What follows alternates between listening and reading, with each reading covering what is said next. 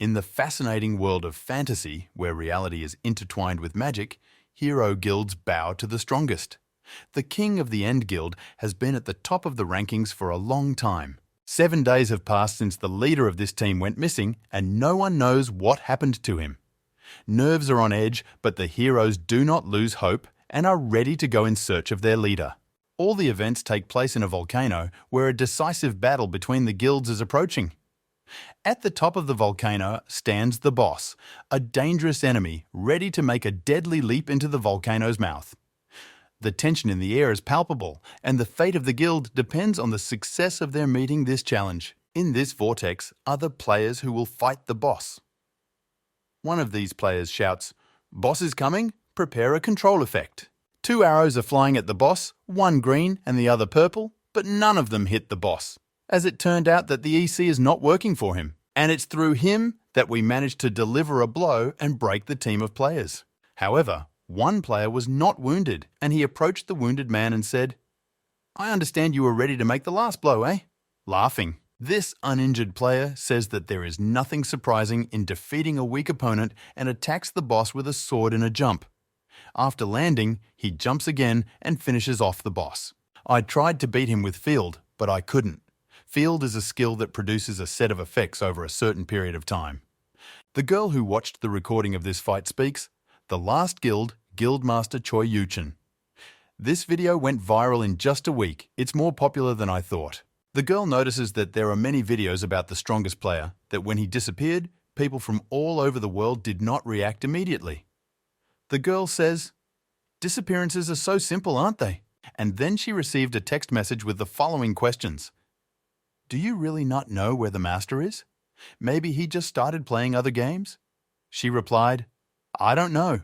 I'm upset too, and I might disappear too, you know." She was told that everyone said they didn't care, but YouTube went crazy when he stopped appearing. The next text said that he had received invitations for interviews about crime investigations. The girl is writing back, "Do you think they'll call me?" It's hopeless. Ignore her too. The girl is offered to switch to another game because this one is not the same without a leader. She is sent a game that is currently trending, Astrom, and she downloads it to the entire guild. A little earlier in the game, where the guildmaster disappeared. The last boss. The rank in the guild is 6th, Seo Charon. He says, "Did something happen to our leader?" The girl strangles the monster and says, "Where's the guy who checked in the last 16 hours? Seo Charon says, "Maybe he fainted then?" Nowadays, many people pass out because they are overworked and they are told, and then they go completely crazy. And Yingzhen continues to say, "At this rate, the title of the guild's first ranker will be taken away. There is no particular difference between being the first place or being the leader of the guild." Then they receive a message from the guild saying that the surreal Astrom game has finally been announced. Get ready for the announcement of the opening schedule. Our latest guild is planning to create an alliance in the game Astrom. Please, those who want to conquer the new game, let us know in the guild chat. "What?" Seo Charon says, and Injin answers her. "It looks like our MG, Guildmaster, wants to check out this game first." Meanwhile, the software developer is Stroma. Why doesn't he wake up? The ones in the other rooms woke up a week ago. I make an emergency call, and if he doesn't wake up in 10 minutes to be told about it, he gets an answer. I understand. There are no problems with the game. It was developed by AI, so I don't have access to it. The software developer reports back, "We sent one of the 100 beta testers to him, but the guy never woke up." He's in an artificial intelligence AI system. Should I ask to stop the development? What is the condition of those who have already woken up? Unlike the team leader, the results are the same as they were. Then continue with the last test. If the problem is only with the screening test, then let's think about it. Meanwhile, the leader of the team, in the very game from which he was the only one who did not wake up, Astrom, does not understand what's happening because no one has come in for several days. The last thing that happened was that a week ago they wanted to get rid of the Cave Devil as a group. And just then, everyone disappears, and he is left alone against the Cave Devil. The leader of the group turns around and starts running away from the devil. And what will he do now? There was an online raid today during lunch. If he refuses to do it and the developers find out about it, He thinks about this while shaking with shame. While he is thinking, a big monster comes out of the water. He starts a battle with it. It starts with the first blow from the monster, but the leader of the shooting team manages to dodge and strike. However, this time, an alert appears that a training has been selected. I don't have time to realize it myself. He disappears right in front of the monster, and the monster probably thought that it was because he, the monster, was very strong. He appears in the town, waving a sword. People from the outside don't understand who he is, wandering around and waving a sword. What again? This is already the 13th beta test. How come there is still training here? Beta is a discussion in the game. When it is discussed, the player does not need to go through training again. Also, the village. A girl comes to the leader and asks you if you are a user, right? I just don't see the difference between users and NPCs. It's not a playable character. He was surprised. This, he exclaims, and a board appears in front of him, saying that the seashell lesson is talking to you. You can choose an answer. Since this is your first contact, the quest may be given. He gets 2 questions to choose from and he thinks, I've seen this somewhere before? And he asks, how did you find this place? And she answers him, huh? This is the NPS. At the same time, not in virtual reality, the developer walks into the room of the group leader, takes a flash drive with a reboot written on it, and inserts it into the computer. So far, he has no health problems, but if I continue, he may die. Hesitating to continue or not to continue, I press the enter button on the computer keyboard. However, after he did so, the team leader's virtual reality helmet began to glow red, indicating something was wrong. Meanwhile, in the game, the adventurers started fighting monsters. They cut these monsters in half. However, at one point, the team leader shouts out, "Hey you, the trainee!" And he turns around and blocks the other monster's attack with his shield, and he thanks him. The team leader thinks, how did I manage to get involved with such idiots as them? What happened before? The team leader asks how. You found. She thinks he's coming at me or something, but he answers, oh, well, just during the experiments. How long have you been here? The team leader is presented with another window that says that the closeness with the user is 0, and there are 2 options. I can't tell you that. It's been a while since I got here. He thinks, this is it. First of all, he decides to ask why you're looking for other people. But what he gets is this. Why are you looking for other people? In response, he hears, oh, I was thinking of getting to know this place a little bit and help the people who live in the village. After this answer, he is given the opportunity to give her a task because the level of intimacy has increased. He starts to get excited because he has a competition to give her a quest, saying, great, a quest?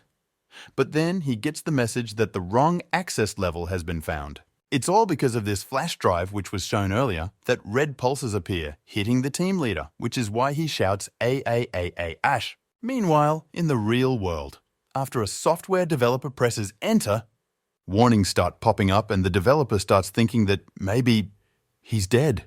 What has he done? He starts to feel sorry for himself and his actions, but what happens next?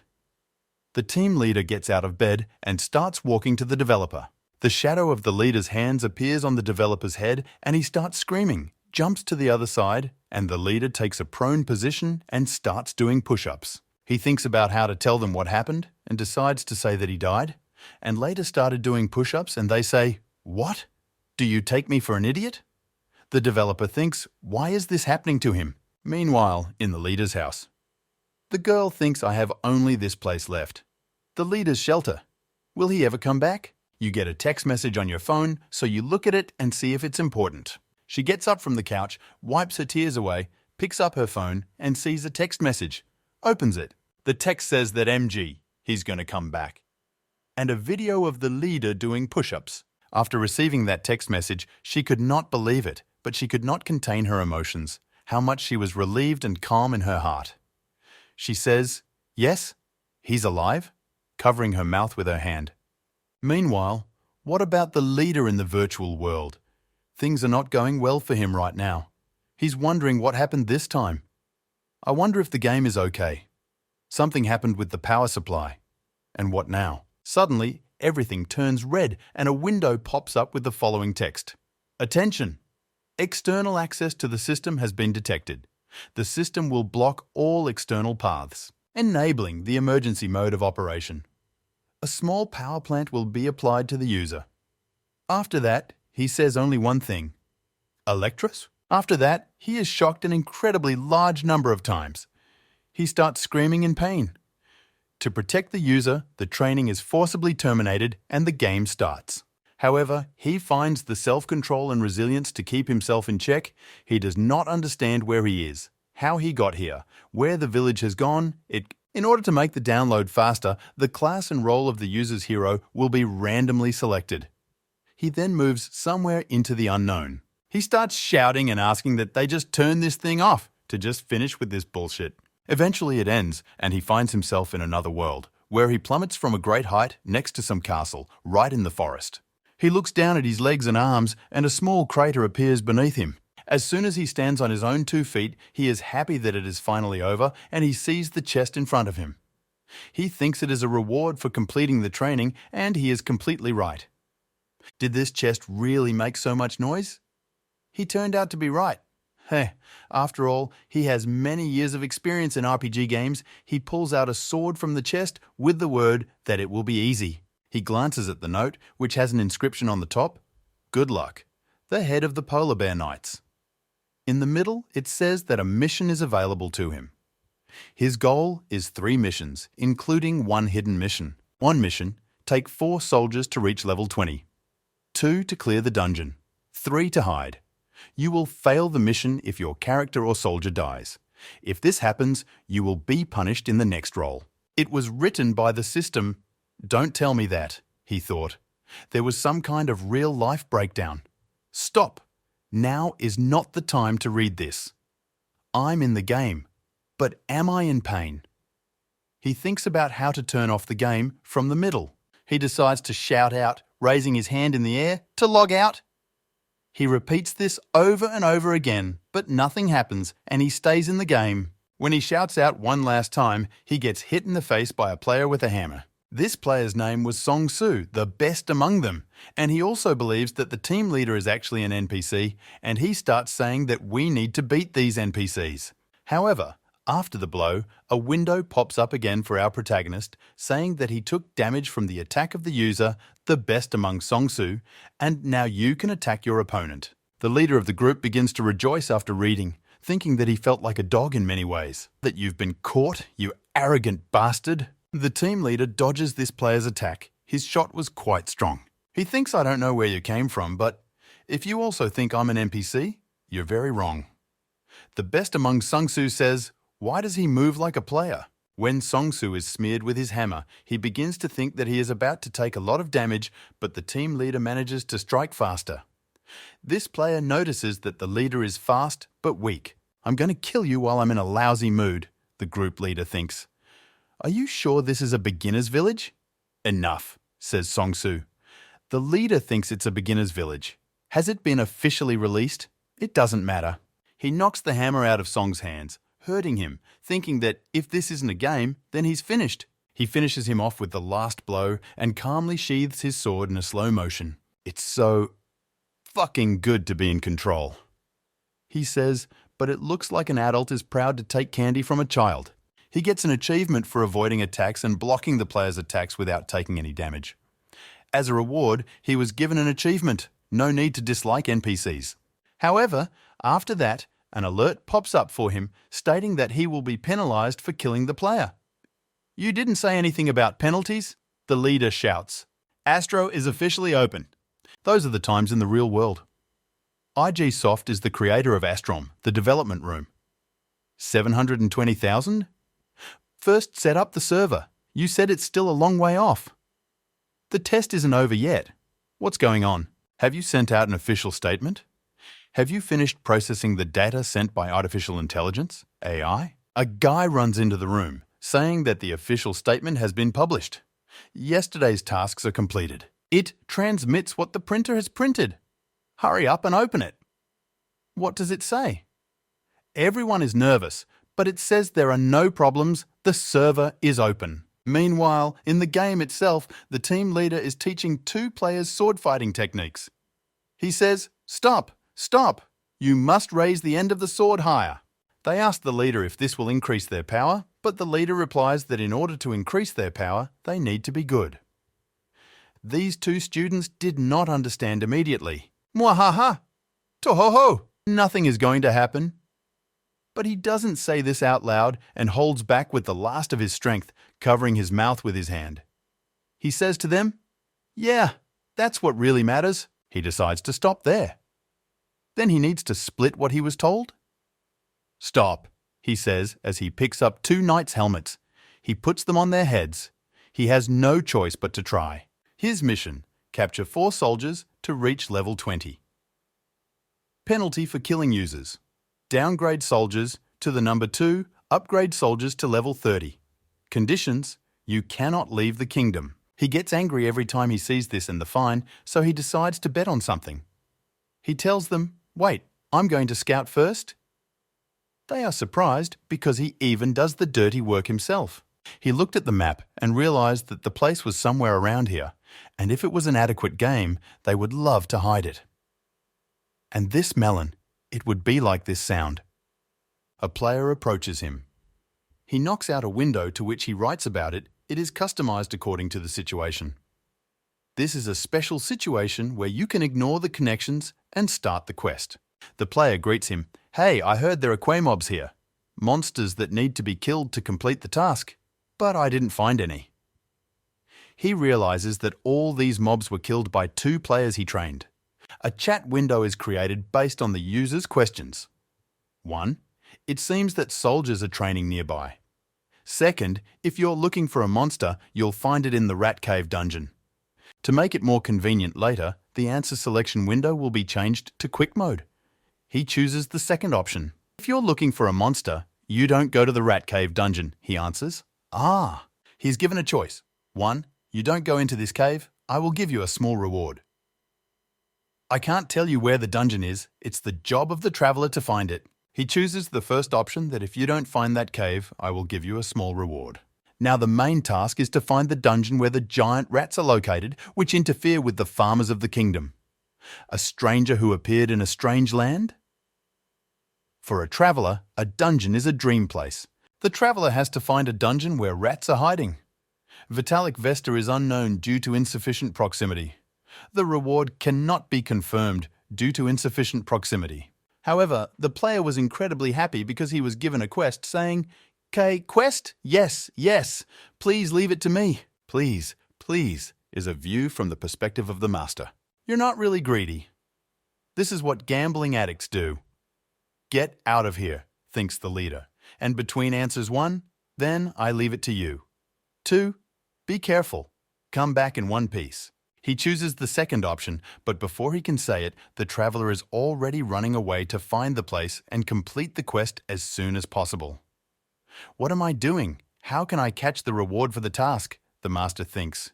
At this point, a girl who had received a text message about the master enters the game. She says, "Wow, I can even smell it." So that's why everyone is playing the game, In Zen says. "Let's get started and register our affiliates before we lose our names." She wants to use the same name as in the last game, so she has to get it before someone else does it faster. Seo Charan says, "Only your clothes are unrealistically designed, sis. Give me one of those." She is answered by Charan, Dawai, Sepcha, Tikayu, Saint Vor, Ri, Mo, Hildi. An hour has passed since they dripped. Their location has changed. They still haven't found anything. However, at the moment there is either a rat's den or a cave. What kind of traveller's cave is that I thought I was going to find in the evening, because the dungeons are called Rat's Cave. However, it is here, in the mountain. The task is over lost time. 1 hour in my opinion points. Point 3, you can choose any reward and give it to the user. The first is a chain of tasks from the kingdom's mestizo, the second is a handwritten memorandum that can be exchanged for a royal achievement, and the third is 2 bars of gold. However, seeing the watch, he chooses the first option. "Thank you for what you did." The traveller replies, "Grrr." The master continues, "Like a polar bear knight, from the bottom of my heart, I am grateful to you." The wanderer and the master says, "Please go to the task," but the wanderer walks away, singing the last phrase of the master. To begin with, the master decides to clean up this cave. He asks the players he has trained before, You heard that right? To leave not a single rat alive, and they went to clear the area. After the player has completed the task, rodents began to appear. The master says, "Let's cover each other." He was answered, "Yes, sir. Be careful and watch out for the small trees." And what is important, the level of difficulty is too simple. The master realizes that there was something else. "But he doesn't understand what it wants from me," he says, running to the tree. When he runs up to him, he jumps up and kicks the tree, saying, "Boss, get out!" Meanwhile, the same 3 girls come to the guild office and want to register their own guild under the name of the last guild. When the office worker arrives, he tells me that someone took this name yesterday. They don't understand who could have taken their names. "Tell me the name of this guild master." They are shown the guild master, and it turns out to be Song-Soo, the best. Meanwhile, after our master kicks the tree, a boss appears and starts shooting needles. This boss comes down from the tree and starts chasing our master, he shouts out. "I've come." The boss turns out to be a hedgehog. "Why is he so cute?" thinks the master. Hedgehogs are always cute. He thinks that he needs to cut it into 2 parts, but an alert appears that there is a secret mission. The 3rd requirement for completing the task has been found. The mission has been created. The master is surprised and thinks, "A 3rd mission?" And he remembers this letter in which the missions were listed, and that the 3rd mission was hidden, and it turns out to be that you need to tame this boss in any way possible. The master doesn't understand. To tame what? He starts to get angry. His knights defeat all the rodents, and they come up and approach their master and notice which way he went and that he is fighting the boss. The master says it's nothing, but you still haven't submitted to me. Now I'm angry, but he throws a stick at him so that the boss is backed up and he starts calling him. "Come here. You dared to hit me. That's what you want to tell me, right?" Our master uses a special skill, Shulban, which is a special skill that hits enemies randomly. The effect will be activated if you hit the enemy's forehead. After the hit, the boss flies away. "Kick!" says the boss. Feeling powerful, our master says, "Should he repeat this 10 more times? We can build a perfect hierarchical relationship." His soldiers do not understand why he is like this. Meanwhile, in the city of Song-Soo, the best goes to the village that offers to help with stock investments for only 1 gold and gets a call from Yujon. "Excuse me, are you the master of the last guild?" He answers that he is. They ask if I can find out where you are now. He asks, "Do you need help with crypto? Does buying cryptocurrency correspond to it? Is the course really starting to grow rapidly?" The people behind her are saying, "It's so cute. Ha, ha. In that case, we can easily find this one." And bitter thought Yunjung. Sung-Soo sitting by the fountain and speaking through a loudspeaker, "Try it. 1 gold for 2 favors. From the bug that was there in the beta days to investing money. I can help you with everything." Yunjo comes up to him, so she asks, "Are you Song-Soo the best?" And he replies, "I'm crypto. You? How long?" She says, "Oh, let's put things aside and talk one-on-one." He replies, What? For what? Is this conversation?" She replies that it's a secret. You don't want to go to him. He blushes and starts shaking. So she says to him, "Please sell me your guild. If it's about money."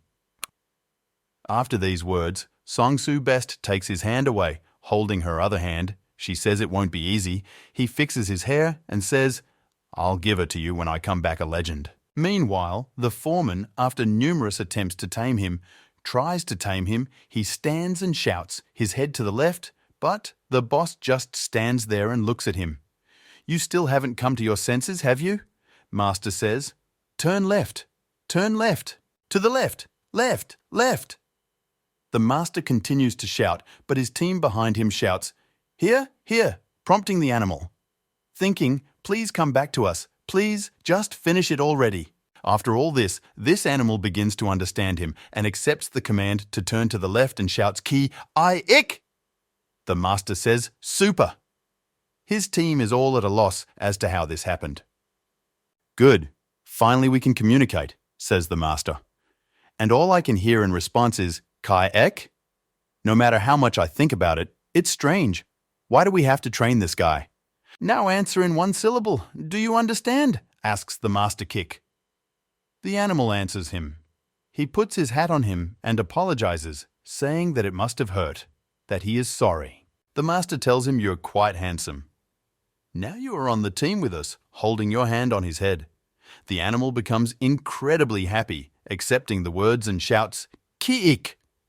The team doesn't understand where the kick comes from. Let's see how much you've improved your skills.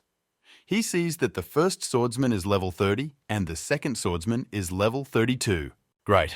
They were able to reach the required level and we were able to tame the monster. But why aren't these guys named? We need to check the task again, says the master. Meanwhile, how are the 3 girls doing? Monsters with no weapons are coming at them. However, one of them immediately bursts into a duel and cuts one monster in half, only wounding the other. However, another girl is already preparing a fireball. However, while she was doing this, one of the monsters approached her unnoticed from behind, but the other girl noticed him and threw her sword at him, killing him on the spot and allowing her to continue the spell. This guy is a huge fan of our leader. I think that's why kids today don't play RPGs. Get monsters, says Eugene. She throws her fiery magic at them. CEO Charon says that's why even the captain watches your videos. Plus, I heard that the common game room has risen to number 1. I have to become a guild master no matter what, but if we want to do that, we need to unite with others, says Eugene. We return to the master. He receives a notification. The task is completed and you have received additional rewards for completing the secret location. To collect the items, click there and the mission will be completed. Okay, now I understand. For the game to move on, you need me, right? Says the master, while he puts this task sheet into my ball. He throws it aside. They underestimate artificial intelligence, huh? That's okay, because I'm better at this game, says the master. So the skills remain the same as in the beta? It's cool. Fire is so cool. The master doesn't have time to finish. How this fire disappears because he doesn't have enough mana. He realizes that this is a disgrace. His teammates say that they couldn't see anything because they were covering their eyes with their hands over their helmets, and neither could their animal. After that, he decided to go back first, and he was supported. They came to the bridge in front of the entrance. However, the master and the yogi do not pass the unknown blue barrier, the master says. What the hell? His teammates are confused. Why can't you come? Maybe you did something wrong. A strange idea comes to the master's mind, and he exclaims, "Make sure you don't get hurt," he exclaims as he takes the yogi in his hand and starts to throw it. Yes, is there a problem with the host again? He asks, and is told that we are coming to an understanding of the rules of the game. What rules? It looks like the main event is blocked. Why me? I never thought it could be so scary. A voice from the crowd. What is it? Says the elder standing in front of the door. You are not allowed to enter the kingdom. Please turn around. I think it has to do with the engineer. I have to go up to him secretly and ask him about the situation. Engineer, leader, our boss. Their boss says, if you think about it, it's your end, right? A software developer in a virtual RPG. I'm screwed, aren't I? Behind him, you can see how a man has gone crazy because he can't complete his quest. The letter team a couple of days after they disappeared. Finally, there was a connection, huh? My progress was reset, so it was a beta test, of course, so everything was reset. Since this build doesn't work anymore, let's just change it and put in other things. So pitifully says to the other, by the way, why can't I contact the master? He said he was planning to create a guild here as well. Yeah, the guild master wrote that he would do it when all of us are online. Now, let's go see the fuss. They speak to him, this maniac. He replies that we need to go back to the cave to grab the lone demon, the king, together with the guildmaster. The guildmaster still throws the yogi, but it bounces off the barrier and hits him in the head. He flies back and forth and falls. One of his messages asks, well, a bunt? A batter's strike in baseball delivered by an almost stationary bat. The bat being the bat and the batter being the ball. He lands on the ground in the forehead of a needle, but an alert pops up telling him to complete the mission. If the mission is not completed, you will not be able to move on. If you want to get the reward and complete the mission, hire one. He presses this button and the barrier disappears right before our eyes, and he receives a new alert. For a more even continuation, you are given a different role. become a mentor for the monster, and give a name to the depressing slide. He is not given a choice. He appears in a dungeon. A chest with a reward appears in front of him. "Now you don't even ask my permission," the master says. Out of his back comes this hedgehog they had tamed earlier. The master puts his finger to its stomach and says, "I'm actually in a bit of a hurry. I need to collect a reward." However, after that, monsters appear, one of which immediately attacks the master with a sword, but he deflects the blow with his sword. Holding the yogi in his other hand, he jumps back and prepares to cast a fire spell, the special spell of the guild master. He uses it and releases it. This spell was a pillar of fire that was created for special occasions. It distracts all the monsters and allows the caster to strike an unexpected blow. He applies it one at a time to each of the skillets with the most satisfied expression on his face. Meanwhile, in the village, the MG team from the beta test asking the guild registry if the last guild is registered? "Oh, yes," they answer. "Do you want to join this guild?" "Yeah, there are 4 of us," they reply. "Let me introduce ourselves. We are the same group that defeated the boss during the beta test. We want to join the guild because we want to fight together with the leader. Please sign in." For the last couple of days, Song-soo has been better, feeling as if someone is watching him, wondering if it's the guy who tricked him. He picks up a rock from the ground, swings it, and throws it right into the bushes. However, there was no one there. Okay, I need a bodyguard to protect me," says Song-soo, the best one. He's having a nervous breakdown. He receives an application from the team that dropped out and he reads it over. He realizes who the team is and approves their application without hesitation. The guild master then fights the monsters in the cave. Their bones are shattered by his blows. Their heads fly from his blows. The opponents are just nobodies compared to the guild master. In the end, he defeats them all, cutting down all the skeletons. One of all those bones that were scattered falls into the yogi's paws. He picks it up and lifts it up the mountain as if it were a sword. Meanwhile, the wizard opens the inventory and selects a box with the words, "Now let's see what they put in there." There were 2 items. The first is a ball and the second is a belt. The full name of the first item is the Soul Collector's Ball. Its characteristics: classification, growth type item. Rating, E, 110,000, stamina, Po 500 mana, Po 500 intelligence, +5. This is an artifact used by a legendary potion master who wore it all his life. The stone turned red as a result of numerous experiments conducted by the master. Maybe this earring has a special secret? 300 Park Guard's Belt. Classification: item is in unclear condition. 5 users left. Restores damage, stamina, and mana to all of the user's pets. When certain conditions are met, this ability will be unlocked. When the number of requests reaches 3, the item will be unlocked. Current number of requests, 1.3. Watching them give him items makes him feel like a player. I need more information, the guild master thinks. Anyway, if that's the case, then things will be different. Mission accomplished. There is only one thing left to do.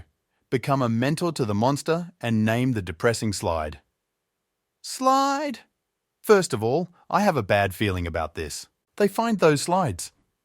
They are different from the ones the guild master had imagined, but that's even better because he can beat them without feeling guilty. To begin with, he cuts 3 slices in half at once. No problem, but the master feels that something strange is happening, and he is right. It turns out to be acid slices. They begin to dissolve his sword. He notices this and uses a skill that shows basic information about the enemy. He is convinced of the exact type of slimes. The guild master is happy about this because it will be more fun to destroy them this way. Saying that, it's great. Meanwhile, at the entrance to the cave is a software developer.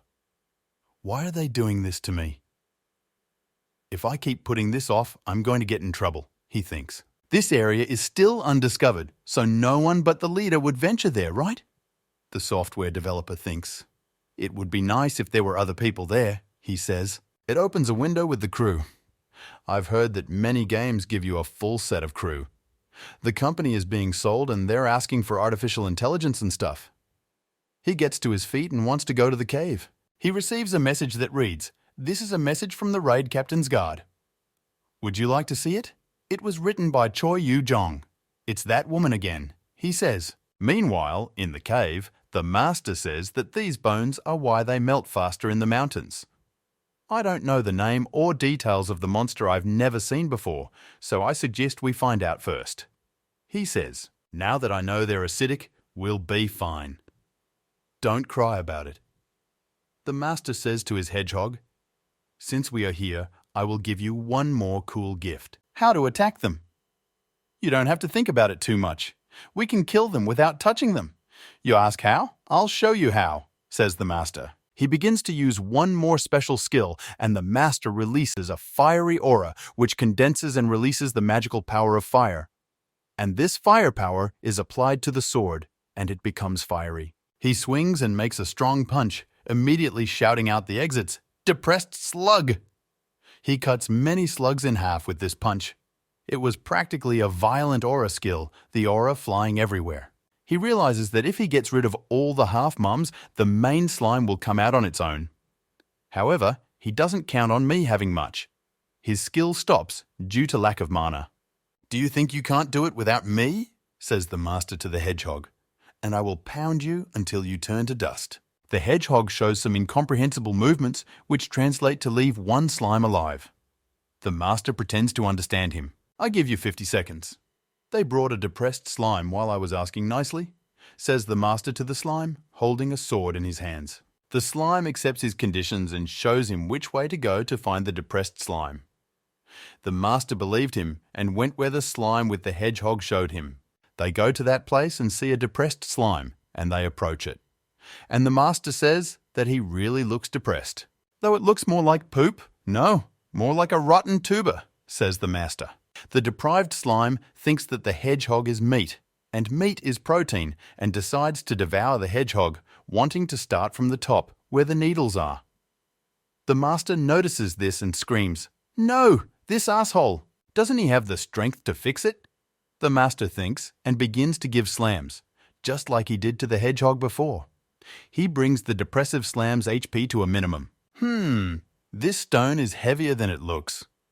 But should I turn it into a slime to be placed on the machine? Is it out of acid? Most likely it's difficult. The master thinks. Meanwhile, the final boss is in the guild room. Nick is a flicker, rank 5. Rank 3, Cutie Yo says, as you all noticed, I was unable to contact the leader, Master, after the closed beta closed. It looks like something happened to him while he was in the game. Rank 4, Yingjin says, so these are Astrom's tricks? SEO Charan, who is rank 6, agrees with her. Choi Yu-jong stands up, banging his hands on the table, and asks them, what if you're wrong? Are you saying he's dead? Raising her voice, she asks further, if it's not him, then who else can use the nickname Raid Captain? This nickname has been used since the end of the beta, and many others are now available. Injaik replies to Eunjung's words, you know it doesn't always work out that way. CEO Charan says, she's right, sis. He won't get an invitation from his friends or the guild. Rank 2, Taekwon, Won Taek, asks Ujong if you've been able to make contact with him outside of the game. She replies that no, his employee is in charge of that. I asked her recently. There are no other options, so let's keep looking for clues. Did the rest of the guild members show up online? Taekwon asks Ujong. She replies that almost everyone but one of them logs in. After the guild name is changed, problems and confusion arise. She goes on to say that me, Sister Dakin, and Charan will help them adjust. Brother Tech, focus on raising the level. Meanwhile, the leader continues to think about what to do with that depressing slide. He thinks that if he makes him practice, he will change or something. But it's not that simple, It reminds him of the case when the rat cave case was solved in an abnormal way. Think about it. It's impossible for a slime to be placed on a trainer. Slime knows the answer anyway. Hey, Slug, come here, says the leader. The slime approaches the leader and tries to explain to him what to do, but the slime gestures and says, only boo, be boo, be boo, be boo. It is obvious that the leader does not understand the slime. What is he saying? The leader thinks. It would be good if someone could translate what he is saying. He gives me hints, but I don't understand them. There is no player here who can help. This is a Kikwan. He realized that he could help the leader, so he approaches the slide and starts pointing at himself, but the leader doesn't notice him. He continues to think, and there is no addition to the task. There is no explanation. "Ah!" the leader exclaims. "He has realized what can be done. I got it. It doesn't mean I'll lose if I don't complete the task, does it?" A few minutes later, he starts farming slimes and collecting drops from them. 99, 100. It's a great decision to start collecting them earlier, says the leader while collecting drops. "So this slime is pretty useful, huh?" the leader asks the Kikwan. "Ki ki ki ki, ki ik ki ik," the Kikwan says. The leader looks at the hedgehog.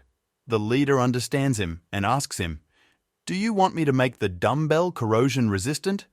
If that's all it is, it will be easy." The leader takes the axes and drops from the 100-piece slides. They start to glow. And he says, "For your information, you need to have at least one blacksmith skill in an RPG game." "Great. Now let's put the molten crystal in the axe." "This is just crazy," says the leader. "A little touch and you're done." The gym geek's special weapon is ready. Or a dumbbell. "Now try pumping up with this," the leader says to the slime. The leader hands the slime a ready-made weapon or dumbbell, realizing that with the force of eating everything with just one touch, he was sad because he couldn't press the weight. After Slime received this item, he became incredibly big and pumped up. Now, this slime will be faithful to you for the rest of your life. At the same time, the software developer receives a message from the phone, which is a message from the raid captain's guard. "Do you want to see it? Send it to Eugene." The message was this text: "Why haven't you made contact with him yet?" This training video is correct, right? You can see its health status by opening the attached inbox. If the condition is not critical, regular features may be delivered every week, so please keep this in mind. There are no problems with monster recovery in this part. "Why can't I recover battle images?" says the software developer. "The connection from artificial intelligence is strange. I'm pretty sure there's some kind of error." What is it? However, as soon as he approaches that place, he receives a message about the server update and is denied access. Meanwhile, what happened next to the leader and that slime? Did he see what happened to Slime and ask all this? Really? And he cuts Slime into little pieces. The events take place around the fountain. Should we go here? There are more people than before. That's right. This place is located at the coordinates that were indicated on the guild message board. The Union message board last guild is located in front of the fountain in the village square. Coordinates 125. I am glad to meet you, gentlemen. As expected of a skilled apprentice. I am pleased. When you have seen the master, you must greet him, says Sonsu. What's wrong with wanting to die? Chunni Bio, a person with 8th grader syndrome. Meanwhile, in the cave, and at the call of the free, a large monster attacks the master, the hedgehog, and the pieces of slime. His hands are like blades. However, as it turns out, the slime has regeneration, and it will continue to regenerate until you pierce the core. He grabs the monster by the neck with his hand and throws it to the ground with his power. Slime picks up his weapon and swings it, delivering a blow so strong that it cuts through the ground. This monster starts to counterattack, but Slime covers himself with his weapon but still misses some blows. However, this depressed Sly remembers how this monster scared him and others like him and begins to get angry about it. A nickname? Why did the description suddenly appear? The master thinks. It turns out that he is a mantis who has lost all his friends. The battle between the mantis and the slime continues. This rocking chair fan does that a lot, huh? Shall we watch him for a while? The master asks the hedgehog. This mantis, with its blade hands, begins to engage the bucket of this depressive slide. The duck. He seizes the initiative, beats him to the ground, and throws the mantis against the wall. The master and the hedgehog are watching, and the master claps and says that it's just great, and the hedgehog is also delighted. Meanwhile, in the village by the fountain, there was a fight between Sonsu and the closed beta team. Sonsu says, if you underestimate someone, I mean, you'll pay. Usually people say that. He really looks like a raid captain. He really does look like him, doesn't he? Although the only difference between them was their levels. Sonsu was level 21 and Jua was level 5. The one in the underwear was the coveted Jua.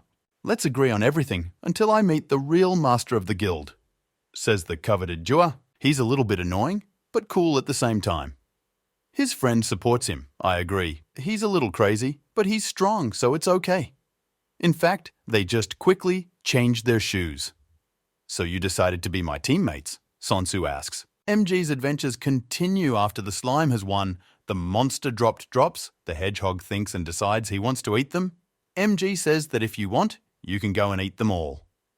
And so he did. However, during this, which is cool, another slime gets in and crawls up to the hedgehog a little bit. This slime comes within one bite of the hedgehog and jumps on it to devour it, and the hedgehog in turn hides the crystal from it. However, the hedgehog acquires a new skill, releasing fire from his mouth, and without expecting it, he uses it on this slime, thus protecting himself and his crystal. Meanwhile, Yoon-jung is in the real world, searching the internet for all the information about where and how the Guildmaster disappeared. However, she notices some interesting information that she doesn't like and decides to find out the author's nickname. And it said that it was a false version. It's just that everyone will watch his video 100 times. I really hope he's doing well in Astrom. Supporters of the leader join the guild, Sonsu. The slime starts to shrink after the victory. Is this your normal size? The Guildmaster will ask the slime. The mantis drops coins and a mantis knife. The Guildmaster collects everything by himself and puts it into inventory. I don't think I ever thought things would expand like this. It's done. Be attacked or attack first. Everything is in order, says the Guildmaster to his slime and hedgehog. He decides that he will name the hedgehog first, but when you get a new name, you will lose your old one. Is that okay with you? The guild leader asks the hedgehog. Kwong Kwong, says the hedgehog. Okay, let's call you Kwong Kwong, the Guildmaster says. Kwong? The hedgehog asks, just like the last one. And now, maybe we can finish the mission, the master replies. You. Stop pressing the weights and come over here. Since you're a slime addict, let's call you Duck Slime, says the Guildmaster to the depressed slime, putting his hand on his forehead. He fulfills his mission. He receives more alerts that friendship with Duckslayer is a higher level, side quests have been completed, an additional mission has been added. You cannot refuse it. If you do not complete the mission, you will be punished twice. Make sure that Duck Slime defeats the dungeon boss. At the moment, there is no one stronger than Duck Slime. He wants to become as strong as a master. Train Duckslayer in the dungeon. This is a mandatory task. After reading the alert, the wizard says that it shouldn't be so easy. Is it too obvious? Whatever it is, we'll overcome it. The hedgehog wants to eat these crystals, but his meal is interrupted by an unexpected monster who pierces the back wall with his mace. It turned out to be an armed skeleton, and the master has a feeling that this mob is stronger than the previous ones. Now he can't let his guard down. This armed skeleton swings his mace, but the wizard is faster and strikes him first. He immediately defeats him, saying that he doesn't want to waste the potion. Duck Slime, please open your stats, says the leader. He opens them and sees his characteristics. The main characteristics are 420 strength, 70 speed, and 30 intelligence. 420? I did very little, but it turned out like this, says the surprised master. Meanwhile, In-jong and Seo Charan are talking at the mall. In asks Charan, "Don't you think Yu-jong's been acting strange lately?" "I've noticed it too." In replies, "Ying says that when we went to Astrom, she was a little confused, as if she was preparing for something." "Preparing for something?" "Well, she's a perfectionist," Charan replies. "The fact that we suddenly moved to Astrom right before a large-scale raid is already questionable," says Ying. "The leader told us not to be late," Charan says. Memories of a leader in which he talks about being late. So, what now? There will be a large-scale raid on the online rogue, and Boo Gilmer will kill me if I don't show up, says the master. Row Online, Astrom and IG Soft, Guildmaster and Choi Yoojung. I think something is happening, says In-jong. You receive a text message about an emergency gathering because the guild quest will start in 20 minutes. Meanwhile, the company that developed Astrom. He says it's an unrealistic jackpot. Today, we're eating Korean beef stew. Korean beef stew. His thoughts. The guild quest. More than 1 million users joined and the quest was released. Aren't we perfect at using other people's work? He thinks that we're only staying afloat because of this guy, the captain of the raid. I have to report this and write a message on my phone. In the cave, Cho Enbi says the level of molten skeleton is 48 and the acid slide is 55. Until yesterday, the average level among users was 19th. The highest was 38. This is crazy. This guy is a leader. Really? What is his goal again? All these monsters were destroyed by him? He receives an alert sent from his phone. Scientific researcher, we've reached 1 million downloads. I'm going out for Korean beef tonight. Come with me. The quest has started. The boss wants you to participate. We're counting on you. After reading it, Cho Enbi says, "It's all a joke, right? People like to prank their colleagues. Let's see the guild quest. We are looking for good warriors in the Kingdom of Arthur for a martial arts tournament in which all qualified astrometers can make decisions. This will be a very large-scale quest where you can get recognition from the kingdom. By the way, you must be a member of the guild. I'm in a martial arts competition? This guy's a raid captain, pretty tough, so he'll be fine, right?" he asks. After these words, I hear a voice coming from the darkness behind me. "Who are you? The captain of the raid? Who are you, and why were you looking for me?" "At the entrance to the boss's lair." "The master says to the hedgehog, 'Wait here. If you get bored, play with the slime.'" He slashes the knife at the hedgehog. "And you, Duckslayer, stop rocking and go hunting," says the master. The master goes to the lair and uses the special skill of the guild master, Ice Aura. After using the skill, Claw of Aura, he forms sharp claws from the aura. The one who attacks first wins. Shouting, the master bursts into the lair, but there is no one there, and he says that it is some kind of disappointment, but he decides to use another skill, changing the aura. He feels that something is wrong. And then another monster bursts out of the ceiling, and he asks himself, "Is this a worm after a slime? This dungeon is disgusting!" A duel between them immediately begins.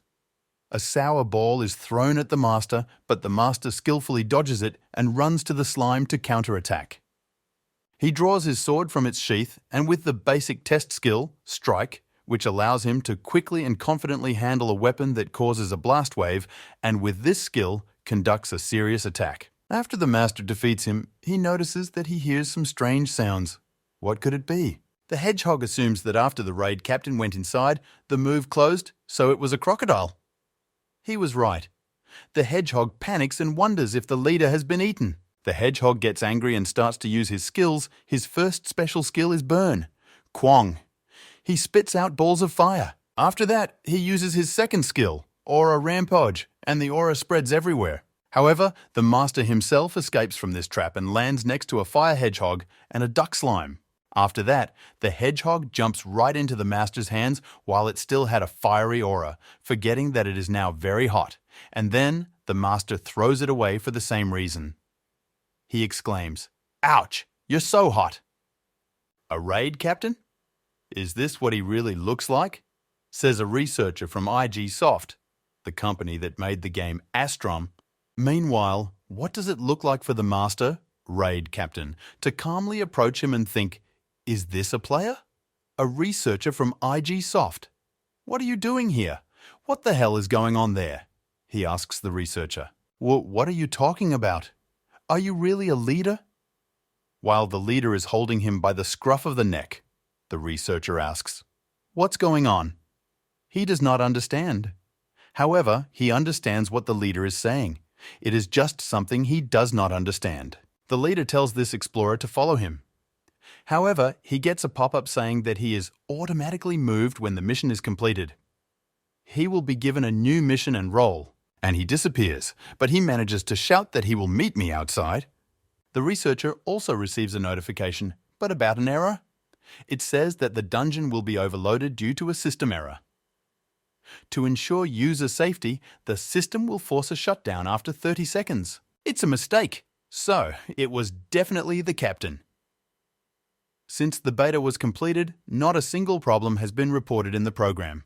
The only way to find the leader, the researcher thinks, but his thoughts are interrupted by a slide, because the slide cuts it up. Damn it! This stupid game? This happens every time I get close to solving a problem, says the guild master, raid commander. After that, he receives a notification that the mission was forcibly terminated because it was not reviewed in time. The reward will be increased if the cooperative mission is successfully completed. Compensation was, I can't even hit him. He's so annoying. At this rate, I'm going to go crazy, says the raid captain, beating himself up in anger. New conditions will be created for the next task. Army management has been created. This is a special offer for high-level NPCs. You can take the training as soon as you enable army management, but the fact is that there are no results. Judging by the fact that the researcher is immersed in the game, it means that there are no problems with my body in reality. I'm sure he came to find out what the raid captain thinks. Obviously, I am not being released for some reason, although I do not know why. I'm sure Astrum needs me. The raid captain continues to think. They mentioned that Astrum is a game in which artificial intelligence makes the gameplay based on the data received. So, are they going to fill in the data gap with me? First of all, missions are different from simple quests. The raid captain continues to think. These are not tasks, but missions. But if the point is that I can directly influence the game, then it makes sense. Besides, anyone can receive tasks, but only I am given missions. Here it is. Astrum is not over yet. The end of the game will be the moment when Astrum ends. This is the conclusion of the raid captain. The captain of the raid is approached by his previous two swordsmen. They shout out, "Captain of the raid." He, the master, asks them, "How are you doing, and who is here with you?" He is told that this is a colleague who will be added for this mission. This third person who was with the swordsman is greeted, then says that he has recently been assigned to border security missions. "Please take care of me." Border protection? The wizard asks, and then a task window appears. It contains the following missions. 1. Achieve the closest possible communication with subordinates. 2. Protect the borders during the guild quest. 3. Restore the walls. 4. Hidden. The mission will fail if a character or soldier is killed. The punishment will be given in the next roll. Condition: no other users can be involved. So, you're the one who starts it? Let's see what you can do for us, says the raid captain to the mage. He looks at his stats, which were like this. Mage name 1, level 30, popularity 10, loyalty 50, proximity 0, and then the master looks at him and thinks, not so bad. The same stats as the swordsman before they left. He starts checking the stats of the two swordsmen as well.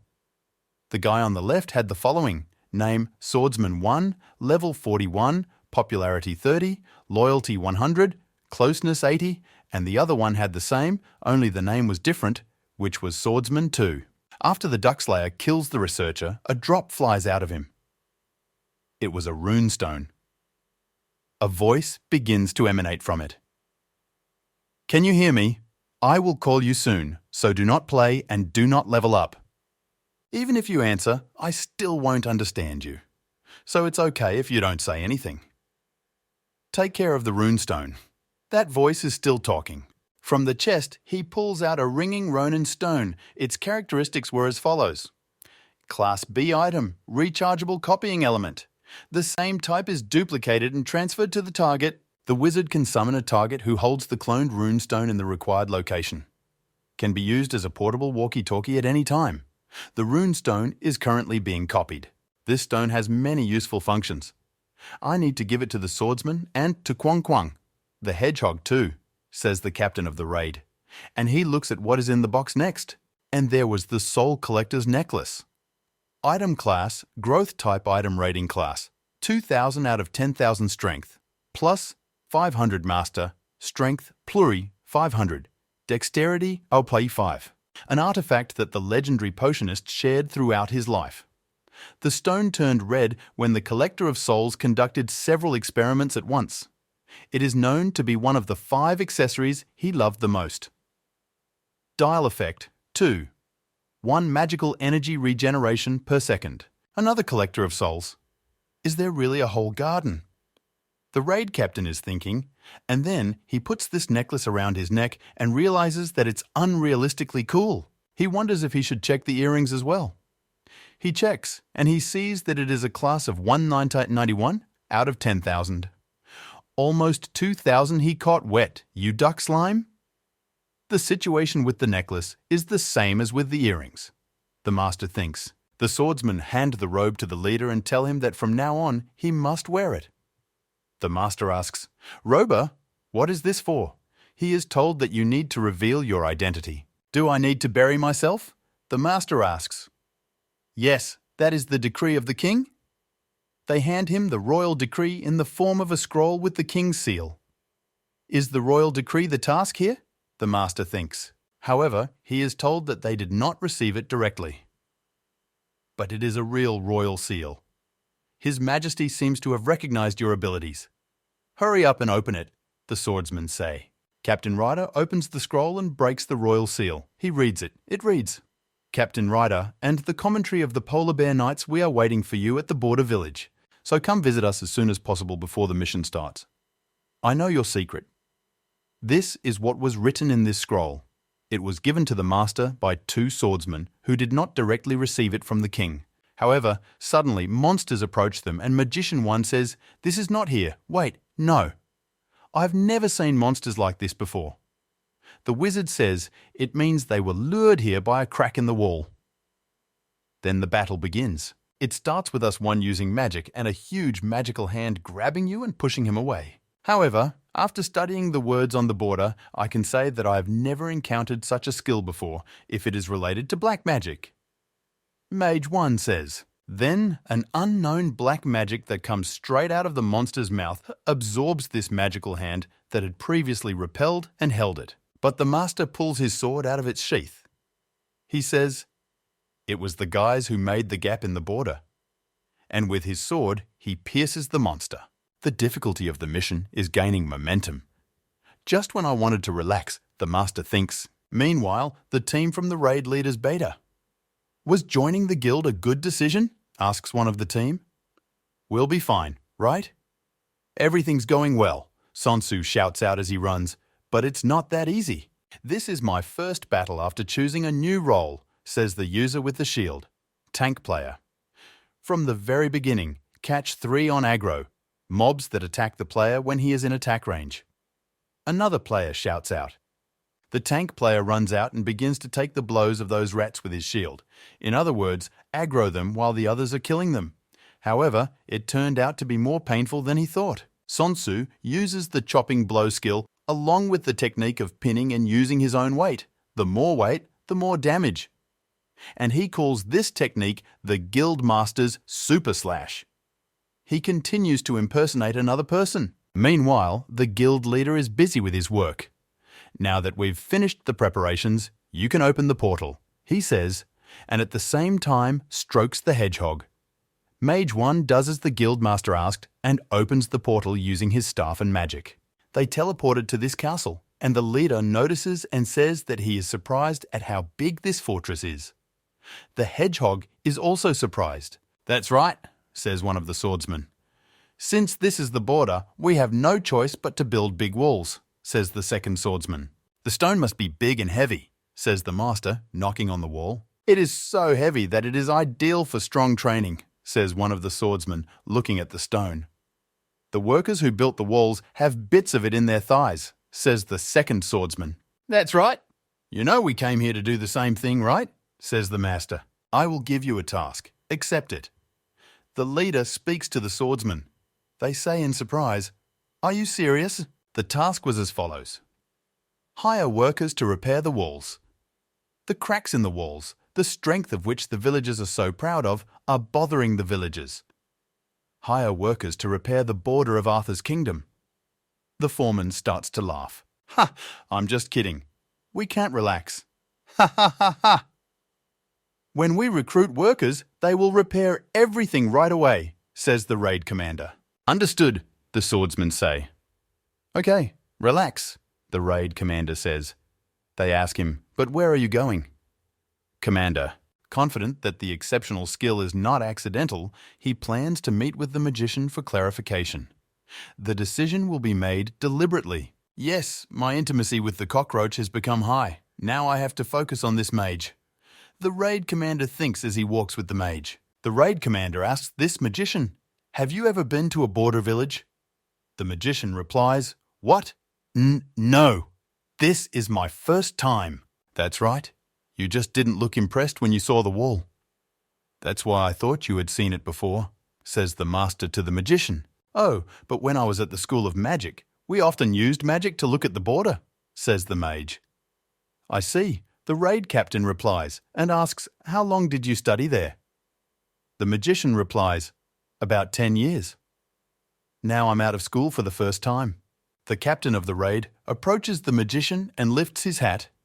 He finds out what the magician really looks like. The magician says, "Ah, the raid captain." He asks the magician who you are. The magician says, "What? What are you talking about?" The mage begins to feel uncomfortable, and the current friendship is reduced by 5. The raid captain speaks as he pulls his sword from its sheath. You mean to tell me that a man who has been out for the first time in 10 years will be so calm? Confess while you still have a chance. Who are you? This magician, who is speaking without a cape, has a rather dubious reputation. You shouldn't be so cautious. Be a little more trusting. The mage continues to speak. I would like to ask for your cooperation, raid captain. I am a polar bear knight. I am in a secret search party, and I was instructed to find the traitor, so I joined the raid captain's group. Will you help me? Mission-related quest created. Find the traitor. Among the knights, Polar Bear is a traitor who discovered a strange tiger while investigating cracks in the walls, suspecting that rebel forces are organized in the kingdom. Find the traitor by cooperating with a secret search team. The magician's information will be updated. If you refuse, you will become an enemy of the magician. After reading the alert about the new quest, he agrees to help her, and then a new alert appears. Your decision has melted the witch's heart. The closeness has increased by 50. Current friendship, 45. Should I put my cloak back on? The sorceress asks the captain of the raid. He answers her while sheathing his sword. Yes, put it back on and go back to the patrol. However, this girl looks familiar to him.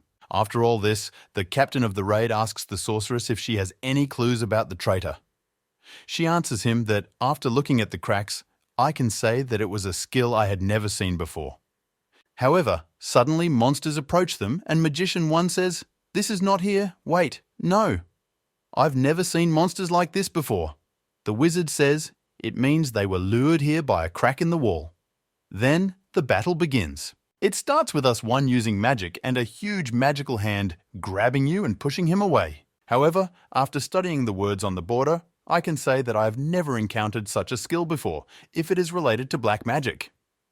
Mage 1 says, then an unknown black magic that comes straight out of the monster's mouth absorbs this magical hand that had previously repelled and held it. But the master pulls his sword out of its sheath.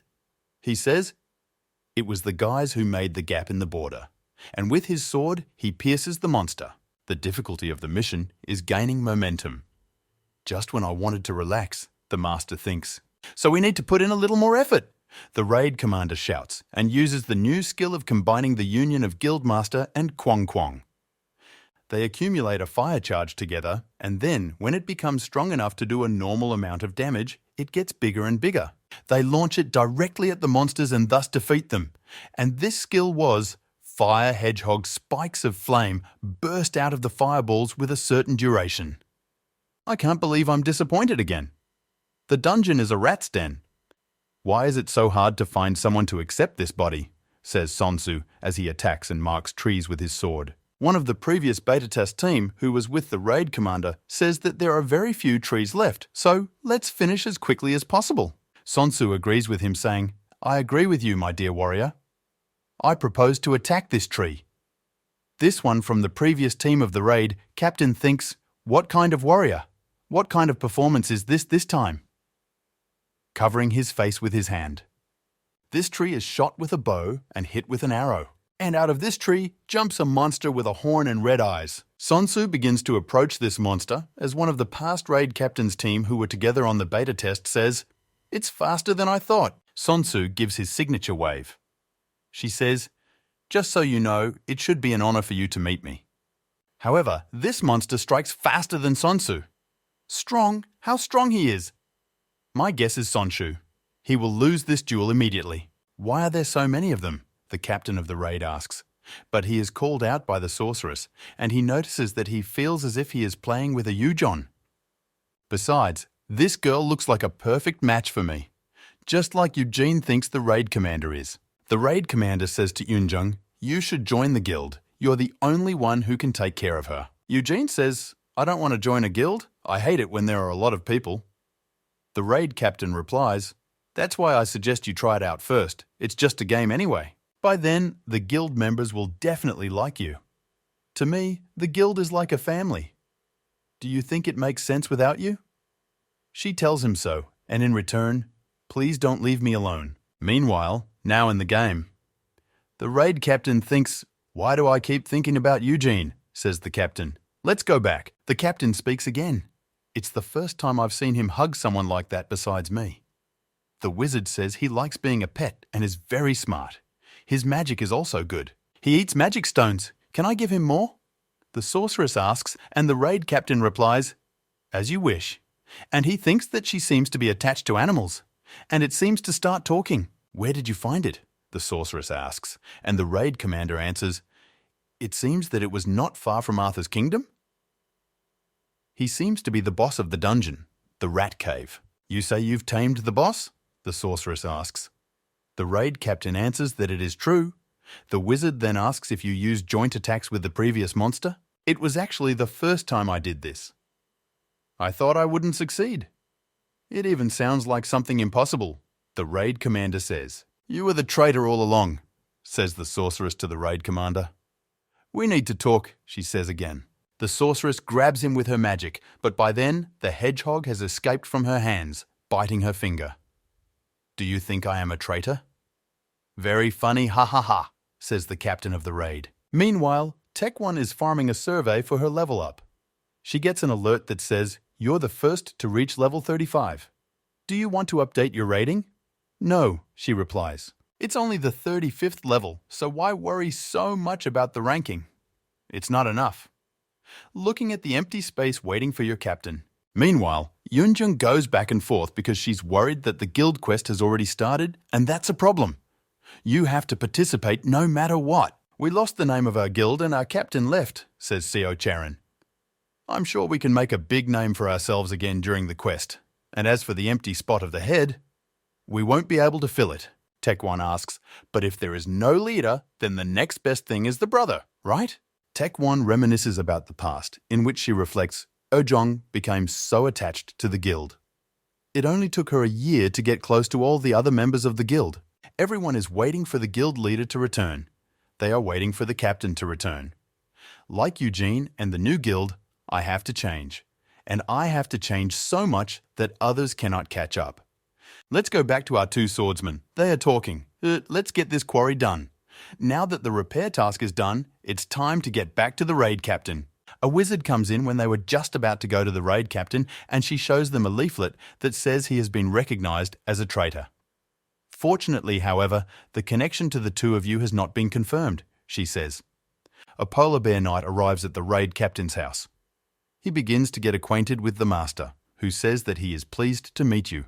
"I am the commander of the knights." However, the raid commander ironically replies to him, "You meet me in such a good mood, huh?" "You're a funny guy, just like a traitor," the polar bear knight replies. The raid captain receives an alert with the following text. "Mission quest lines have been updated. Find the traitor hiding in the border village." "The traitor to the White Bear Knights was you, Guildmaster." "The knight commander knew about it and summoned you to the border village to find out for himself. Prove your innocence to the knight commander. The royal decree has become property." "Well, I don't want to," says the raid commander. "But what makes you so sure that I am a traitor?" the raid commander asks. "He is answered by that knight. Was the boss of the rat cave dungeon domesticated?" The commander of the polar bear knights continues to say, "I'm sure you know this, but there is a story in our kingdom of Arthur, an ancient legend. It tells about King Arthur, who made this town, which was named in his honor." He continues to tell the story and asks the railroad commander if I can stop talking. "Just the history of the kingdom. One case when people could not tame the boss, and it was King Arthur. But it turns out that you were also able to tame the boss? Even if it's just a rumor, it would be disrespectful to even talk about it. And now that I've seen everything with my own eyes, what more proof do I need?" "Oh, so you're just jealous, and that's why you think I'm a traitor?" "Well, if you're jealous, why don't you say so directly?" The raid commander asks. The commander of the Polar Bear Knights still decides to kill our protagonist, the raid commander. He stabs him with his sword. But the protagonist says that this commander is much more dangerous than he thought. The protagonist begins to realize that he will soon die at this rate, and he is alerted that he has sustained very serious injuries. Augmented stimulation can cause body dysfunction. After that, Kwong Kwong jumps out and begins to burn again. A flaming aura begins to appear around him, and he begins to accumulate it for a flaming projectile, which he hits directly at the knight's commander. The commander continues to stand on his own. After that, this commander says, "What loyalty? Skilled traders are always more tempting." He throws Kwong Kwong away. As the captain of the Polar Bear Knights realizes, the magic stones that Heine fed him are working. He begins to walk up to Kwong Kwong and tells him that the hedgehog belongs to him now. The captain of the raid begins to realize that the captain of the Knights must be stopped, but he could not have thought that he would have to use the same magic stone. He uses it to summon a duck slayer. The commander of the raid gives him the command to break everything, after which the duck slayer appears in the ranks to protect our protagonist. He deflects the attack of the Polar Bear Knights commander, taking him to the ground.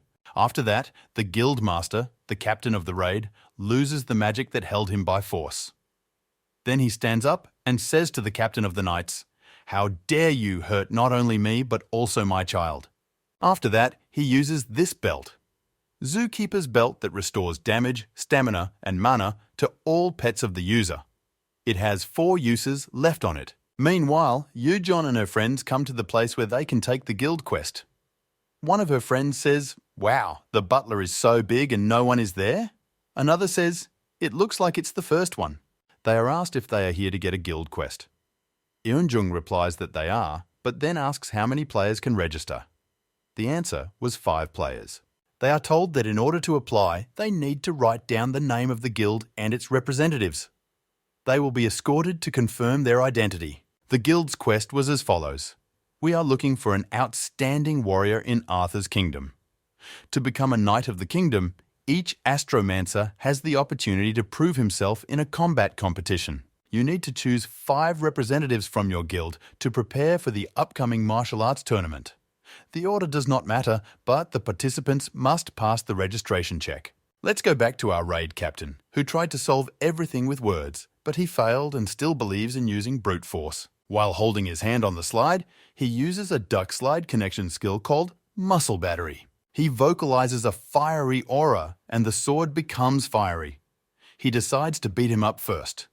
His muscles have recharged and are used as a battery, temporarily increasing his strength and physical skills. The captain of the raid, pointing his sword at the commander of the Polar Bear Knights, decides to end it right away. But this commander wants to know one thing, and he wants to know if the raid captain will give him one answer. At this point, however, his arm begins to recover. The raid captain doesn't understand why he has to answer this knight commander. He called him a traitor, and now he wants something else from the raid captain. The commander of the knights doesn't mind if he doesn't hear an answer, but he wants to be heard at least.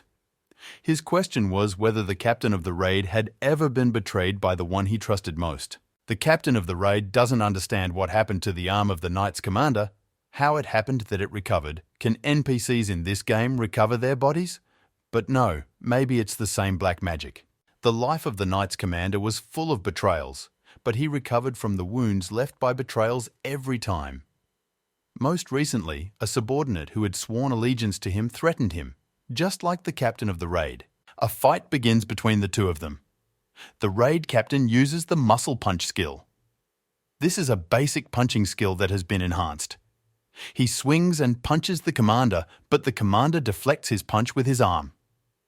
The commander of the knights praises the raid captain for his strength and then breaks his sword in half. He then asks the raid captain what he thinks he has done with this brat who betrayed him. The raid captain swings his fist to strike and uses the muscle strike skill, which is a connecting skill with duck slide.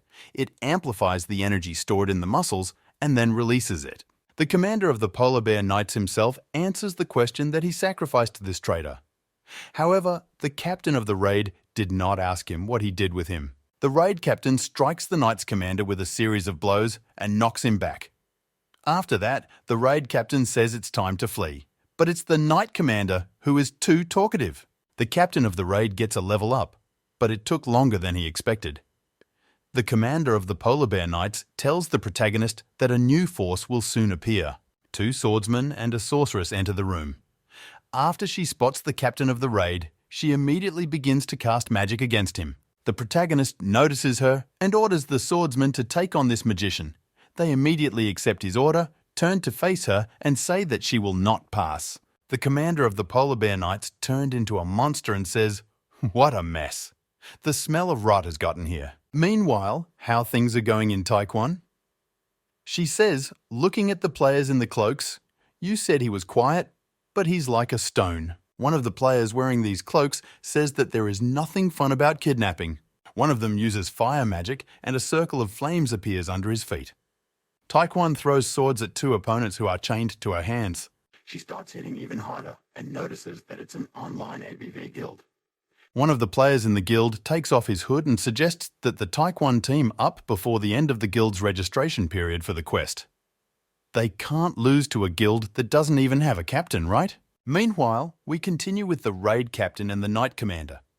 The Knight Commander says that it will give some useful information. He is the monster boss from the founder myth. He receives a notification that a task has been created based on the guard's armament. King Arthur was the only one on the continent who was able to found a country by taming the monster boss, the guardian of the missing kingdom. Defeat the mysterious guardian who has somehow reappeared. The captain of the raid does not know what his stats were before, but he is sure that the commander of the knights was quite strong. He keeps talking and asks if the others are sure that if he takes it, the raid captain will win, if he should fight to the fullest, if it will be too much. Meanwhile, the sorceress begins to attack the Duckslayer, but she does not understand what kind of monsters they are. But 2 swordsmen stand in her way, saying, "You're too grey to attack our raid captain." The captain of the raid wants to stop her with words, but you can see that the captain of the knights has turned into this monster. And this duck slime is mine, and it's up to you to choose whom to believe. Either you choose the monster who pretended to be the commander of the knights, or me, who was labelled a traitor. Think carefully, and now stay out of the way until I catch this boss. The raid captain begins his attack, using the Fire Kwong skill in a pinch and striking the knight's commander. However, he replies that they are still close. He continues, "How long do you think this can go on for?" He said to the raid captain that if he survived this attack, he would tell him his story. The raid captain and Kwong dodge the knight's commander's attack. Kiik says to Kwong, pointing to what the clothes are saying, "But it's okay, don't stop the flame." He realizes that if he takes this blow, he might die. The knight's commander continues to attack and says that King Arthur never actually tamed him. The raid captain picks up Kwong, holding him out in front of him, and uses the ability to merge Kwong with himself. He uses the flamethrower skill. This skill absorbs the raid captain's aura and releases incredibly hot flames. This flame can block cold attacks. He directs this incredible hot flame in the form of a direct beam directly at the attack of the Polar Bear Knights commander. The captain of the raid asks the commander of the knights, "Well, if you keep talking, then I'll ask you." This question sounded like this: "Do you think it's not fair?" He gets that answer, so now you're curious. We are similar. We initially had a contractual relationship. As a condition for helping people in the war, Arthur accepted the price of human sacrifice. As the captain of the raid realized, Arthur did not keep his word, and you are still angry about it, commander of the Polar Bear Knights. But this assumption was not correct. The commander of the Polar Bear Knights begins to tell his story, in which everything went like this. Until after he tasted blood, he was unable to stop the war. The commander of the Knights does not cry. If people are dying like flies, then what is the point of sacrifice? But Arthur wanted peace, and he said he would sacrifice himself to stop this bloodshed. That's why the commander of the Polar Bear Knights took possession of his body. Or, to be more precise, he took the body of this monster. This story is exactly what you've been waiting for. Until this man died, while he was almost alive, he continued to wage wars. The kingdom is built on the bodies of innocent people, the bloodline of his blood that flows in this country. The commander will destroy everything. The commander gives the raid captain a choice: to remain a traitor and help him, or to help the kingdom prosper. The raid captain receives an alert with the following text: "An event has occurred in the kingdom. The next mission will be updated according to your choice. King Arthur, who has lived an unjust life, is trying to master a new power to level the kingdom. Will you join the rebellion and follow this vengeful man? Almost forgetting to ask the commander of the knights, he asks him if he can ask one more question and immediately asks again if the commander was really betrayed. After all, the commander of the Polar Bear Knights was the one who started the wars. He was the one who sacrificed human lives. The wound was not blue, so the raid captain did everything slowly, the commander's wound healed, and the commander drinks the Hill's potion. The commander says that the monster was the first to propose. So why does the commander continue to pretend the protagonist does not understand? He begins to prepare for battle and says that the commander is just a subordinate. For his attack, he uses the special skill Double Strike, which allows him to use two skills at once, and the skill Bullet Lunge, which is a stabbing attack that is enhanced by a flaming or frosty aura. However, the commander of the Polar Bear Knights also strikes, and their attacks collide. Then they both fly away from each other. Even a double charge didn't help. The raid captain thinks in surprise, not understanding who this person is. Meanwhile, the one from Sun Tzu. Events take place in the arena where the competition is held. It is said that if the opponent does not arrive on time, the winner of the final match of the qualifying tournament will be Sun Tzu. Sun Tzu laughs. As I see it, the enemy has made a mess of his pants and fled. He speaks, but thinks he almost has the hairstyle of Gun Yu, a popular South Korean actor. Sun Tzu believes that, apart from the raid commander, he, Sun Tzu, is the best here. That is why he is not surprised that his opponent is so afraid of him. Yunjung, who is watching, wonders what kind of fool he is, even here talking about the commander. Seo Charon keeps the conversation going by saying that he's funny. He's the one who took the name of our guild, right? She asks. Yes, Eugene answers, but she doesn't understand why she's the only one who's ashamed. Then a player stands up behind her, not happy, shouting, "How can a scumbag like him talk about our commander?" She starts threatening to let only this player get to Sun Tzu. Yu Jung starts to wonder if he's another fan of the commander. It seems like he's having a hard time. After that, the magician entered the arena and used a hologram projection to show the king. Everyone was very surprised. He begins his speech with these words. I am pleased to welcome all visitors and residents of Arthur's kingdom.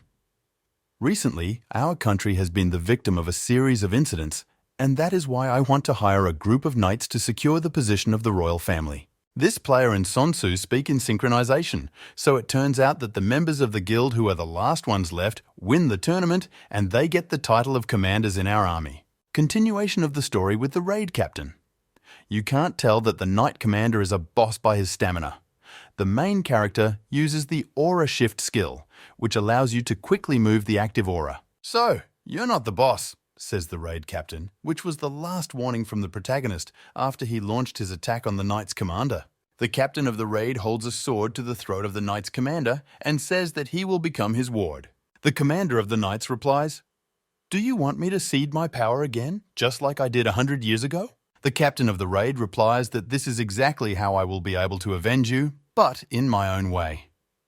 The commander of the knights says in response, Avenge me. What do you need from me to do that? All that is required is loyalty and honesty, says the raid captain. These conditions suit the commander of the knights and he accepts them. The protagonist cuts his palms to seal their deal. You receive an alert with the following text. A situation has arisen where there is no choice. The events of the kingdom are updated. Swear blood to King Arthur. In revenge for becoming a boss monster, you must destroy the kingdom of Arthur. After that, the protagonist leaves and says that there is something else he needs to deal with and looks closely at the witch. She simply does not understand what she has just seen, and he comes up to her and says that he will not repeat it to her twice either. He puts a sword to her neck and gives her a choice. Will she follow him, the true king, or will she be faithful to the monster bloodline?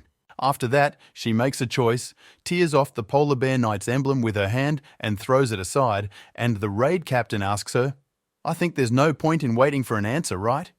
I like your simplicity, the captain says, as he takes the emblem. He hands it back to her and tells her to keep it because she will need it in the future.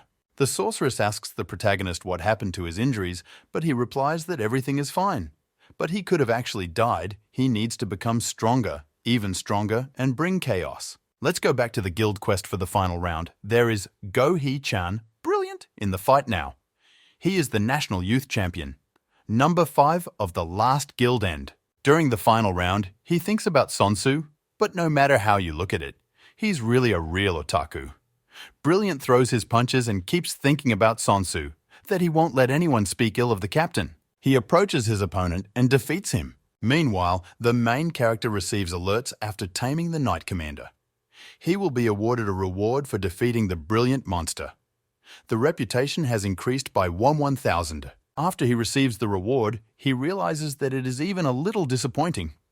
Because the quests have become harder and he has made good progress, but he is given only one reward. Rune of Space Position.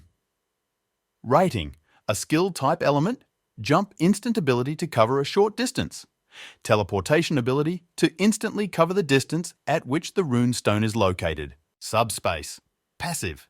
The ability to use spatial magic to create basic characteristics.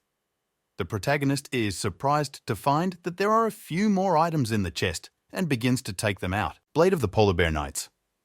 Position rating N0. Offensive strength 150. Physical attack 110%. Magic attack 110%. Durability 300. Strength +33. Dexterity +33. Cover damage +33. Knightly armor of a polar bear. Position rating N-Ro. Defensive strength 450. Physical attack 120%. Magic attack 100%. Durability 450. Health +2,200. Magic energy +2, 200. The armor is imbued with magical energy and his abilities are sealed. And they have quite good characteristics, whether it's because their first owner was a Knight Commander, says the raid captain. In either case, the raid captain is satisfied that the items are filled with magic. However, this guy has been hijacked by his previous owner. However, he became very obedient after he took the object I handed him, says the protagonist. But Kwong Kwong is still wary. An item upgrade notification is received. The current number of creatures. 3. Conditions met. The Warden's Pocket has been upgraded to Feeney's Belt. Feeney's Belt, rank S, was obtained by completing the quest. Defense, +150. Intelligence, +27. Resistance, +118. All characteristics, health and magical energy of the owner's creature will be restored. 4 charges left. When the number of creatures reaches 5, the item will be upgraded. Current number of creatures, 35. So many useful items. Now that the raid captain's cash items are sorted, should they go back to the unprocrastinated items? We return to the guild quest, where Sonshu's battle with the enemy begins. Sonshu starts to advance towards the enemy. Sonsu starts to say to the opponent during his attack that it should be an honor for the opponent to face me in the second round. But the opponent dodges Sonsu's attack. His opponent said, "What a pity, I thought we were similar, but you have a lot to learn, Sonsu." Sonsu says that you are the only one who is pitiful here. In response, he receives a punch and then hears that there is no such thing as a magician who would take such a slow punch. After a successful attack, the enemy begins to retreat and says to Sonsu that I knew it would turn out this way. If you had the skills, if you try to catch up with me, you'll be 30 years behind. Sonsu tells him that he's had enough of his provocations, you'll get what you deserve, and throws his sword at him. The enemy dodges again, but this time Sonsu delivers his already successful belly attack. After that, the enemy flies away. He continues his attack and uses the skill, exclusive Sonsu skill. Rupture of internal organs under tremendous pressure.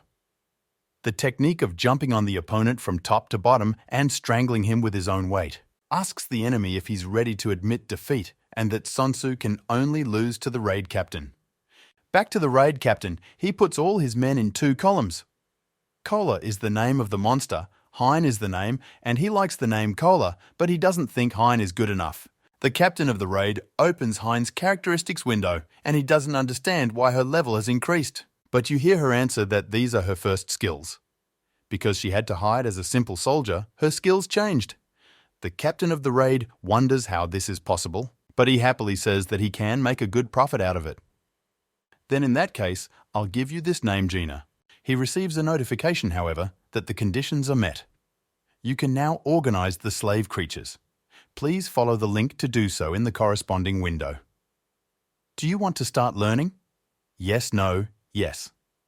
He is transferred to another place where he has to give out classes. He has given out personal classes to everyone, and afterwards he says that now it's more like a squad.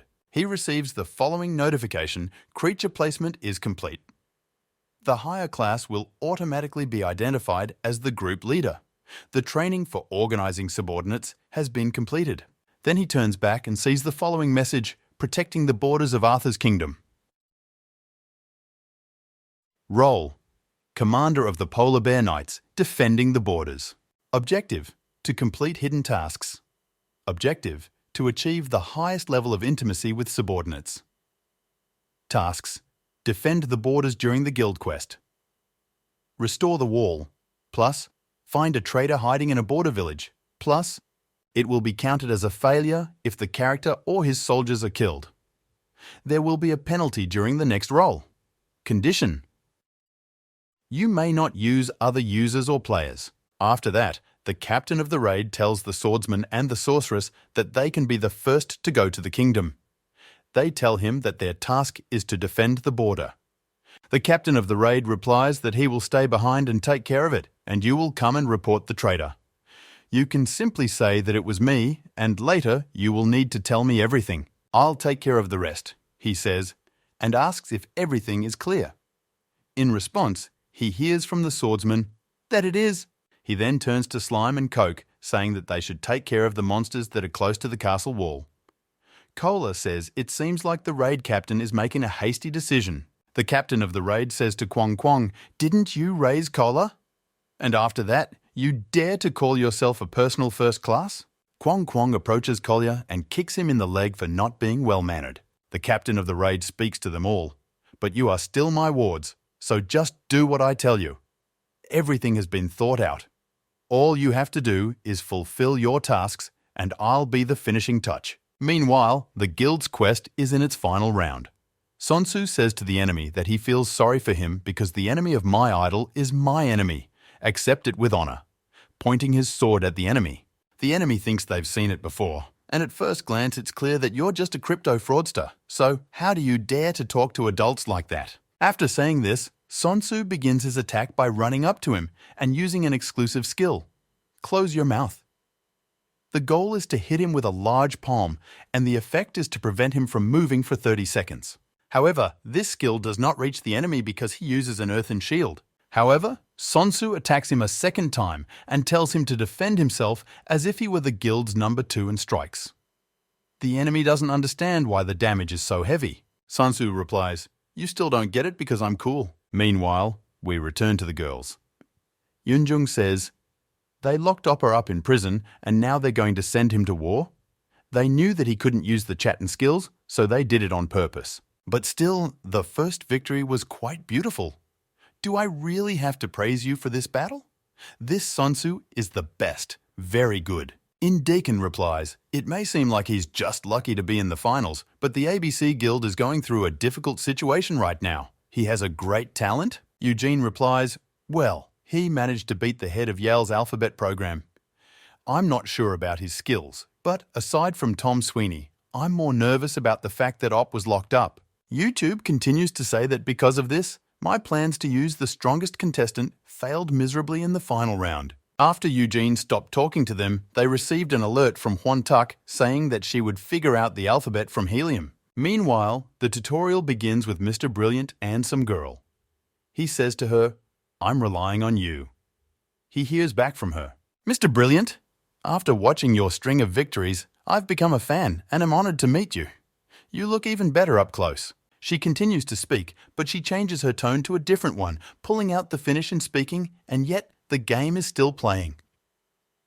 "I'm not going to treat you with indulgence. Mr. Close Friend thinks what a blessing. I almost said I'll fight the participation. Well, if you were to play giveaways, the program would be too fast. For critical damage, I'll aim for the neck. It is more than possible. It's up to me to look at her with my superiority." She starts to attack him, and he immediately prepares his sword for the attack, aiming for her neck. She gets closer and closer to him, and he starts using the exclusive skill Brilliant Shot. He nails it with the power and accuracy of a firearm. It deals damage to the opponent's weaknesses and requires recharging after use. Then a portal opens. 2 swordsmen and a sorceress come out of it.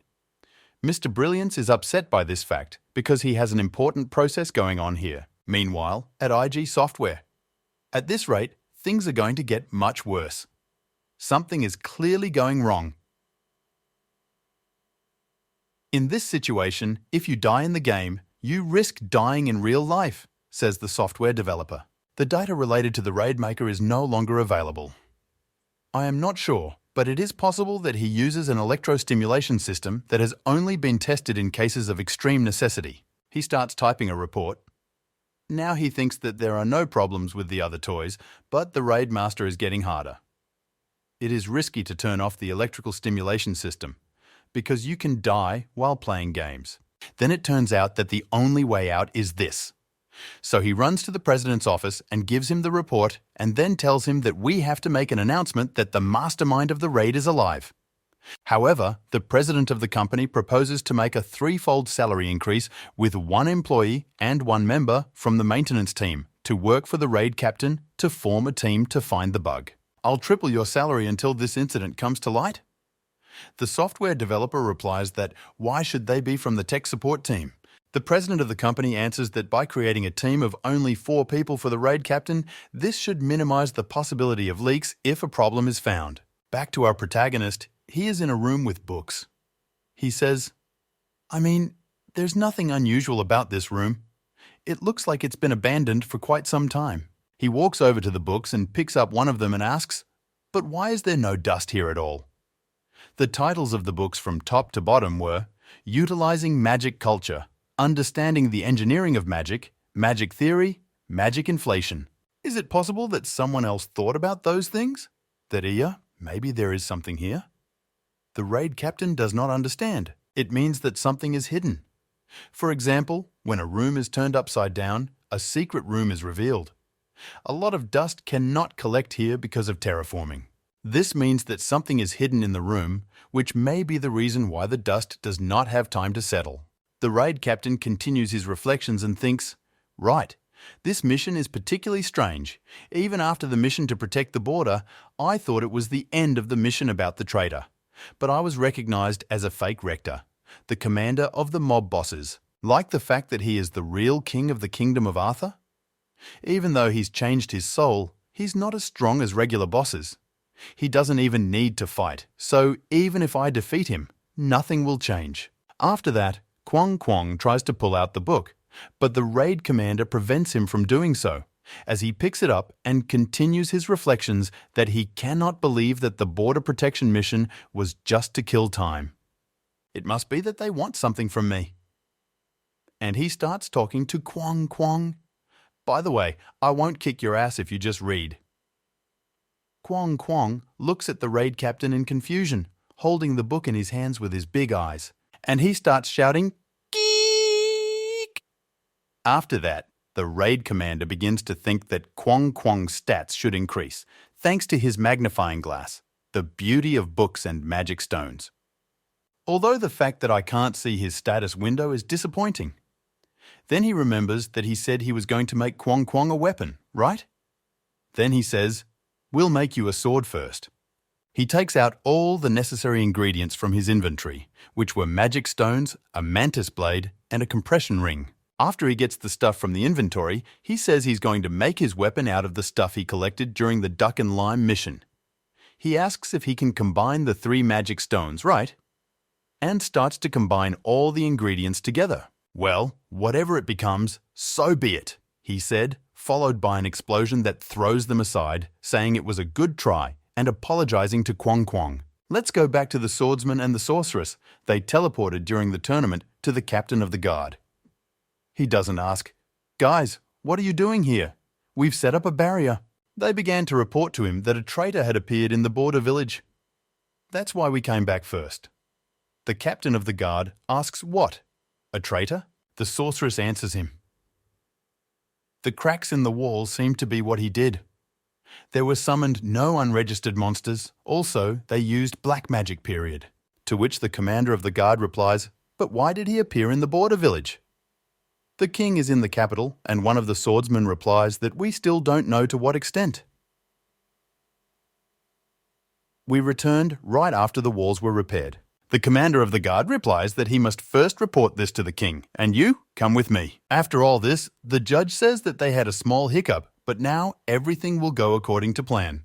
The final boss. The guild representative boss is brilliant. The guild master of the guild and Sonsu is the best. Just like in the last match, all levels, stats and item abilities will stack at level 30. I wish you a good match. Brilliant says to Sungsu, "You're the one who has nothing to do with our Commander Hyun, ever since I heard you using his fame for your own gain. I'm going to make sure you never open your mouth again."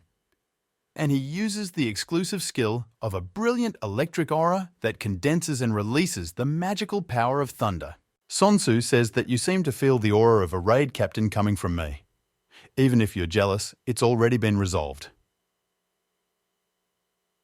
He uses the warm-up skill, which increases damage, and they start 1-1 attacking.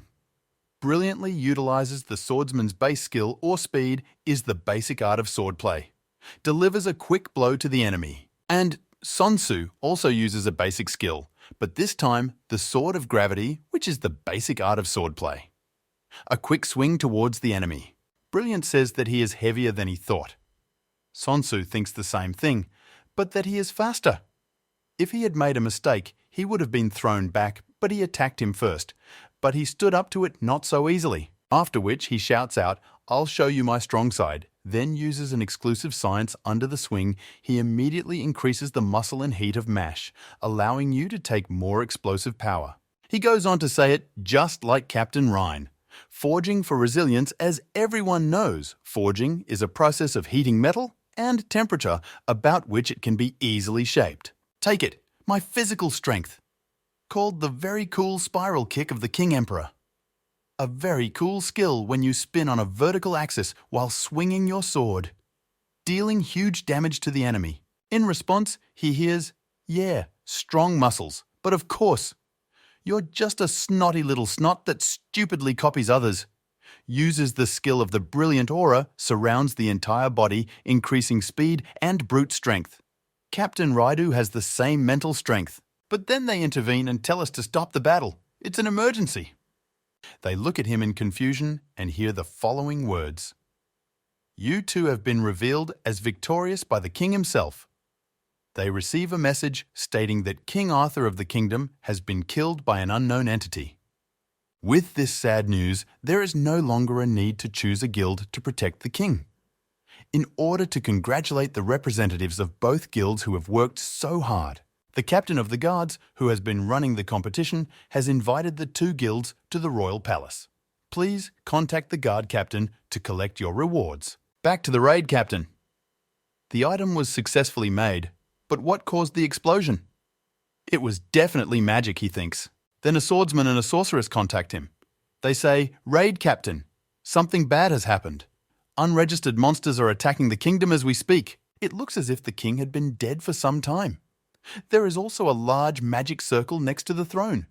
I believe that the masters were summoned by this magic circle, after which the captain write Gadu, and that it was here. This thing reacted to the mage and created a magic circle in the kingdom, after which the alert comes. Mission accomplished. Protect the borders of the kingdom of Arthur. Role: Captain of the Royal Polar Bear Border Defense. Goal: complete 3 hidden missions. Missions: 1. Achieve higher proximity with the subordinates. Achieved. 2. Protect the borders during the Guild Quest. Achieved. 3. Repair the walls. Failure in case of death of a character or soldier. A penalty will be assigned to the next role. Conclusion: you cannot dispose of other players or users. After which the utility contract that he felt it for a while, but why do I disconnect every time something important happens? Then he receives a notification that the call was made after the mission was completed. The circle immediately says to the commander, "You sent me alone. Do something. The magic circle is already active." The The raid captain and Kwong Kwong are surprised, but the captain looks at the hedgehog, who immediately understands what he needs to do. Kwong Kwong runs up to Kolya and angrily kicks him in the leg. Kolya then says, these guys, they are coming here. The captain of the raid asks what? Kolya continues to say, it's because of those magic circles I was guarding. Kolya says to the raid captain, if these rumours come, I ask you not to be rude. Holding the raid captain by his clothes. Meanwhile, the Alphabet Guild room. A player walks through the door and says, we always do the worst raids. I'll always be suspended. After that, they break out and start attacking everyone. After that, she approaches the next two players to strike them. They have time to say it's the guild of the final boss. Then, Tech One swings and attacks them. After that, one more enemy is in front of her. He was already with a hammer. He manages to swing. The phone uses the basic robbery skill 3-step strike. It deals 3 scarring blows using the dagger's features. After that, she uses Tech One's exclusive skill, the chain strike, which energizes the dagger on the chain with magical powers and fires it. She defeats him. At the same time, the raid captain receives a notification that he has completed the mission. The top rewards will be given at the end of the hidden mission. Another window opens in front of him where he can see detailed information about his allies and soldiers. He receives an alert that to start a new mission, you will be transported to a separate location in the near future. And he is immediately teleported to another location. Why does he immediately start thinking that I have a stone in the drain? I'll call them as soon as the recovery time is over. The captain of the raid also says, this time I take care of you with all my heart. Open the status window, and the training begins. Statistics are increased by accumulating survey points depending on the type of activity. Individual statistics are not presented. You can publicize the distribution of survey points here by setting a load for the basic statistics. After that, you can set the additional load for items and runes. You can get hidden states depending on the type of activity. Hidden states can be added through items and runes. The user's capabilities will be automatically analyzed and converted into combat power. The combat power will be detected if other users look at the status on the window through skills or open quests. The raid captain notices that the characteristics have increased exactly as they did during the beta phase. Kwong Kwong points and speaks to the raid captain. Why don't you use the sphere? He answers that he forgot about it when the other guy started talking out of the blue. He hands over the sphere, but he thinks we need to check its quality. But he passes the sphere to Kwong Kwong, and he starts to get very happy. Then he looks at the characteristics of the raid captain's sphere. Object class. Attack strength is not determined. 100 physical damage, 100% magic damage, 120% durability, NA intelligence, pulse 36 magic, all 3600 magical tool created by the raid captain. Kwong Kwong thinks that he might lose it if he carries this sphere around with him, which means it needs to be kept in a safe place, and no doubt the safe place is his cap. He is a genius. After that, he notices an army of goblins from afar, and he says, "What the hell?" Then he receives a notification that he has completed the mission without realizing it. They were sent to the garden. Resurrection tree item. Class, consumables, 5 left. It is used to revive, to bring back to life with the help of powerful energy that does not exist in this world. However, the item cannot be used for yourself. Symbol is key, object class. An unspecified key that responds to a specific magical power. Energy flask is an item class. A recharged item, up to ZX users, recharges every 3 hours a flask that fills with magical liquid energy at regular intervals. Can be used to cleanse any item. After that, the captain of the raid is attacked by the same goblins that caused his reward to fall to the ground. He doesn't understand and asks what's going on this time. He calls out to them, "Hey you!" Then I ask the goblins, "What is this? Why are you so restless? If you have a task, give it to me already." He picked up the items in the inventory until they fell down again, but they don't answer him. "You're not going to give me anything? Then why did you bring me to this place? They didn't even let me finish talking to Kolya." But he was ignored. After a while, he realizes that taking a shit with the 3 of you is his biggest problem. For a Korean or a gamer, there must always be a way out, even in the worst-case scenario. He starts to go crazy. Then he starts to get angry and stomp his feet on the ground, waking Kwong up. He says, "You can't be serious. You're not really doing anything. Stop laughing at me. Give me a mission. Hateful AI." Back to the swordsman, the monsters were summoned using a spatial magic circle. First, report to the captain that he is a traitor. "And I will be able to get rid of the monsters," says the captain of the raid. "Please be careful, raid captain." After that, monsters appear and the sorceress informs you about it. Blueberries say it's black magic, that their protective magic doesn't work on him. The customs officers say that they were left on them for a couple of days. She agreed with that, but they didn't expect there to be more. The captain told everyone to stand back because he was preparing for his attack. She strikes the pavement, and at the same moment the sorceress takes off her cloak. They then begin to report the situation to the captain of the guard, Yamaj, part of a search party of the Polar Bear Knights. The investigation reveals that the commander of the Knights defending the borders is a traitor. Afterwards, Polaniki is not sure if the raid captain will be okay. The captain of the guard tells her to go back to the Polar Bear Knights and report the situation. Meanwhile, the raid captain's guild. "My brother is so scary when he gets angry. He will definitely crush them," they say. Yu Jong asks where he went after all this, and Seo Charon replies, "If you're talking about Taka, then maybe it's already begun." In Jong joins the conversation and starts to say, "I think the situation is getting out of hand. Let's meet with the guildmaster and settle things." Ewan asks, "Do you think we can stop him?" Seo Charin says, "I don't think we should get involved right now." Yu Jong says, "I did eat him. Even the captain of the raid couldn't stop him, so how are we going to do it?" In Jong asks, "What do you think we should do?" Meanwhile, Taekwon snuck up on the players. She attacks them with her daggers on chains and defeats some players. Let's see how things are going in the royal palace, where Sansa and the Master of the Brilliant have been taken. But the captain of the Knights compliments them on being so young and making it to the finals. "You have a bright future ahead of you." Sonsu is embarrassed by the compliments, and the Brilliant One replies, saying that he is still lagging behind.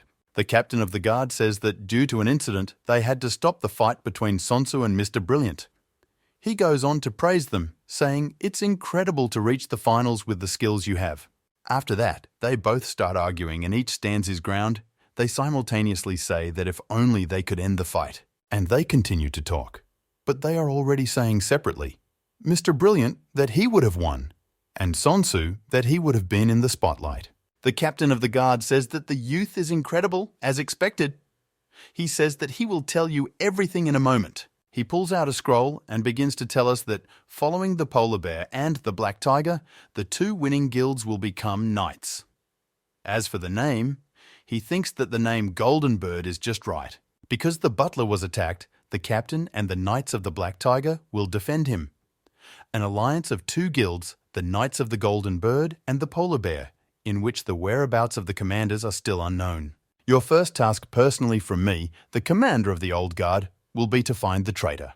We don't have much time. You can find out the rest of the details from the Polar Bear Knights. Now, what are you going to do? The captain of the guard finishes his speech. The raid captain waits for the summoning rune to recharge. Summoning rune available 24 hours after initial cloning. Rune stones are duplicated and created in users' goals. The caster can name the target while holding the cloned rune stone. It can be used as a radio at any time. While he was waiting, he managed to get rid of those goblins and checked the items he had in his inventory. Earrings of a collector of souls.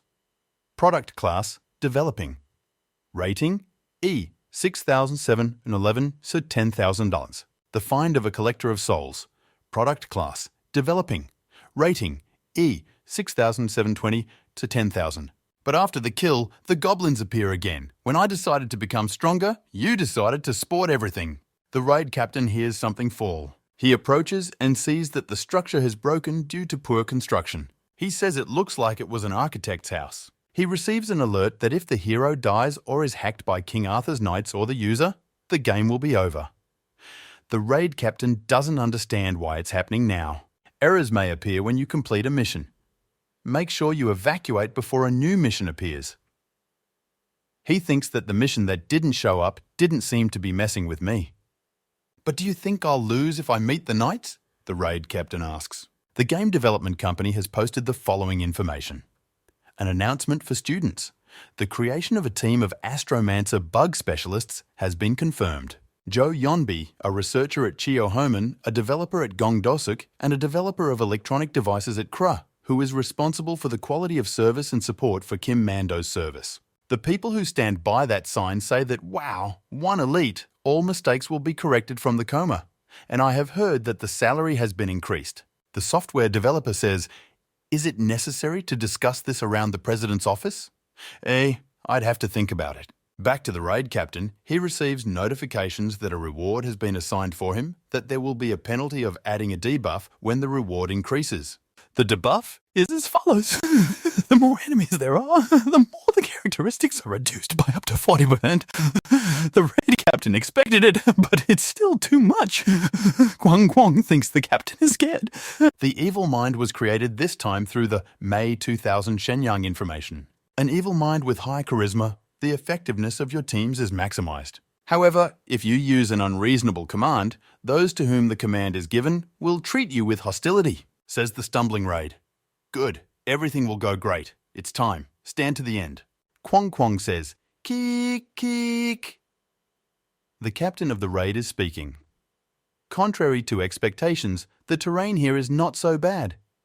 The hedgehog answers him. Keek, keek. Everything is ready, says the main character. Great. Then let's go. You guys have never been taken seriously because you are weak, right? That's why you tried so hard with your weak skills, building a defense, although in the end, you still destroyed it. That is why I will give you a dungeon. Then bring me the materials. In the meantime, let's go back to the previous raid captain team from the beta test.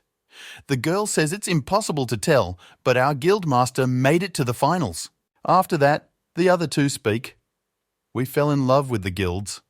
After all, we were appointed knights of the final boss's guild. The one in the underpants speaks the rest. That's because our master knows how to make people nervous. He continues to talk, let's keep it up. So far, no one has called the knights. But why is that? He quietly begins to doubt. At the same time, Sonsu slashes the monster with a nasty thought. He uses the Swordmaster's skill base. Gravity May basic skill, heavy on the opponent's side, strength plus weight. The guy next to Sonsu is also fighting the monster, but no one can stop me from screaming. Quick! Sonsu realizes that this is quite a distraction. That's why Sonsu decided to throw out Comrade, get it over with and take a break. And one of his team, you immediately realize that whenever he calls us comrades, something is wrong. Sonsu immediately tells the guy that this is his territory from yesterday's hunt, so get out of here. Sonsu continues to say, do I need to teach you some game etiquette? After that, one of his partners immediately slaps him upside the head and says, I wonder why we're getting reprimanded. That asshole is at it again. The Sun team starts to kick him, come on. At the same moment, the archer apologizes. She says that they are going through a transition. Please understand. They said to him, if you get reprimanded again, we'll be banned for a week. So let's get back to our protagonist.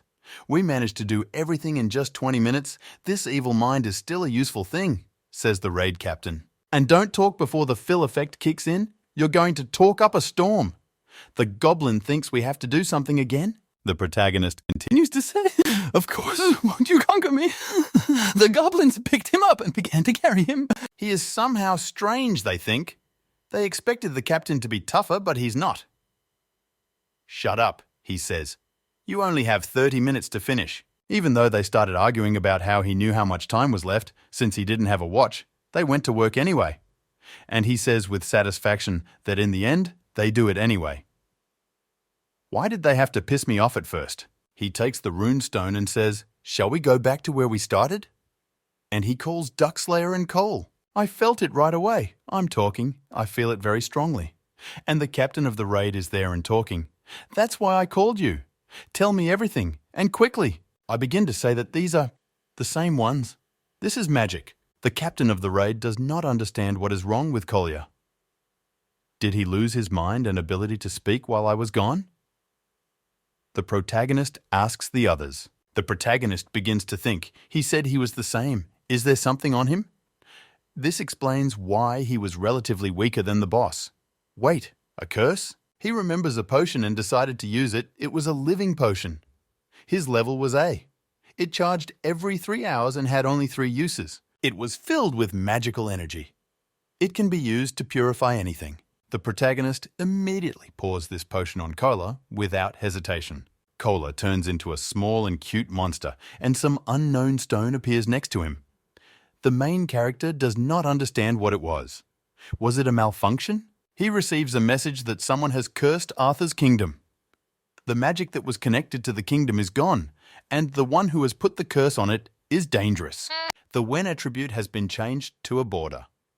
Boundary is a special attribute that has the features of a monster and a nip, but is not one. The captain of the board understands. He should have given it to Kolya from the very beginning. It's just like with Kwong Kwong, he has to make the right decisions. That's what he meant. Kola replies that the raid captain is right. You really don't get it, do you? Since I didn't remove the curse, now you think I'm irresponsible? The captain of the raid says, do you realize what you're saying? I told you, I want loyalty and truth. Kwong was incredibly happy. Kola said, I lost my strength and body. Of course, I will be out of my mind with anger. Kola starts telling her story. Then he appeared in front of me and seemed to know everything already, gave me strength. The kind of power you've long dreamed of. But he had no idea that there was a responsibility for such power.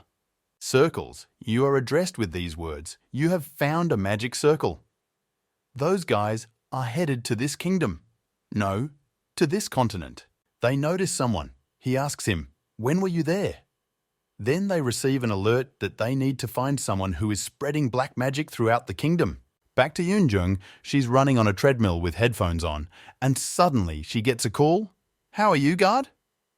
It's Cho Yunbi, a researcher from IGPO. He continues to say he has health problems, so I called you as his bodyguard to pass this on. She immediately stops the treadmill, and I ask her what other problems she has. Problems with the intake of nutrients? We're not sure if it's a simple case. I'm sorry to break the news to you. Eugene asks, are you sure he's okay? I can't wait any longer. I can't wait any longer. She hears back, we're doing everything we can and we're putting together a special team to solve the problem. They keep saying that as soon as everything is over, we will contact you. Please keep this a secret for now. She asks, do you think he will wake up? They tell her that we can't say for sure because it's the first time we've encountered this. She replies, I understand, then call me if you're going to visit. Let's go back to the main character after they notice someone and he keeps talking. But how did you get so cute again? The captain of the raid does not understand what is going on and thinks that they are simulating a kindergarten or something. She asks him who he is. He ignores his questions but starts asking questions himself. You have opened the magic circle, right? The protagonist says, I asked a question, who are you? He really doesn't like being ignored. He gets off his monster and asks if he has to answer, when he can't even say who he is out of fear. Circles, goblins, and now this kid. You should listen to what the elders have to say, says the protagonist. This boy says to his monster, make him stop mumbling. Go play with your friends. Ha ha. She lets him go, and he immediately starts running at the raid captain. Kachka Slime immediately comes to his defense. He takes the enemy head on. Duck Slayer decides to play it safe and support himself with his weapon from behind, so that if something happens, he won't fly backwards. Kachka Slime says that he stopped pretending that you are strong with such and such muscles.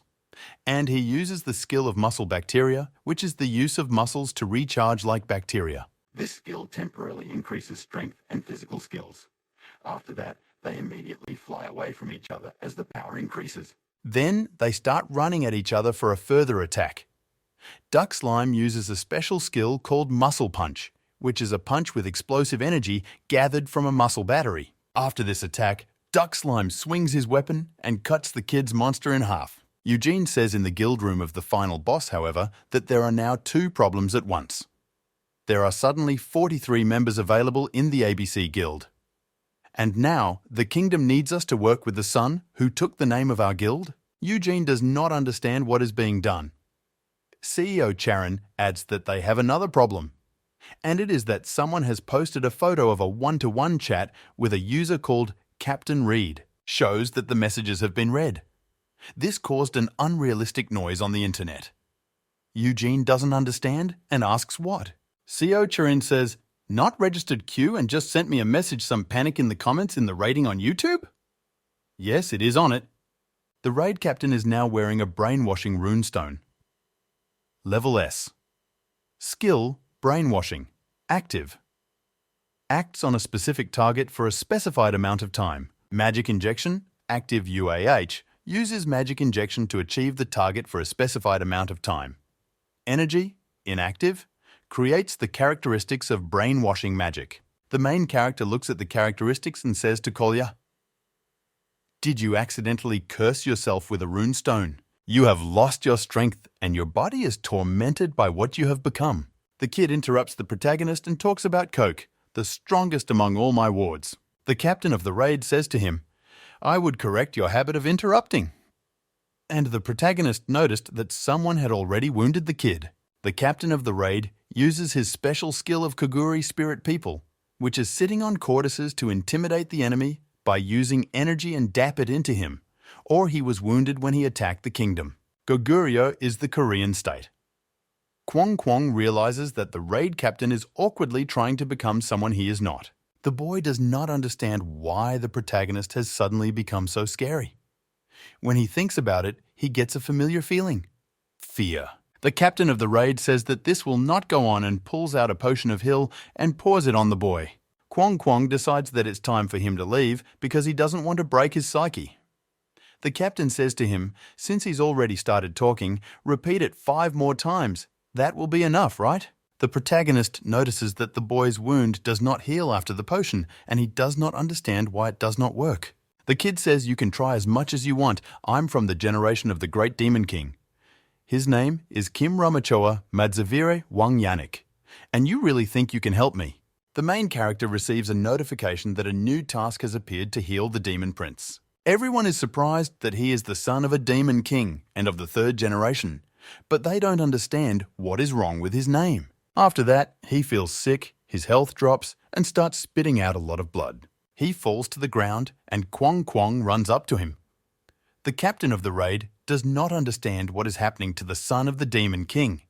He receives an alert that a new task, healing the Demon Prince. Heal Kim Ramachoa Madzavir Wangyanik 2 within 10 minutes. He received a penetrating wound during a raid on the kingdom. Captain Reed has an idea. He thinks of using the resurrection tree. It's used to bring people back to life with the help of strong energy, but you can't use it for yourself. The captain thinks that resurrection counts as a cure. Addressing the Demon Prince, he says that everything will be fine and he will soon feel better. New task. Heal the Demon Prince within 10 minutes, but if he dies, the curse Sorrow will be activated. Kola asks Kachko's Lime how he organized the work here, to which he replies that they are just working and whether Kola has any problems with it. Kola says that Duck Slime is an idiot, but if the captain is counting on them, they have to do their best. Duck Slime helps Kola climb up the blocks, and Kola thanks him, saying that although he is a little dumb, he is kind. Duck Slime replies that he is very kind and strong. Kola uses a basic skill, snarling at weaker enemies and instilling fear. The goblins turn to him. Kola says that this is an order from Captain Reed. The red goblins are in charge of the logs, and the blue goblins are in charge of the stones. The green goblins distribute the iron. Captain Reed's main task is stated in the scroll. It is the construction of the defense tower. Captain Reed is sitting on a rock near the Demon Prince. There are 6 minutes left in the task. The captain says that this is not even a special task, but a simple one. Not very difficult.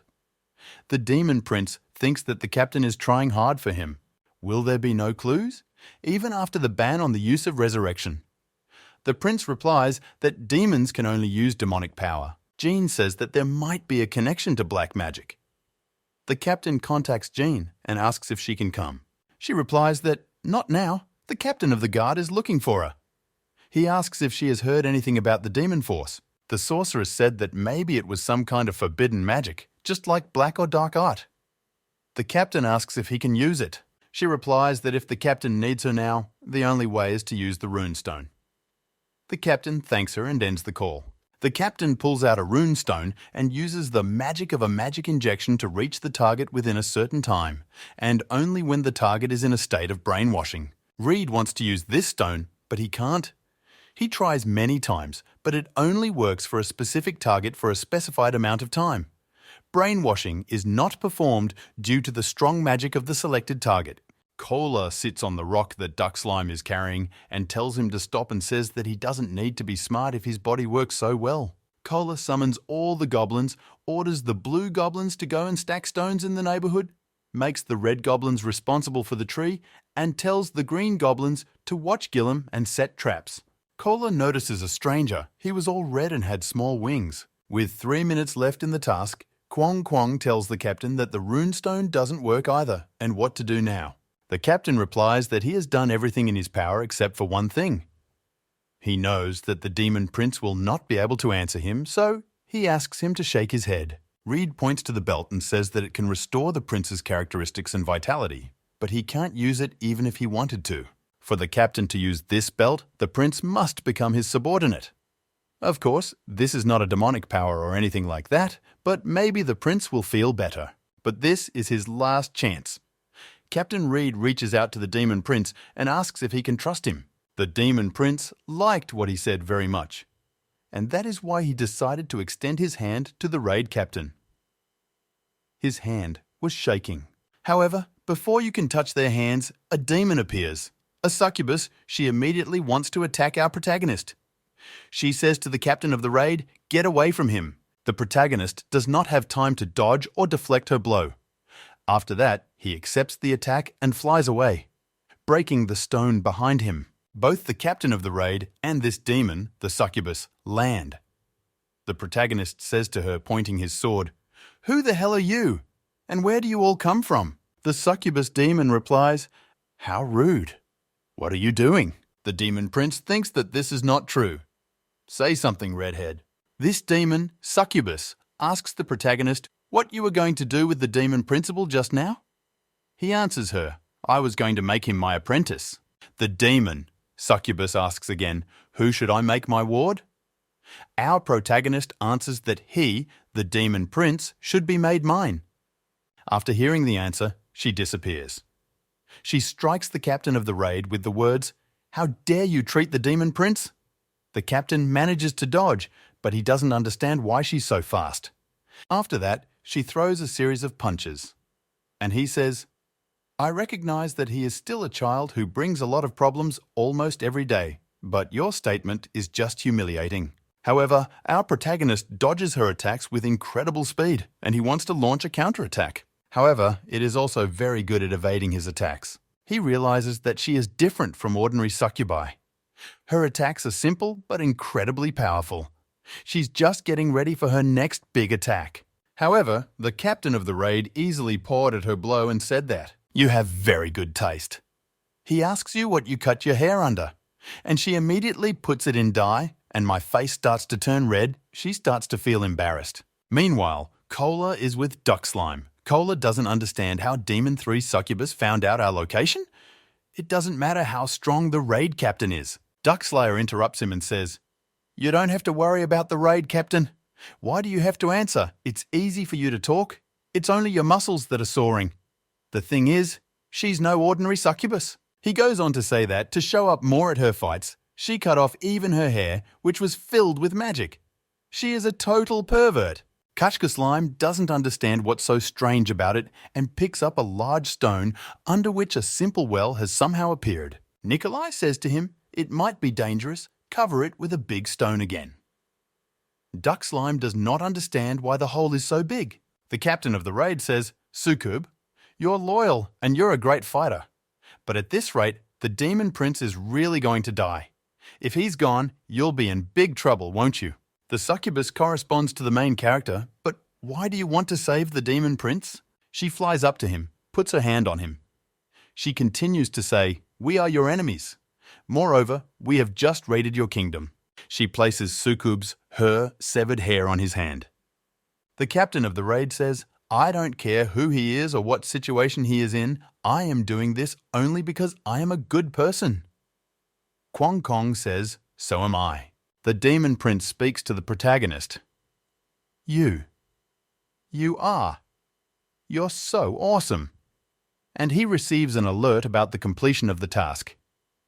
You have reached the highest level of intimacy with the demon prince and the succubus. There will be numerous special rewards for completing the task, and it will be the symbol of the demon prince's army. Level S. You can turn it into any item of your choice. The demon prince says to the raid captain, "I really like you. I will make you the commander of my corps, but under my control." An alert arrives about a new task, creating a dungeon for the demon prince's army. The demon prince secretly gathers warriors to show his prowess as the demon king. Become the commander of a unit under the direct control of the prince and build a dungeon that will serve as a temporary residence for the army of the demon prince. The demon prince? I ask the protagonist. What do you think? You like being in charge, don't you? The raid commander replies. I knew I needed to give you a couple of lessons. He uses a special one even for a raid captain, the spirit of the Kogure people. The demon prince doesn't understand that he doesn't like it. The first lesson is that you talk too much. The captain of the raid is preparing to slap the demon prince, and actually does, and in such a way that he flies away cleanly. The succubus immediately begins to aggravate and says, "What are you doing? A demon prince has never been beaten like that before." But the prince stops her and says, "I'm fine." She continues to speak, but to the raid captain, I knew it. "You're perfect for the job. You don't even spare children. Please become my mentor. I want to be like you without pity." What the hell is he doing? Or praise? Such words from him. Then the demon prince said, "I want to become the most brutal thief." After that, he receives an alert about a new task, the creation of a dungeon for the demon prince's army. The demon prince secretly gathers warriors to show his prowess as the demon king. Become the commander of a unit under the direct control of the prince and build a dungeon that will serve as a temporary residence for the army of the demon prince. The prince for me was touched by your evil heart. Protect the prince and help show him your heart while building the dungeon. First, build a dungeon that will serve as a temporary review for the demon prince's army. Second, help the prince to open his evil heart while the dungeon is being built. After that, the succubus also pranks the raid commander. They are ready for his services. Let's rule the world. Circles, you say? So that's what training means. Duckslayer says he doesn't want to hear about it from a stupid animal. And by the way, when do we finish there? We have to do everything before the captain comes. With Collier's back, says the captain of the raid, and I'm right here. Duck Slime and Coke got scared and started to expose it. The commander speaks while holding his hand on Collier's head. You've done a lot in such a short time. Is there anything out of the ordinary? Cola answers, Yes, that's Succubus. The demon prince says to Succubus, What about me when I'm not afraid again? When he doesn't understand how it happened, and the Duckslayer says, I told you everything would be fine. The captain of the raid speaks, But what about them? I made them my wards. The demon prince says that I am not a ward, but a student. 437, the captain of the raid replies with, Yes, yes, yes, whatever. In any case, what does he say? And he knocks on a large stone. Kwong Kwong shows that there is a well below. Duck Slime takes the stone away. Meanwhile, the Sonsu team. Shiny doesn't understand what makes Sonsu better, and he shouts, holding his sword, Wait for me, traitors! I will cut you to pieces! Cloak of the Knight of the Golden Bird level in defense, no durability, automatic repair. HP, Plant 100, MP Plant 100. The agility skill can only be used by Knights of the Golden Bird. Gives protection if the Knight of the Golden Bird is nearby. Gives a pass to the Templar house in the royal estate. The commander of the guard speaks to Sonsu, and this cloak suits you. About how since we're leaving in secret from everyone, I hope you can keep it a secret while we're on the mission. Sonsu runs up to the commander of the guard, gets down on one knee and replies, Of course, it's easy for me. The commander of the guard replies, I trust you because of the confidential nature of this mission. I have called only you. Do not forget this, although, in fact, there are no limits on the number of people. He continues to talk, realizing that if the secret is revealed, the mission will fail. An alert appears in front of them, indicating a new task. Find the traitor in Arthur's kingdom. The commander of the guard continues to search for the traitor who secretly led the king's battle to wreak havoc on the kingdom of Arthur. Find the traitor and send him, her, to the kingdom. The mission will fail once it is revealed. The commander of the guard is speaking. The Knights of the Golden Bird are going to a village outside the city, and Polar Bear Knights to search the borders. Bring the traitor alive. Good luck to everyone, and they all go on their way. At the same time, the captain of the raid looks into the well and says, I don't think this is a simple well. Kashkazlime says to Kolya, I told you so, and he replies, you always doubt my words. The captain of the raid decides to get into this well and wraps himself in a rope and gives commands to his men. Cola and Duckslime go and finish the tower. And you are my apprentice in the succubus. Do what I told you. Get out of the way. He finishes and jumps into the well. The rope is running out, but they have not reached the bottom. The captain of the raid says that he has a strange feeling about this place. He says to Kwong Kwong, let's go down to the very end. He shouts, hold on! She cuts the rope with her sword after these words. He uses the raid captain's and Kwong Kwong's combined skill, Flamethrower, which absorbs the raid captain's aura and throws out high-temperature flames. It can block melee attacks. The high-temperature fire slowed the fall velocity and landed successfully. He praises Kwong Kwong and gives him a mana stone as a form of gratitude. Everything happened as the protagonist thought it would. There was something there. He notices the monsters, immediately prepares for battle, and uses the fire aura skill. Kwong Kwong is ahead of the raid captain and makes the first fire attack. The raid captain realizes that the monster is burned and starts running, leaving his rear to his ward, Kwong Kwong. When I say that it will be a piece of cake, I'm relying on you. The captain of the raid notices that it has become hot and they seem to be at a dead end. Kwong Kwong doesn't believe him because it can't be. But the captain of the raid says there is nothing here. The main character continues to talk. The monsters don't regenerate. Isn't this a dungeon? Kwong Kwong asks how they will get out of here. The captain of the raid says that he simply pulls out a tidestone and calls the Duckslayer. Meanwhile, the IG Soft Response team receives an alert that an error has occurred. They begin to talk about the main character, however, that he started practicing at a certain time, and now there is no longer a problem with the transfer of edible substances. The researcher says that this is absurd. The captain of the raid is missing in the game. Kwong Kwong asks the protagonist why he called the Duckslayer. The captain of the raid says, look carefully. This place is huge, but there is nothing here. It can't just be empty. There must be at least some kind of Easter egg. He touches the wall and realizes that there are probably some tunnels there and says that we need to dig, looking at Kwong Kwong and Duckslayer. But the protagonist realizes that they can't just dig with their bare hands, which means they need to make crusts. He says, just look at how many things are in the inventory, and I can't even sell them. And he came up with a brilliant idea that if we don't find anything after the excavations, he could use this place as a warehouse. And I asked Kwong Kwong if it was a dump. Let's go back to IG Soft. The software developer says to the researcher, what? How is this even possible in the middle of the game? He replies that they have been trying to find it for over 30 minutes. The software developer says that it could be an open-world game if we lose its signal. And then a researcher interrupts him and asks if it could be an Easter egg. The software developer asks if it's an Easter egg and is told that in other deep learning games, AI can create a space that you can't trespass into. Is it possible that the AI in this game has created something similar? Immediately, a girl bursts through the door and says that they have found the captain of the raid. They received a signal from his teleporter. Returning to the excavations, the Duckslayer with the crust has been digging for quite some time, but hasn't found anything. The raid captain wanted to use the skill, but he gets an error saying that the skill could not be used because he does not have enough statuses to teleport. 20 subspaces are required. He opens his inventory and starts looking for something because he is sure that something is there. He is right and finds it. Then he shouts out that there is still hope for them. He takes the potion he found in his inventory and pours it on the sword. After that, the sword improves. Its characteristics are now as follows. Level A, Attack 227, Physical Attack 125%, Magic Attack 125%, Durability 500, 500, Strength plus 40, Dexterity plus 45, Intelligence plus 15, Critical Hit plus 30. It can only be used by Polar Bear Knights and provides protection if there is a Polar Bear Knight nearby.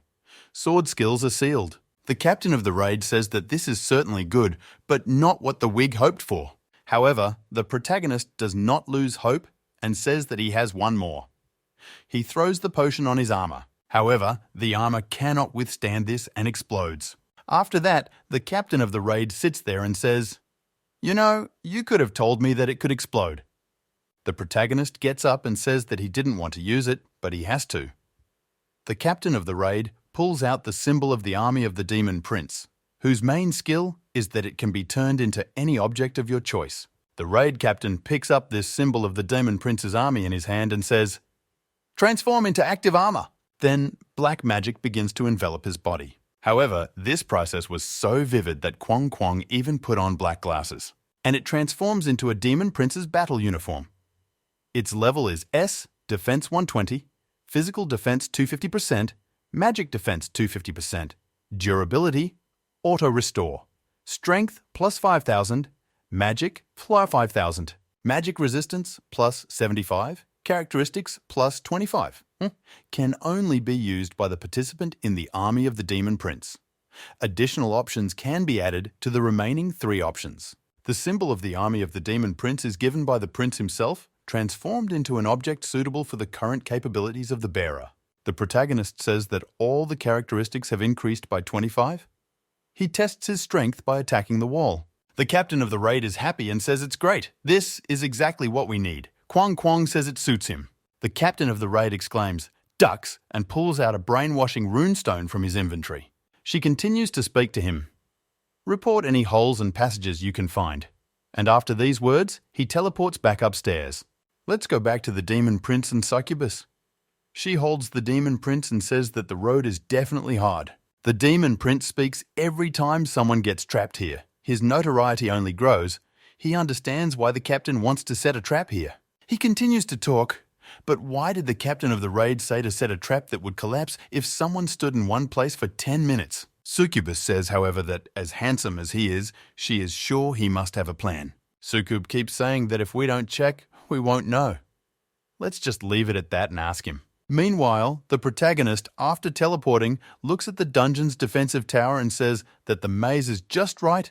People will appreciate it. He continues to speak, but he is already ominously happy. But damn, even the number 1 player will avoid this maze at all costs. He goes on to say, "It's just a nightmare of a dungeon." His wards are surprised by his behavior, but Cola says, "Captain Raid, she asked what we should do with that road." He points to the well. The raid captain replies, "First, let's at least close it." Meanwhile, Kachka Slime continues its excavations. And this is Cola in his real-life account. He is dragging a large stone to close the well. The protagonist realizes that they can't just block it. And so he decided to use the runestone skill, Magic Injection, which directs magical power to an object to strengthen it. The protagonist is in a state of confusion because he doesn't know what to do with the passage to the well. But he comes up with this option and considers whether he can do it. After that, he puts his hand on Kwong Kwong and says, "Okay, I'll leave it to you and Cola. Try your best." After that, the raid captain receives a notification that the dungeon construction is complete. The level of the dungeon will be revealed when it finds a place for the monsters. From this, it was already clear that the traps had been set. He is asked if you would like to put monsters in. Without hesitation, he says yes. The goblins shout out, "Let's go." The captain of the raid says that it won't go like that. "You're all weak. Stop behaving like that and wait by the tower. Hurry up, all of you." And a notification comes that after placing the monsters, the dungeon level has been solved. Its level is the highest of all difficulty levels, S, Hidden. Everyone is surprised, but the protagonist says that it's the cool guy's turn again. After that, he receives a notification about the automatic level adjustment in relation to the user player. He asks in surprise what you just said. After that, the captain of the raid got angry and said, "You're talking out of your ass. This is too much." Kwong Kwong is happy because he thinks it's snowing or the festival has started. Kwong Kwong is happy because that horny kid went to set traps and the trap started to break, which means that the horny kid got caught in his own trap. Cola approaches the captain of the raid and asks what went wrong. The answer is that someone is definitely involved. The raid captain smiles ominously and says, "We will find him." Let's go back to Sonsu and the shiny one, that is, to the golden birds.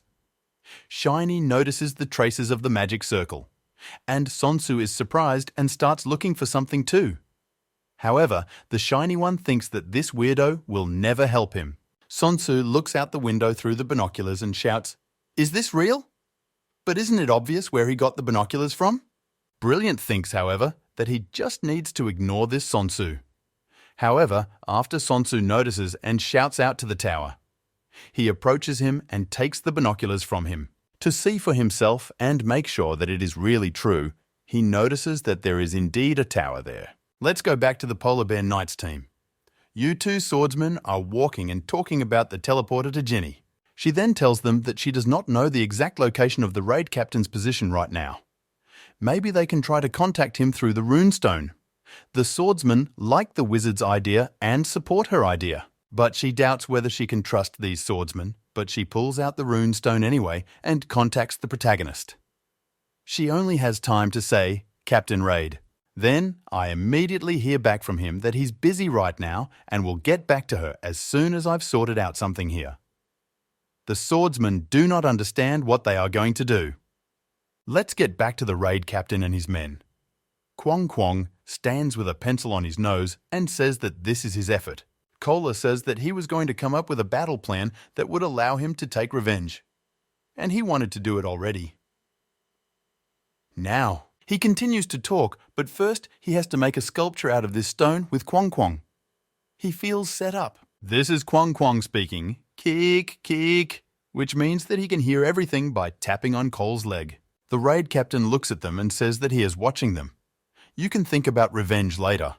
How are you even going to take revenge if you can't even complete such an easy task? The demon prince says, "Well, what now?" The captain of the raid answers the prince that he will entrust them all to him and you will teach them ranged attacks. He is talking about goblins. The demon prince is surprised and asks if these stupid creatures are really that stupid. The protagonist replies that if they can't hold the bow by the time he returns, he will turn this place into a battlefield. The demon prince says that the captain of the raid is crazy, and that's a real demon. The main character says, "Yes, you are goblins. Go to him and listen to all his orders." He continues to talk, and asks the demon prince about Succubus if he can take her away for a while. Let's go back to Taekwon and Eugene. Taiwan says, "Since the traitor is surrounded by monsters, they'll spot them very quickly."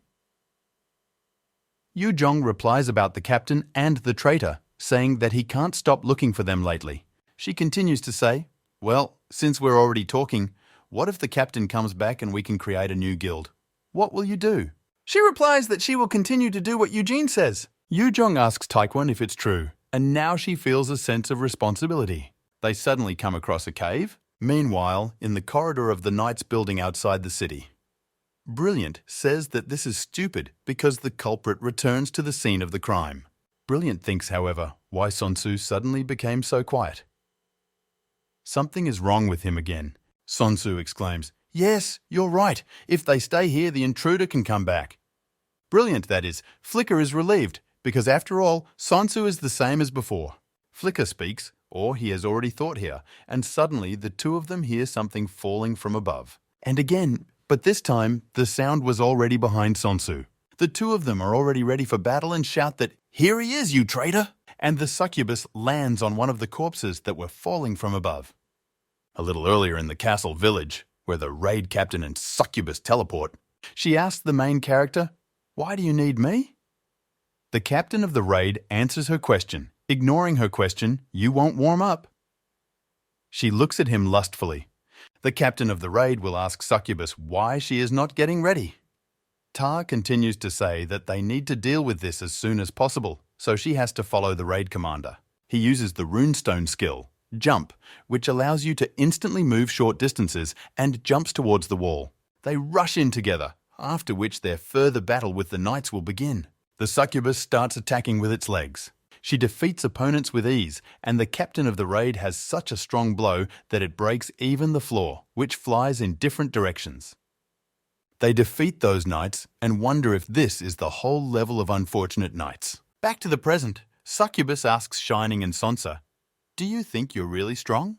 The raid captain asks what is going on here. What does Haichin do with this tuni?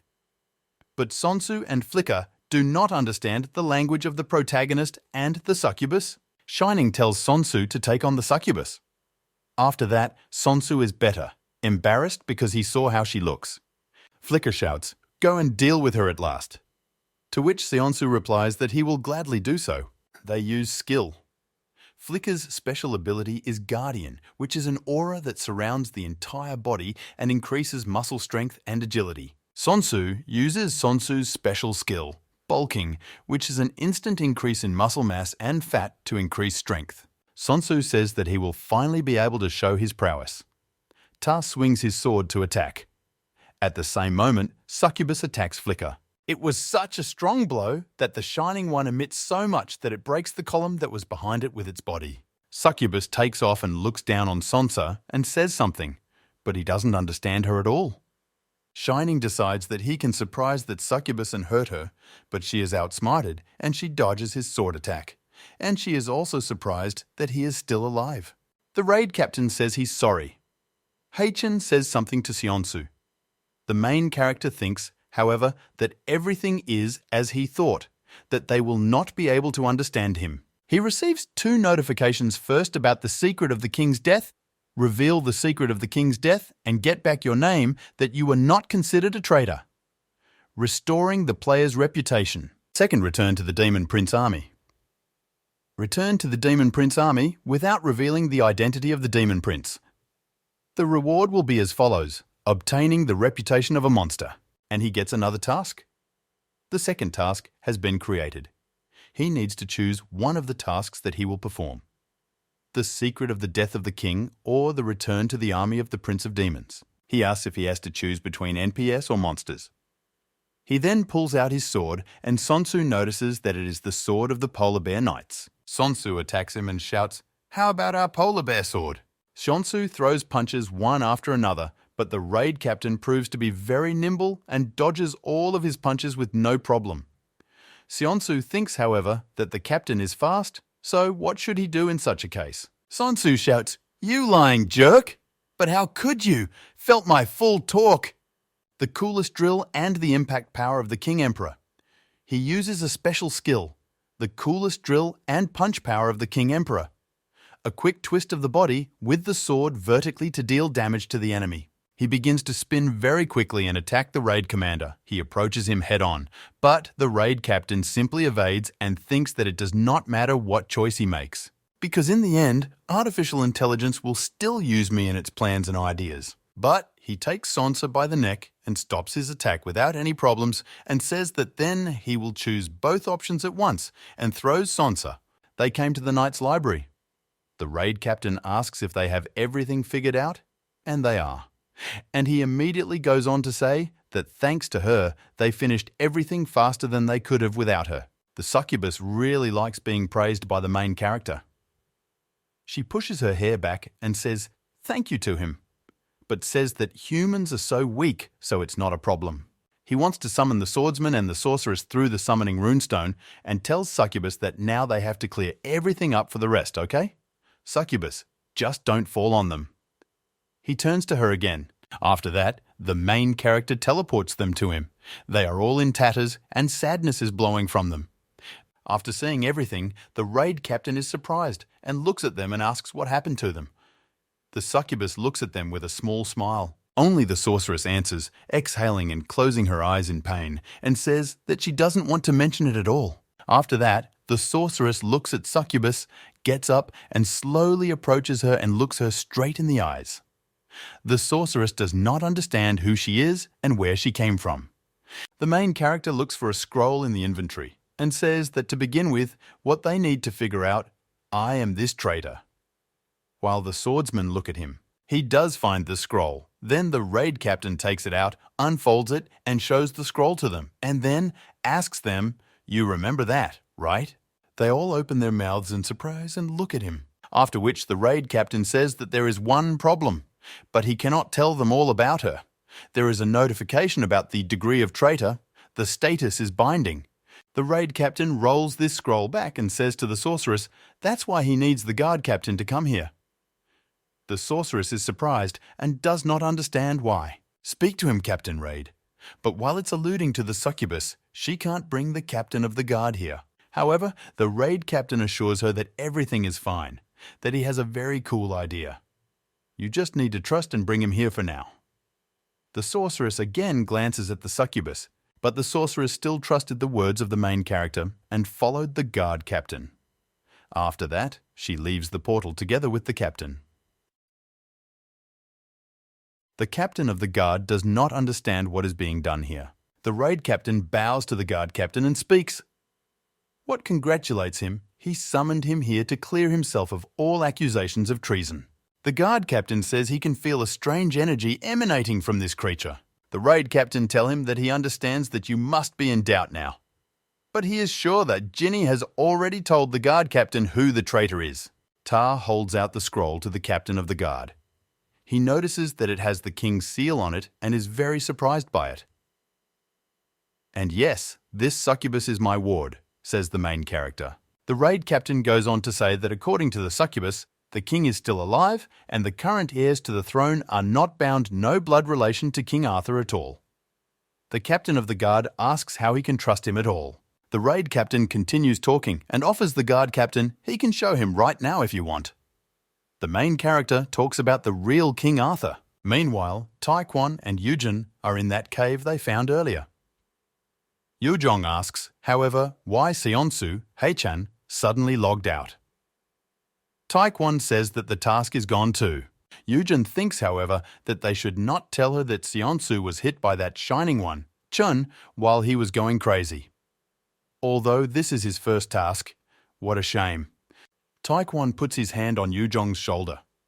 It means that since this is the case, let's look for a dungeon. The search reward can be even more. Yujong receives a notification that you have reached the first dungeon. Rewards will be issued after you clear it. Let's go back to Kwong Kwonga, who says thoughtfully, but he doesn't even look bad. Kola says it was even fun to do and ask Kwong Kwonga. But was it really supposed to look the way it looks now? Kwong Kwong replies that of course it was supposed to look like that. However, a portal begins to appear behind him. After that, this portal opens, the sorceress and the captain of the guards come out of it. Kwong Kwong was very frightened and was already ready for battle, after which the raid captain and succubus land next to them. The raid captain asks Kwong Kwonga where there is Ko and almost saying another name, that is, Arthur. The guard commander says, wait, the raid captain replies that as expected, you recognized him right away. The circle begins to expand to its true form and says, long time no see, guard captain.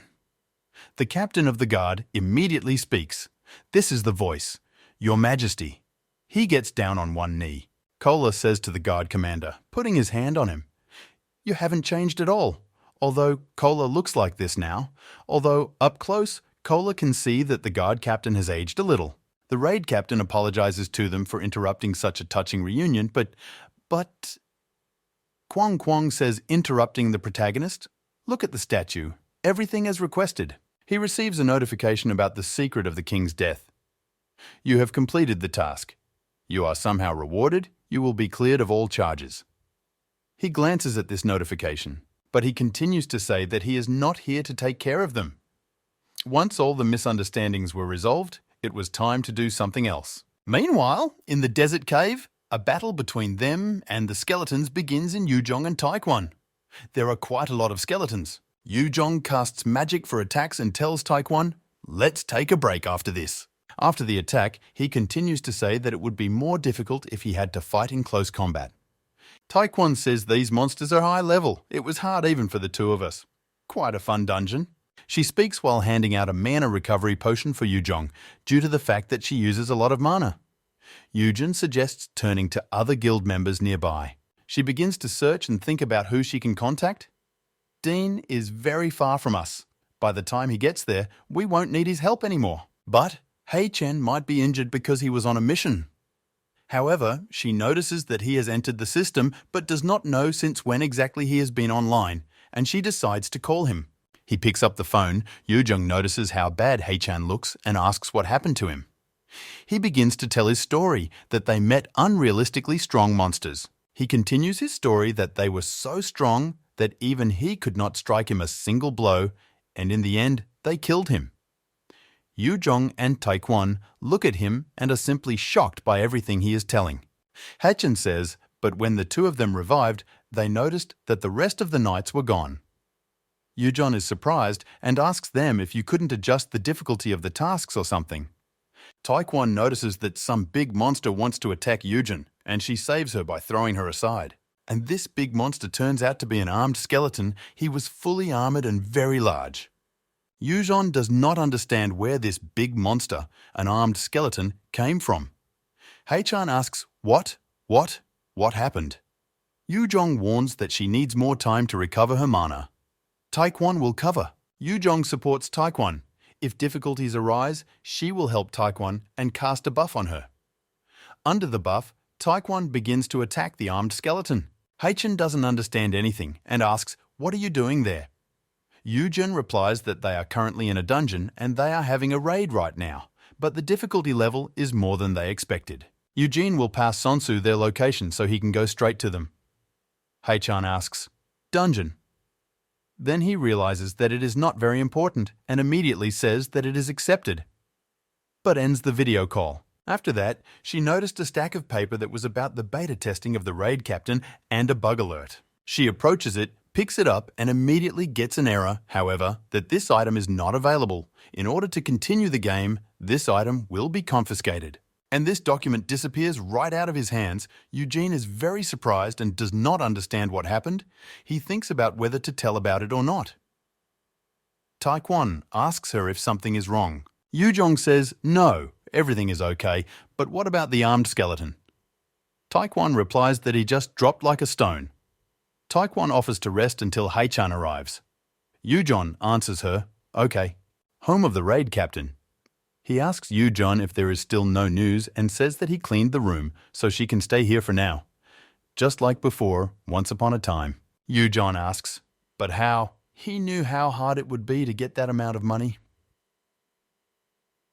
But they said a couple of days ago that they would try their best. But everything they do is on purpose. The raid captain replies that people always create something when they try to hide something. Sit back and try to calm down. And after that, we'll kick their ass. Back in the present time to the raid captain, he tells everyone that it's time to do one more thing. The captain of the guard asks what he meant. And Kola says, Well, finally, at least there will be some sort of retribution. The captain of the raid tells the commander of the guard, so that you know and understand, that bear behind you is my ward. But after that, I asked the same question to the captain of the guard. Do you understand what this means, captain of the guard? Says the raid captain to the defense commander. If they have understood their whole situation correctly, then listen to the raid captain carefully. Their plan is simple. He continues to say, Guard captain, swordsman 1, swordsman 2, Jinyu, return to the kingdom and organize your troops to minimize casualties, and the rest will deal with the monsters. This is where the plan ends. The plan is very simple. Do they have any questions for the main character? No, there isn't. Well, then it turns out that they are in agreement. Ginny opens the portals and says that everyone will contact the raid captain as soon as we finish our work. Everyone agreed, and the main character gives them consent. After they all teleported, the raid captain asked the others, And now, friends, isn't it time to finish my work? Meanwhile, the company IG Soft. The developer of the software thought about how they just received the location of the captain of the raid. The plot of the game has changed dramatically. For example, the Demon King, who was supposed to appear in the second half of the plot, disappeared. Although, since he is so young, I think he has not yet become the Demon King. In any case, the actions of the raid captain greatly affect the plot of the game. It is possible that the artificial intelligence uses Captain Raid. If this is true, then it will be very simple to solve this problem about the raid captain. Let's return to the raid captain and his team. There is a tower that was suddenly reconstructed. The Prince of Demons will shout from this tower, Get ready! But screams, fire, and a bunch of arrows fly from the tower at the opponents, which are actually phantoms that were created by the Prince of Demons himself. After that, the raid captain comes to the Demon Prince and tells him to do very well. You're such a tough child. Teaching others really gives a sense of pride. He says this while they pat him on the head. The Demon Prince is talking to the raid captain, so that means he has nothing more to learn, right? But the raid captain replies that there is still a very long way to go, little one. But now the Demon Prince needs to go home. The Demon Prince remembers and shouts, exactly. If you're late, Dad will come here himself. The main character says, "Then, little one, go home as soon as possible. You know how to get there. The demon prince is thinking about a teleporter." The captain of the raid realized that he did not know how to get home. He says to the succubus, "How good it is that you are here." Holding a hand on the demon prince's head, they move to the bottom of the well. The raid captain doesn't understand how this well got so big. This is what happens when you entrust the matter into the hands of duck slime. The succubus begins to open a portal and will soon be moving with the help of the raid captain's runestone, and he tells her, "Don't forget to pay back somehow." The prince of the army calls the main character to play with him when he gets bored. They begin to teleport, and the prince of demons wants to have the last word. "By the way, Kwong Kwong, enough already." Due to his small stature, his sentence was cut off. He wanted to say, "Enough fooling around." The raid captain receives a notification that 2 of his tasks have been completed. Those tasks were Mystery of the King's Death, completed, Return to the Demon Prince's Army, completed. The next notification was that his reward had increased, so the debuff was removed. For completing the Secret of the King's Death quest, you will receive 3,000 glory as a reward for completing the quest. And for the task of returning to the army of the Demon Prince, you will receive 3,000 stupid glory, which will be added as a reward for completing the task, after which he receives one more message. A new plot has been created that will be connected with the completion of NPC tasks and tasks with monsters. A very large patch will continue in Astro. The main character, after reading the notification, thinks, "Update? Not too early for him. They'll let you live if you do what they say. Didn't they mean that sometimes?" The raid captain asks Kwong Kwong, what does he think about it? And in response, he hears that you will do it your way anyway. So why are you in Kwong? You ask Kwong about it. The raid captain speaks to Kwong Kwong. He is so smart. After a notification comes that a new story may start out of the blue, then they teleport back up the mountain. After they teleport away, the raid captain says, "All that's left here is this," but is interrupted by Kwong Kwong because he remembers something.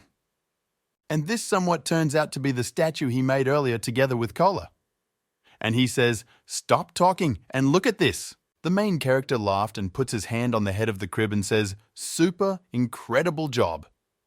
However, Kwong Kwong say that's not all. The raid captain tells him, "Oh, you can.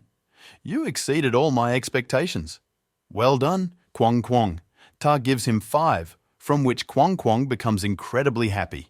The captain of the raid says that because they took away all the effects of the explosion and placed the monsters, a notification comes, however, that the task was completed, creating a dungeon for the army of the Demon Prince.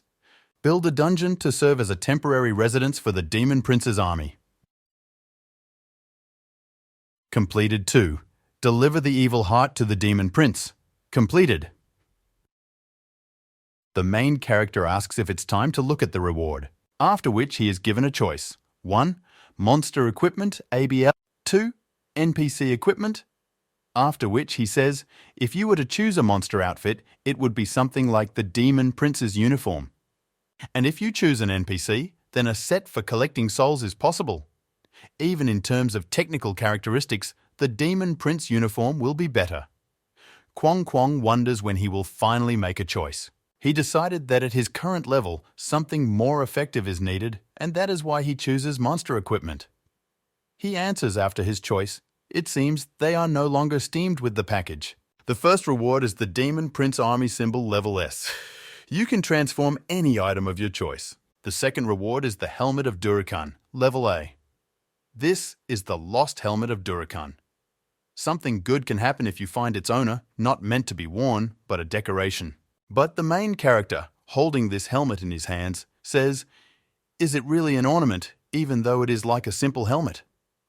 Why was it given to the main character then? He continues saying, okay, now that all the tasks are done, and he got his rewards, let's fix it now, and he gets the runestone for the challenge. Meanwhile, IG Soft's researcher thinks while running after the rabbit, I can't get rid of this item because of him. They make fun of him at work, telling him what to do. He is in trouble again because he lost an object.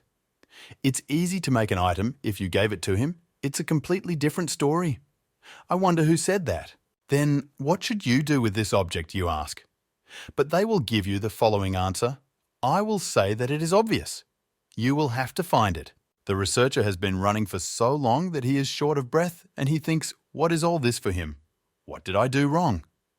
And besides, what was this artificial intelligence thinking about when creating such a character? He hears some voices and, thanks to this, he notices someone in the bushes not far from him. The researcher decides to duck under the bushes so that he will not be noticed. Meanwhile, in Arthur's kingdom, the raid captain is fighting with the knights and he asks one of them where all the others are. They answer him question after question because he does not understand what the main character is talking about. The raid captain tries to attack, but he grabs the sword and breaks it in half with his hand. But he says that he is looking for all the relatives of King Arthur who came with that knight. The knight answers him, just don't tell me. That the senior captain sent him here specifically. It turns out that the captain of the guard is with him. You are traitors! He speaks his last words and the raid captain freezes him. The main character exhales and says that he turns out to be a traitor again. That nothing new has happened. The sorceress connects with the main character through a runestone. Who can hear his name being called by the sorceress Captain Raid? The gate is closed. People outside are already raising panic. In the yard, people all started shouting, "Open!" The witch says, however, that they must open this gate as soon as possible. The main character tells them to open this gate immediately, and he will contact them only after he has finished with all his affairs. He is told that the order has been accepted and asked to be very careful. After leaving the castle, the raid captain notices that there are still knights outside and decides to attack them. He wants to attack with frost power. Kwong Kwong turns into a frozen hedgehog. After that, he swings his sword, and after that a frost plume appears which goes straight to the opponents. One of those knights of the main knight so that he can survive and avenge the others. This main knight lands without a problem, despite the fact that he himself did not expect that there would be a frost attack and that he would be pushed in general. He shouts, "So you are a traitor." He uses a skill, a runestone, a jump, which allows him to instantly move to a short distance and he seems to disappear from the field of view. The main character throws this dude against a stone and tells him that you are the traitor idiot. This main knight turns out to be the pseudo-king of Arthur's kingdom. The raid captain asks him if he had fun pretending to be the king and freezes him even harder so that he can't even move. He asks this pseudo-king to say hello to the real king, Arthur, and he summons Kola with a summoning runestone. Kola, Arthur, appears and starts talking. Well, finally, he's been waiting for this, his revenge. He takes this pseudo-king and says that ever since he was betrayed, he has been looking forward to this day for revenge. Arthur realizes that he doesn't need it now and stops, taking his hand away from his face. He says that this pseudo-king should just be arrested and that will be enough. King Arthur turns and wants to leave, but is told by this pseudo-king that Arthur is too kind as usual and pierces him with black magic. That dude whose eyes turned purple is talking to King Arthur, and you like your new account. After that, he is freed from the ice without any problems, which was done by the captain of the raid. The main character and Kwong Kwong stare at the opponent while he speaks. I still feel unstable. Not much time has passed since I got this body. This pseudo-king is called Animal Desire.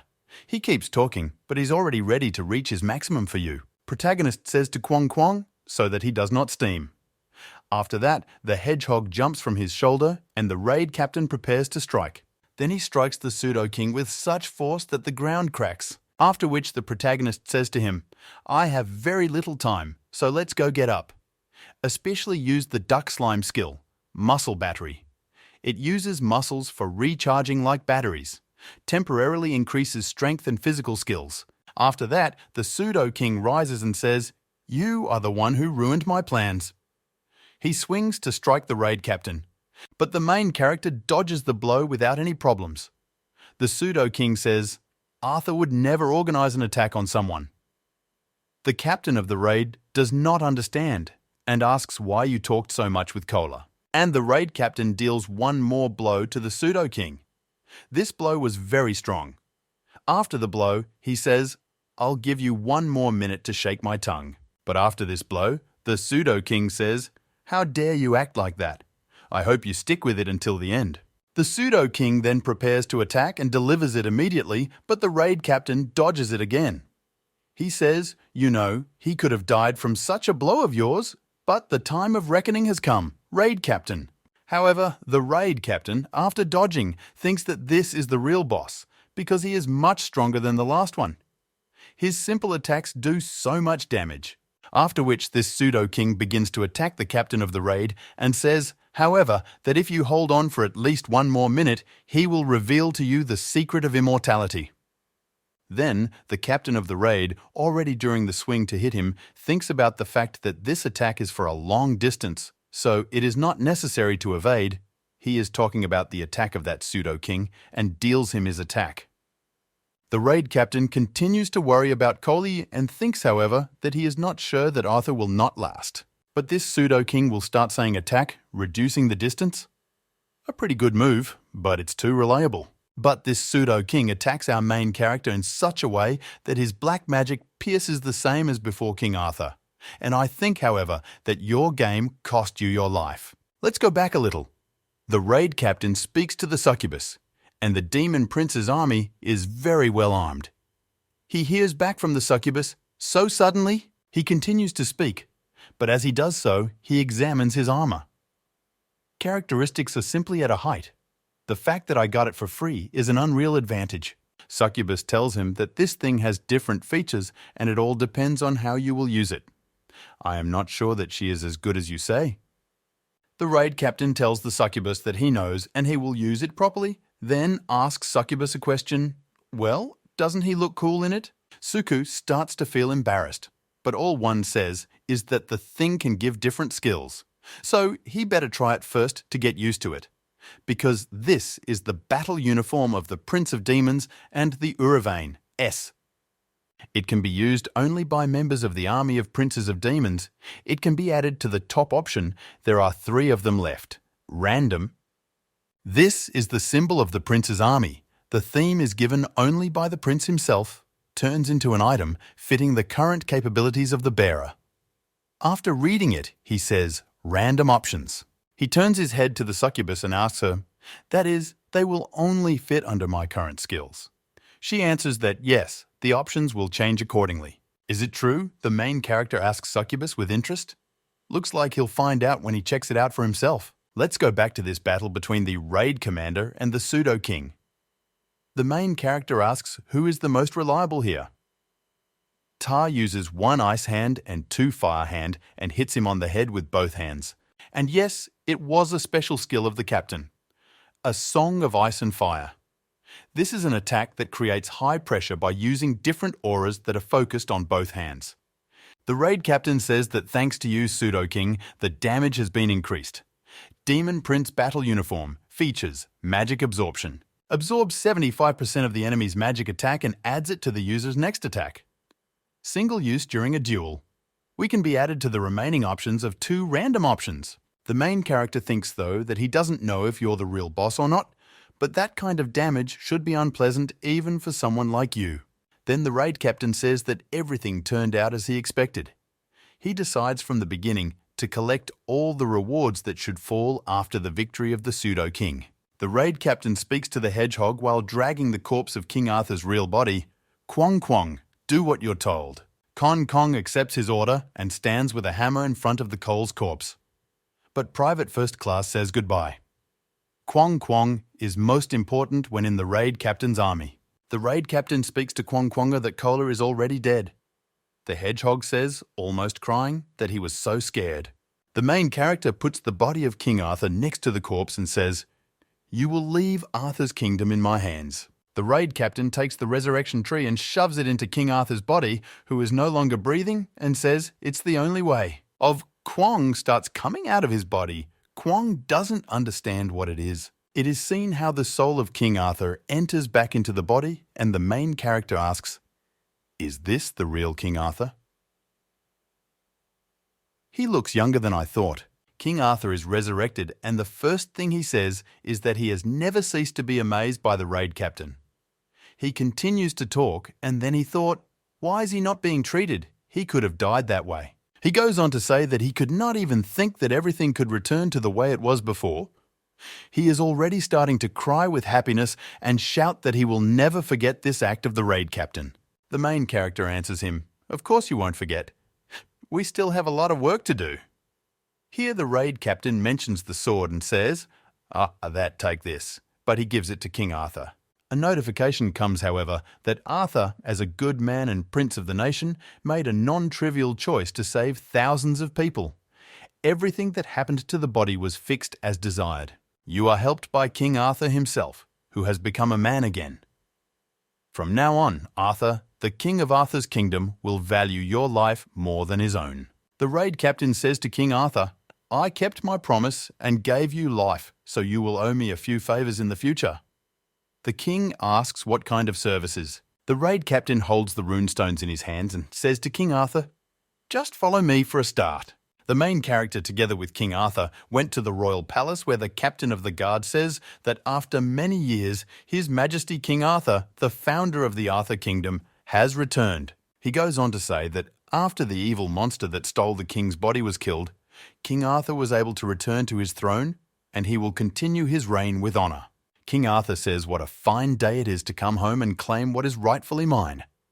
It is with great honour that I would like to introduce you to one person. He continues to say that this is the person to whom he owes a huge debt to Captain Right. He devoted his life to trying to bring me back the kingdom like a true hero and a great man. The raid captain is happy about that. Then comes a notification that a new event has been created. You can save the history of your plot. Do you want to save your first story? The captain of the raid thinks, however, how timely this notification about the preservation of past history came. King Arthur looks at him and wonders, however, what he is thinking. The raid captain says, "Let's start with the appearance of the boss king, which indicated that the first chapter of your story was saved. You can set a name for your story if you add 2 events. Then comes the following notification, however, that the story contains an update, so you will not be able to change your current story. Please make your decision wisely." The captain of the guard says that it is decided. Following the instructions of His Majesty King Arthur, the raid captain who ended the crisis in the kingdom and restored the rightful ruler should be called a hero. A notification follows that the user's skills have been changed due to becoming a hero of Arthur's kingdom. The brigade formation skill was unlocked in troop management. Then the raid captain says that he has another errand. "May we finish the ceremony, Your Majesty?" To which Arthur says, "Please do what he says." The raid captain glances at the guard captain, and then the guard captain says that the ceremony is over. "Open the gate again and get back to your business." After the main character asks the captain of the guards, "What are you going to do?" In response, he hears that this is a secret that the archmage and captain of the guard has been keeping for a very long time.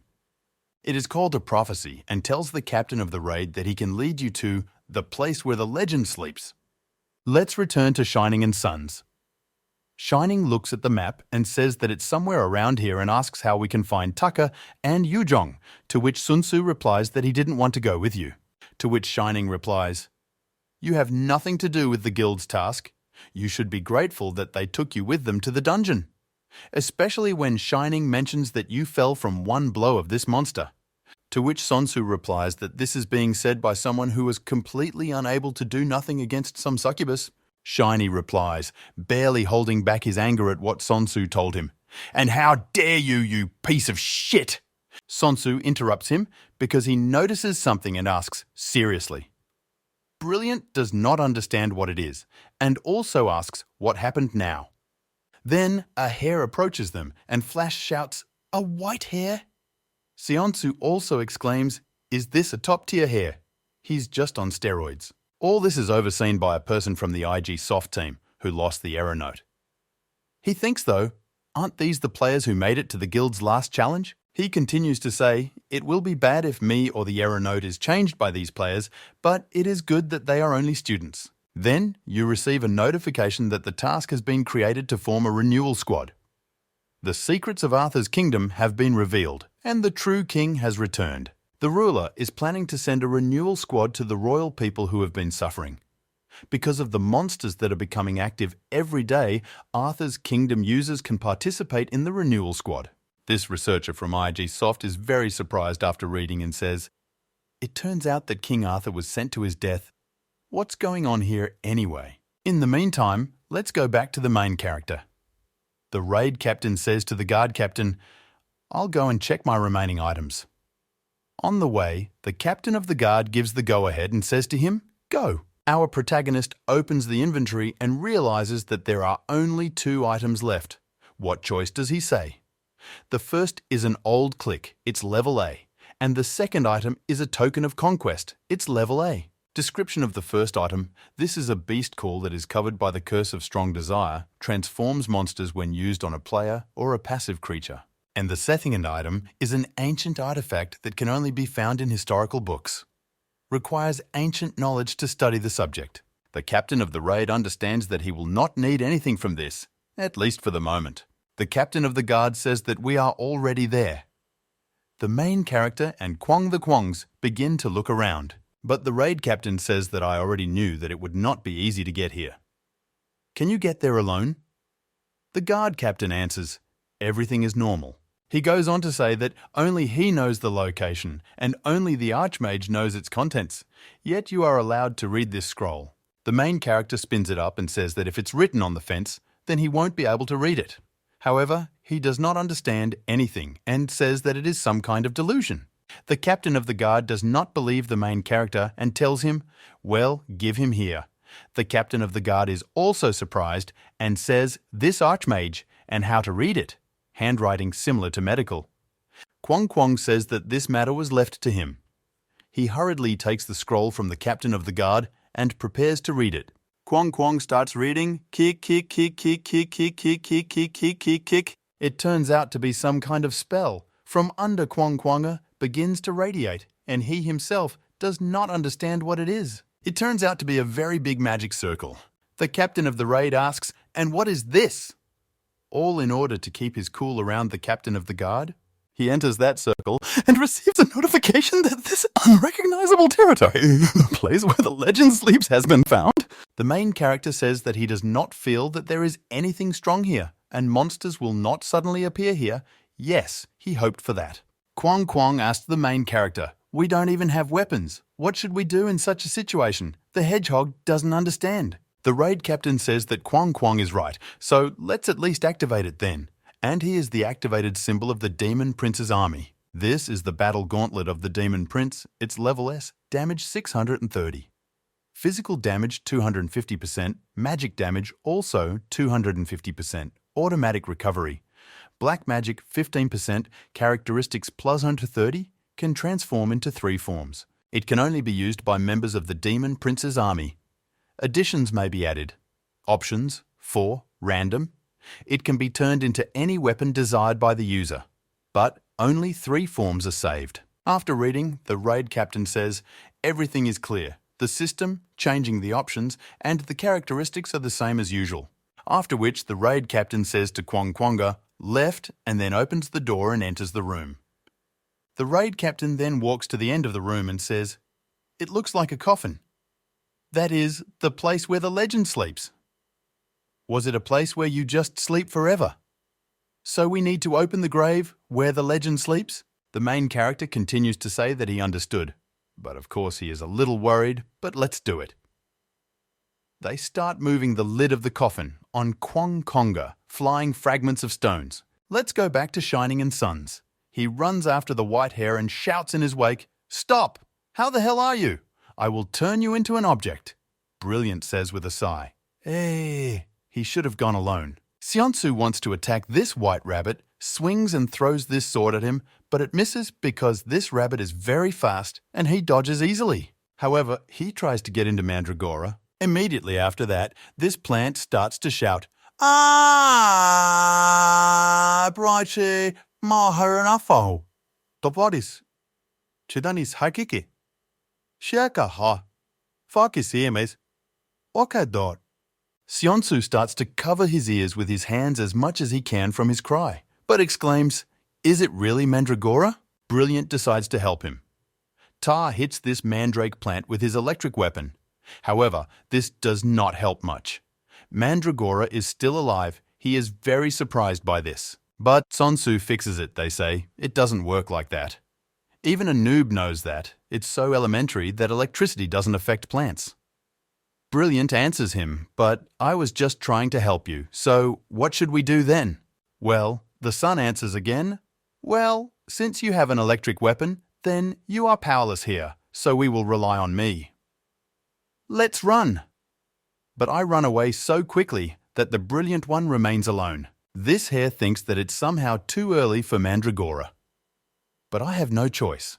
I have to save Beta Tester Captain Raid. Error messages. Let's return to the main character, who opened the grave where the legend sleeps. Kwong Kaong asks him, "Why are you breaking everything again?" Due to the fact that fragments of stones flew right at him. The captain of the raid says that there is no other way. We need to check what is there. Kwong Kwong tells the main character that you are a barbarian. They spot this legend sleeping in the grave. The captain of the raid is surprised that he is still intact, but he says, "You know, I can make him my high-class slave." Meanwhile, in an abandoned cave, there are Yuzhong and Taekwon. Yuzhong doesn't understand why they are taking so long and asks again why it is impossible to contact them. "We must finish them all and quickly explore the dungeon," she says while applying a buff to Taekwon. "We've been here for quite a while due to the big difference in levels." After that, Taekwon starts attacking those monsters. She leans against the wall and prepares to continue the attack. She writes back from this wall and deals a series of attacks to this praying mantis. Yuzhong then finishes him off with his last strength with a long-range fire attack. But Taekwon is attacked anyway. She tries to defend herself from it, but she can't because the praying mantis pierces her block with swords and she flies back. All of a sudden, she notices that they are starting to tease her. She doesn't understand who is doing it and starts looking with her eyes to see who is helping her. And she notices Seo Charon and Ying Dsken, who runs to her aid and kicks out for the delay. Let's go back to our main character, who wanted to resurrect the legend. He is the item that used to resurrect King Arthur. But with a swing, he pushes him into the corpse and thinks that this is a victory. However, he receives a notification that the item cannot be used and the raid captain says that he expected nothing more. Kwong Kwong mocks him and says that he thought it would work out. He spins his head and looks for some clues because games usually have them somewhere. Not taking into account this coffin, everything is done as if in virtual space. The main character notices. And he gets an idea. He devises to take and move this coffin. Kwong Kwong is surprised by this. If the raid captain says he's played this game for years, so a tip is worth its weight in gold. After his actions, a warning message pops up. The consequences that are present in the plot cannot be cancelled. Data will be deleted in case of loss. Do you want to continue? The main character understands that if he dies in this game, then maybe he will die in real life. And he comes to the conclusion that if this is the case, then you simply cannot lose. And he accepts these conditions. After that, a large beam of light begins to emerge from the grave. The time has come to spend after a long sleep. It turned out that the moments of glory that will change everything have been forgotten. A voice is heard from the grave. After which a new situation appears. The main character says, "What? Why suddenly?" After which a voice is heard from the statue addressing the raid captain. "You must return with victory." After which he receives a notification, however, that he is clearly in a very special place in which he cannot receive an interview with the main character, and Kwong Kwong are surprised. The raid captain knocks on this stone snake and asks how can he become stronger without a survey? Then he puts his hand on the snake and asks, "By the way, isn't this place the last dungeon according to the rules of the game?" Let's go back to Yuzhong, Seo Charon, Inskin, and Taekwon. Yuzhong says that it became much easier when there were 4 of us. Seo Charon asks, "How did you two fight all this time?" "But this is the most difficult dungeon I've come across." Yingscan asks while fighting the slimes, "They are simple acid slimes. Why do they have such a high level here?" Taekwon says, "Maybe it's because we're next to the boss's room." To which Yuzhong replies, "The appearance of the boss at the very start? Isn't it strange? But what kind of bullshit is this level development? Yingscan, I ask if we can beat him in 4? Well, since everything is magical, I think we should wait for Hichan or another member of the guild and go together. They get a notification, though, that you've reached the final stage in the abandoned cave. The boss was summoned. Duck Slime says, "You interrupted my training. Who are you?" Tom is always angry, but they don't understand him. Taekwon commands everyone to get ready. Yuzhong begins to charm. Ying Descan and Yujan are the first to attack the boss Duck Slime. But after their blow, it's his turn to attack, and he throws them all away effortlessly. Taekwon is flying away. She notices that this boss, Duck Slime, is attacking with a pole, and she thinks that he is strong enough to fight with this pole. Taekwon and Indaikin land, and Taekwon shouts, "Attack faster!" Yujon tries to attack this boss from behind. But he feels her, turns around, grabs Taekwon, and throws her to the ground. Eugene shouts that he is crazy, but it emits magic fireballs with the words, "Get Slime," mixed on a rolling pin. Duck Slime takes her attack with no problem. Indaikin snaps and wants to attack the slime with a kick, telling Yujon that it's not really a simple slime with muscles. Ying Dakin doesn't understand how he moves like that, but he counterattacks her without a problem. Yujon does not understand what is being done here and how they will defeat such a strong monster. Let's return to our main character, who just receives a message that he will need to find the lost world and is attacked by one of the snakes. Then comes the message, however, that it is in a place where the past is told, after which it is also eaten by a snake. After that comes the first qualification exam. Find the memories in the event node, and the main character with Kwong Kwong throws him somewhere in time. When the movement is over, they begin to fall from the sky somewhere on the ground. But after a successful landing, the main character as always says, "But how cool is he?" Kwong Kwong does not understand where they are now. The captain of the raid immediately says that this is the place where his coolness was revealed. Or rather, the place where it was born. Flashback.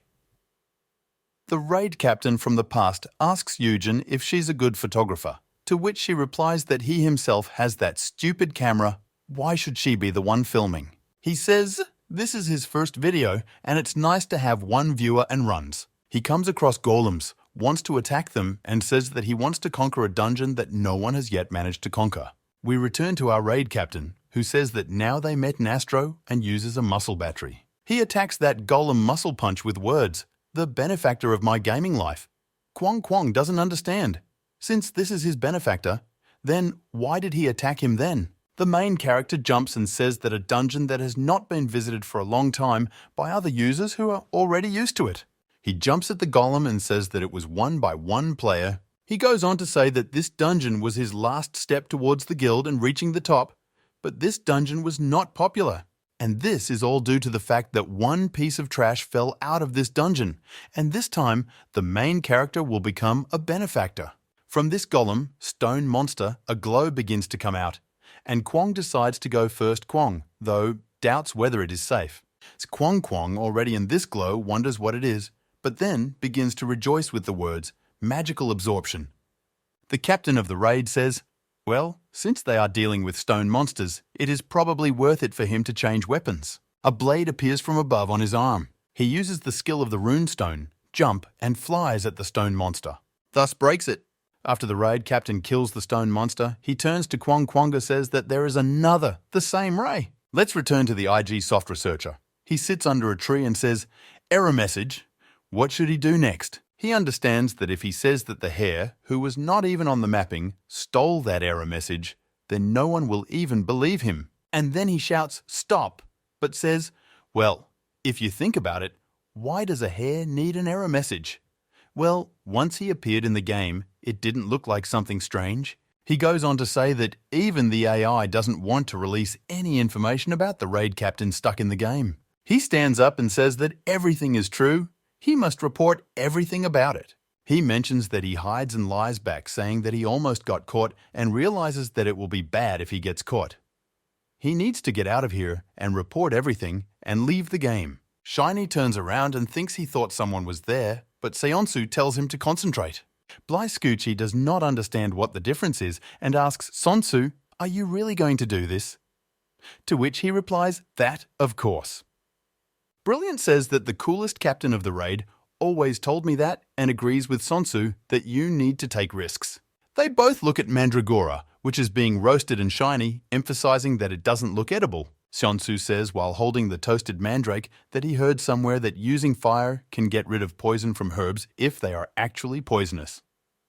Shiny says that if they could find something else, Seonsu decides to try this Mandragora first, encouraging himself to take risks for the sake of being cool. After he bites her, he gets a survey and increases his level. The two of them were very much surprised and exclaim, "Class!" Meanwhile, the raid captain says that they already have everything to enter the dungeon and reiterates that it is an unpopular dungeon that many people don't even know exists. The main character says that he is sure that this place is not like all the others. Kwong Kwong is fed up with going and asks how much longer they have to go, after which the raid captain says that they have already arrived. The raid captain speaks to Kwong Kwon Gu again to see what kind of place this is, to which he answers with a question, "We came here for training," but to which the main character answers, "No." He goes on to say that they are going in, isn't it obvious? The hedgehog asks if this is a secret cave. The raid captain says yes and heads down. The main character is attracted to something that is behind that waterfall. The raid captain then says that it used to be a simple tombstone, but now it has a little secret and puts the right things in the right places. After which the rock will be removed from the waterfall and the hero says that it is insignificant. Why did they make this secret passage? But they will find out. They go into this cave. Kwong Kwong looks around and says he's scared.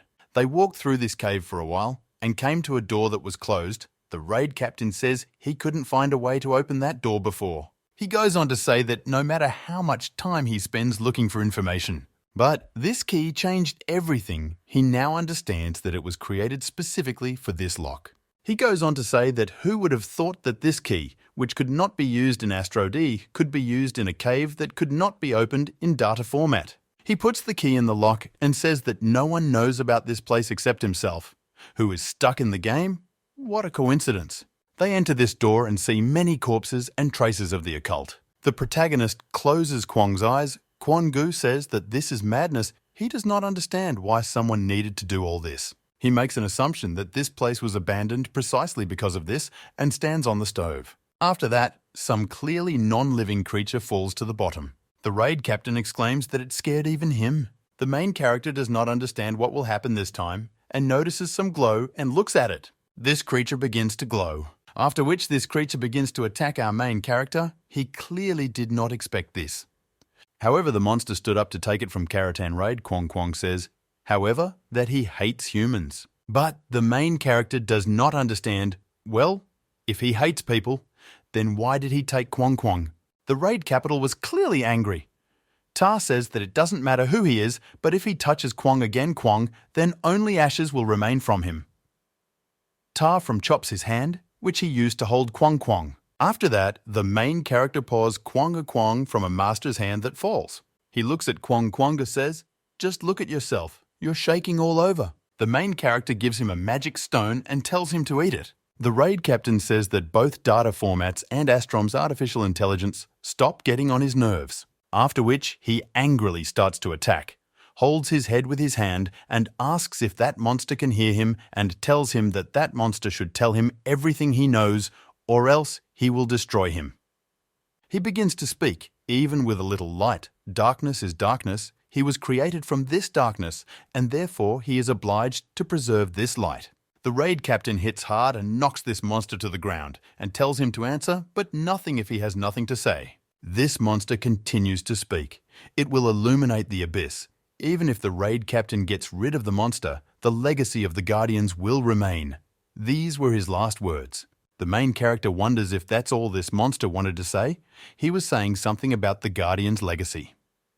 The raid captain doesn't understand what this means, but it seems these monsters need to keep the light safe. The raid captain examines the head of this monster and says that all this is not important, because he will soon find out about everything himself. But this monster disappears. Something remains after it. After that, a memory finder appears, saying they have solved the secret of the cave. Welcome to the memory place. He will show you some of your memories. In these memories, there is a girl who stole money and says that they all don't understand like that.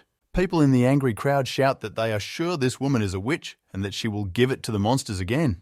She runs to the cliff, but further on she hears from this crowd that they don't care about her. The main thing is to return what she stole. She begins to use magic and says that it does not belong to them, that they, people, behave as if they are righteous. She attacks them all and continues her sentence when we are all so rotten and disgusting inside ourselves. That is why she does not like them all. All this was observed by the captain of the raid, who says that she looks dangerous. He looks around the room again and says that judging by what happened, it's either a place for monsters to create items or it's a place to create them. He turns to Kwong Kwong says, "What about the relics? They brought him here to find this relic, but they led him to the one who has it." The main character takes Kwong Kwong in his arms and asks him what he would do if he were not next to him. Hedgehog is helpless. He then receives a notification, however, that fragments of memories will show him the way in the future. Go to the place that was shown in the memories. The glow is getting stronger. The raid captain does not understand what it is. After that, he sees the same hair in front of him with a message about the error of the raid captain. Meanwhile, the brilliant one has already turned back and puts the bag with the words that this is the mandrake he was talking about. He tells about this mandrake that it will not die until it is set on fire, so he decided to bring it alive. Shiny tells Yujon that he heard she was defeated by some slime and asks if it's true and offers to eat her mandrake to become stronger, taunts her. She angrily blocks herself and says that it was not some simple slime, it was huge. In addition, she called him and the brilliant man promised that he would come to her and did not come. Bly Scoochie says that he had cases that were more interesting than some dungeon, that's why he had no choice. Eugen replies that it's great. Keep it up, and asks the shiny one if he still remembers the location of the mandrake. To which he replies that of course, but he does not understand why he brought her. She says they will go there when everyone is ready. Shining asks if she is talking about Indaken, and Seo Cherin speaks because he wants to hear how he will be praised. Eugen says that they want to defeat this slime, and she still has a meeting today with leaders from other guilds. As for you, Shining, return to the captain of the guard, deal with the failed task, and get a new one. Shining asks her why she should meet with leaders from another guild, to which she replies that because these monsters are too strong, she is going to suggest that they explore the dungeon together. Yujon understands that this is the only way she can raise her level and take revenge on this slime. Let's return to the captain of the raid, who just noticed the hare, which immediately starts to run away from him. The main character does not understand how he ended up here, but now it is not the most important thing. The main character uses a runic jump, catches up with the hare and asks him why he is running away.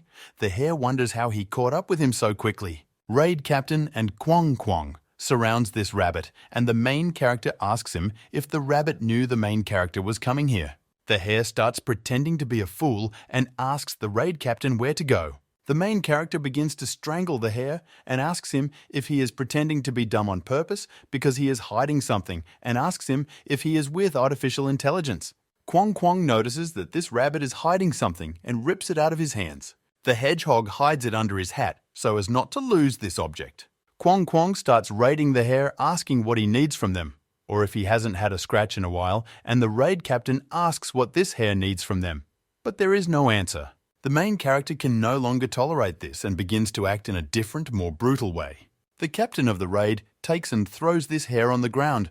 Asking him if he blows, he answers only after a good scratch. He already strikes another blow at the lying hare. Then he throws another series of punches and says that even though he is an avid player, it does not mean that he can be closed here. Kwong Kwong says he can't watch it anymore. The raid captain pulls out a healer potion to restore the rabbit's health and asks if he wants to continue. The hare asks the main character to let him say. The raid captain looks at this hare and tells him to speak. This hare begins to tell everything. First of all, he does not know anything about this artificial intelligence. He is just a high-level hare that can go beyond simple space-time dimensions. He is a simple errand boy who works according to the revelation from above. The raid captain pours a healer potion on this hare to restore it. The hare goes on to say that he was told that someone is heading here and to put an object on the door when you leave. The raid captain asks him what other item he was talking about, to which this hare replies that he does not know.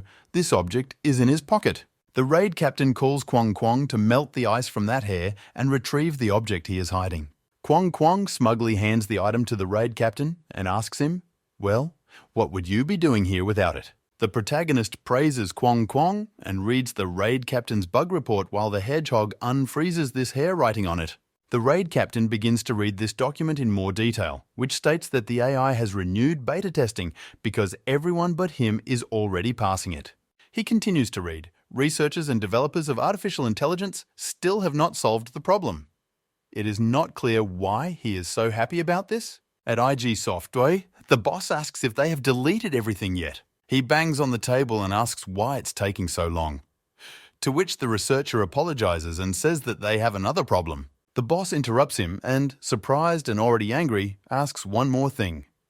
This is for the account of the raid captain. In response, he hears that no, it is, oh, that is, and... He goes on to say that lately there have been reports on the Astrom message board and in their gaming community that they have seen the raid captain in the game. The boss asks if this information is accurate.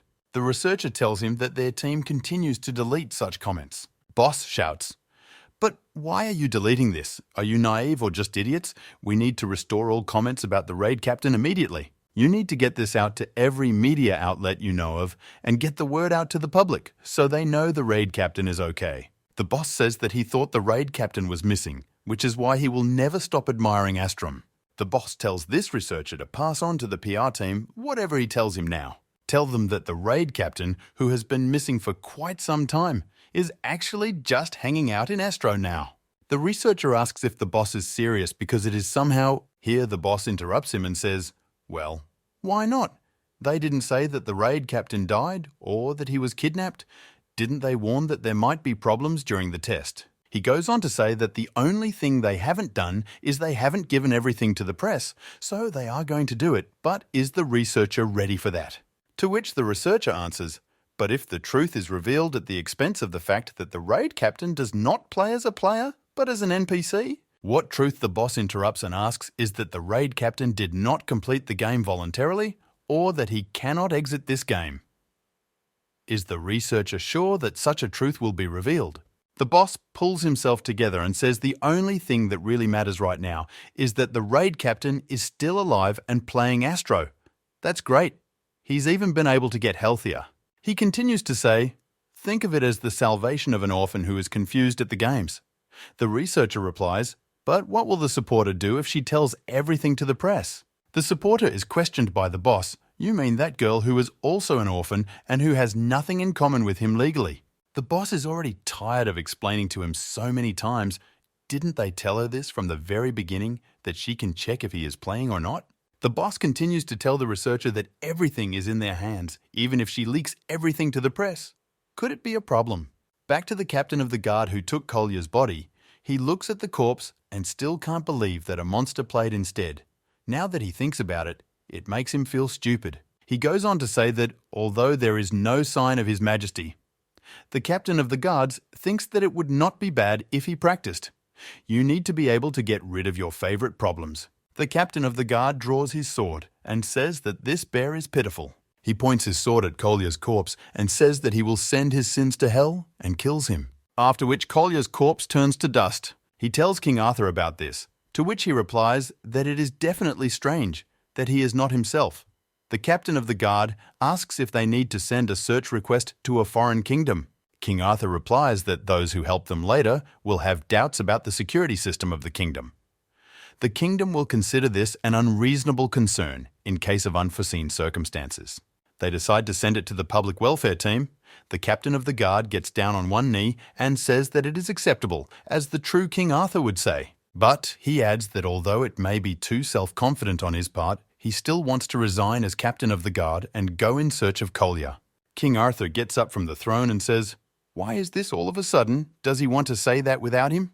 And here the captain of the guard says that he has little time left, so he has to leave his mark in history as soon as possible, no matter how important it is. King Arthur does not understand exactly what the captain of the guard is talking about. The captain of the guard explains that the protection of life that was given is gradually diminishing. King Arthur cannot believe it. He approaches the captain of the guard and tells him to tell everything that happened while the king was away. The captain of the guard begins to tell his story, that when he first met the captain of the raid, his command turned red for a short time. He goes on to say that after he heard that the king was still alive, for which time seemed to stop for a moment, and he received an oracle that told him that the protection would end if this thread ended. He goes on to say that also since King Arthur's return, this thread has caught fire and begun to dwindle, so that the captain of the guard has no more use. Back to our main character who continues to read error messages. He is currently in the middle of beta testing.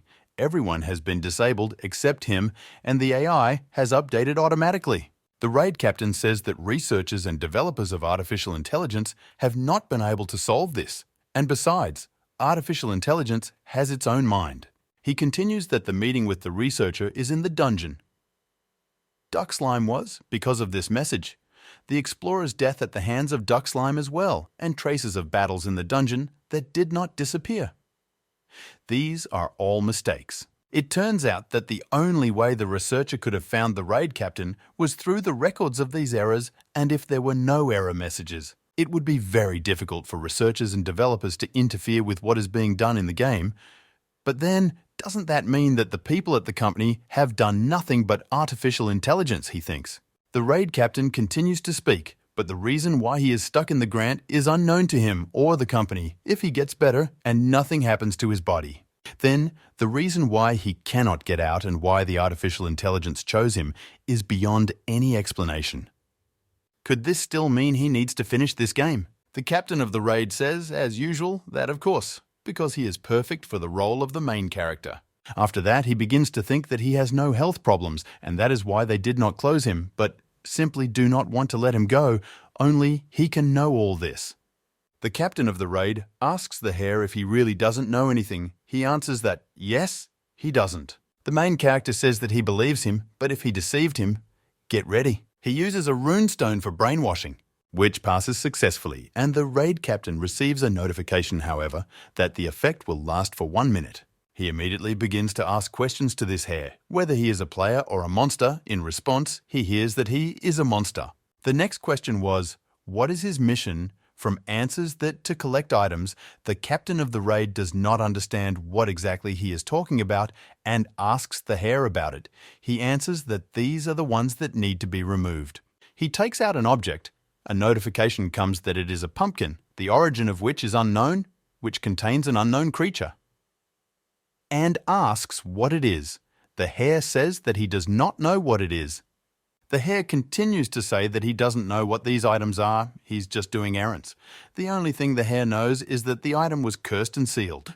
The captain of the raid is surprised and decides to ask again. Cursed, sealed, you say, and hare recovers from brainwashing. And immediately he starts to get angry and shout, no, what is he telling?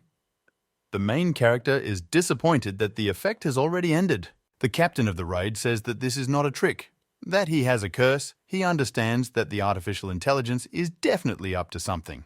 The raid captain accepts that he won't let this AI do whatever it wants. In the footsteps of the main character, this hare shoots that he can't. The raid captain turns back and asks him why not. The hare says that in any case he cannot do it and starts trying to break the ice. And he succeeds. After which the hare advances on the raid captain, swings for a strike, and shouts to be heard. The main character dodges the blow, but says that this hare is really high level. Hare replies that he thought it was obvious. The raid captain does not understand what has come over this crazy hare. The talking hare asks the main character if he is listening and attacks him. Their strong blows clashed against each other. The raid captain tells the hare that it's a combination of two skills and asks how he's holding up and if he's been hiding his power the whole time. Kwong Kwong wants to give the sphere to the raid captain, but he tells him to stop. They haven't fought such an enemy in a long time. They shouldn't lose just because they are scared. The main character believes that if he is a monster, then he must have a weak point. The raid captain notices that there has never been such a powerful monster in data format. The raid captain thinks it's all because of the update. The hare tells the main character that he doesn't know what he wants to do. He keeps talking, but you will do what the hare says. Do what the hare says? Weak. The raid captain thinks about how he was called a weakling, and at the same time a small portal starts to appear behind him. From which hare makes the attack, the captain of the crossing asks him if he is one of the brave. The hare launches a series of attacks saying that he is a madman who does whatever comes into his mind. The raid captain says during this whole series of attacks that the hare's level is higher than his. The main character easily dodges all the hare's attacks and says that the level is not the most important thing in games. The hare speaks already with anger. From everything he knows about the raid captain, he is a simple egoist who is not afraid of wrath from heaven. The protagonist says that this is not selfishness and uses a fiery aura. Catches the hare's paw with his hand and sets his paw on fire. This was a good attack from the raid captain and deals a lot of damage to him. He decides to launch a decisive attack through the hare portal. The raid captain's special skill is Bullet Strike, a strike that increases his destructive power by twisting the sword. This blow was very strong. After this attack, The raid captain asks the hare if it is ready for the second round. The hare tells him that no, it was just a misunderstanding. He got too excited at one point. The main character asks if he's telling the truth, but then he tells him that, it was planned to let you go earlier, but now that decision has changed, because the raid captain thinks that he might need this hare. He goes on to say that from this day on, this hare will carry out his violation, because he wonders how the hare will do it, and he agrees without thinking. After which he is notified that he has tamed it, a creature that goes beyond the simple space-time dimension. The raid captain says that the hare made the right decision. The raid captain speaks to Kwong Kwong to teach this hare everything, to which the hedgehog replies smugly, "What would you do without him?" The main character addresses everyone with the words that they will all figure out together why he is not released from the game. They enter the cave with the words that if you think that there was nothing special there, holding the spiritual bottle, the main character continues to say that since this place was cursed for being sealed, it must be rid of it. He pours the potion out of this bottle and sees if anything happens. But nothing happens. He turns and turns to the hare. What kind of riddle is so-and-so to solve it? To which the hare replies that all he knows is that there is a most terrible monster here. The raid captain asks him if he is really the most terrible, and continues to say that if he doesn't ask, there is always new information if the raid captain will continue to believe him. The main character is sure that it was not worth taking this hare with him. The raid captain says the soul bottle is an A-level item, but it doesn't work, so he can remove it and use another higher level item. He continues to say that how strange everything is. Here the hare begins to say that he can leave here. The raid captain lists the place is sealed and cursed, the golems and the magic circle. And here he still mentions the object that the hare gave him. This rabbit looks at him and says, "Please." The main character talks and says that he forgot about him because of this hare and attracts this pumpkin. He understands that if you put a pumpkin in a magic circle, only one thing can happen. He takes this pumpkin and puts it in a magic circle and shouts for this terrible monster to come out. But the raid captain receives a notification that the monster summon was not completed. But the next notification comes that he has lost several items due to failure to complete the challenge. Then there is an explosion. The raid captain shouts that they can't just take his items. They are about to fly out of the cave, but the raid captain still thinks that it will be necessary to deal with when they land and wants to use the ability of the runestone, Jump. However, he gets a notification that this skill cannot be used due to his status. And then the main character realizes that this is already trouble and falls into the river. Let's return to Sonsu, who is now walking with his ears closed. And this is due to the fact that he is listening to a lecture from one of his guild members who tells him what you gave everything for. Moreover, where were you during the guild task and also decided to return after the failure? He continues saying, because of you, we weren't even recognized as second-rate heroes. Even though they tried, Seonsu says, however, that he's had enough of this from his mother. But his guildie continues that if they lose all the items and don't level up because of some dumb game, then you think they'll meet a raid captain or something. After which he sarcastically says to Sonsu, "Incredible work. I'm really proud of you," and hits him on the head. Sonsu says that it's enough to talk about it because it's already in the past. Coward? Did he lose something altogether? Or something? The archer is already holding the one who is reprimanding Sonsu and telling him to leave him because he is still just a child. Sonsu turns around and says that this is an important meeting for the union and adds, "Don't you dare call me a coward." After Sonsu says this, his guild member starts saying that he wants to kill him. Even the archer here supports him. Seonsu comes to the meeting with the guild commanders. Sonsu's past rival says to him, "Finally, you are here, the future of their world." Here, Sonsu interrupts him and says that he came too early, why there are only two of them. To which Yujin replies that no, everyone has already arrived except for the guild members. Sonsu's former opponent says that he stayed here only so as not to offend the girl, using strong monsters to intimidate. Therefore, their guild refuses to unite. He goes away, but on the way, he tells Sonsu that a bird told him that it is better to look after this girl. Keep that in mind, Sonsu. Eugene says that the captain was right when he said that you begin to understand people only after they are destroyed, when you realize that there is nothing else to understand. Sonsu thinks that she's talking about the raid captain, then asks her what else the raid captain said. Yuljun looks at Seonsu and says that the raid captain also said that you should do what you think is necessary. Seonsu starts to rejoice and says that he is crazy. It's so cool that now he will act as he sees fit. Let's go back to the raid captain who got into the river with Kwong Kwong. The main character is angry because just because he failed to summon something, 2 runic stones were taken from him. This is some kind of gacha game. He receives a notification that he has reached the 2nd place from memory. Now he will be shown the next memory. The captain of the raid does not understand how to breathe now. An angry crowd throws stones into the river. You can hear how such questions are heard from the angry crowd. Why did she jump there? And how can a person in general be so terrible? And she was definitely a witch or not? Meanwhile, it floats in the handle and none of the stones fall on it. She climbs out of this river and does not understand where she is. But a warning comes to follow the clouds, blown by the wind, to meet the rain, and there will be a vessel of hatred waiting for them. The raid captain ponders that the wind, the clouds, the rain, the vessel of hatred, what could it all mean? They emerge and Kwong Kwong notices that the new one is missing. The protagonist says that they were rejected at the same time, but where that rabbit was, he would know where if he could summon it. He gets a notification though that the summoning runestone can't be used. The raid captain says he already knew he couldn't use it. The raid captain decides to enter command of the team. The main character notices that this hare is registered as a domesticated animal. He does not understand. Then he climbs alone and receives a message, however, that the location of the position is not tracked. The captain of the raid says, "Well, if it is not tracked, then why install this function at all?" The main character makes the assumption that this is possible due to the fact that he went into the format. They have so little information, even if you think about it, why Cola is still there is not clear at all. The raid captain turns back and realizes that he feels terrible. Not that he kept him around just because he thought he would be a hindrance later. They want to attack our main character from behind. Kwong Kwong uses his old forgotten skill and defends the raid captain from the attack of this incomprehensible monster. This monster is surprised that the main character was able to dodge. The captain of the raid is lying down and does not understand what happened this time. This monster asks the captain if he's ever heard of a win-win situation.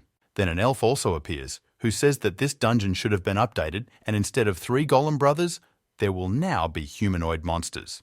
The raid captain is already ready for battle, but before he asks them what the 2 of them are doing here, Kwong Kwong realized who the monster was. It turned out to be an orc, and he was surprised that they were together at all. The orc says that the task came out of nowhere, so he came purely out of interest. "Isn't that luck?" he asks. Elf says that it was a bit sad that the update didn't work out, because many people went to Astrom. Now she is happy. The main character understands that it will not be easy at all because they are rotten water. This is Korean slang, used for people who have fun with each other and do not want the presence of others. And also meaning that there is no need to attract new players because they can enjoy playing with each other. This orc, together with an elf, begin to advance and attack the main character. Meanwhile, Yujon came across an article about IG Soft, which trusts Raw's AI workflow. Thanks to the industry-shattering success of the first VR RPG Raw online, Raw, the gaming company has become #1 in the world. It was said that the AI game operating system, first introduced in Astro, would be ported to Raw. There is also information that a large-scale update will be carried out during the week. This news amused most users. There was a lot of positive feedback from Raw players who were waiting for another disappointment. User reviews are actively shared in our community. Eugene continues to scroll and read those articles and realizes that something is wrong here and comes across the popular tab, however, that there is incredible evidence, however, that Captain Raid is still playing. Eugene is very surprised by what he has just read and shouts, "What? The captain of the raid in Astro?" She herself cannot believe it. The software developer is on the phone to Yujon, who asks him how it happened, to which he replies that he sent her a message that she still hasn't read.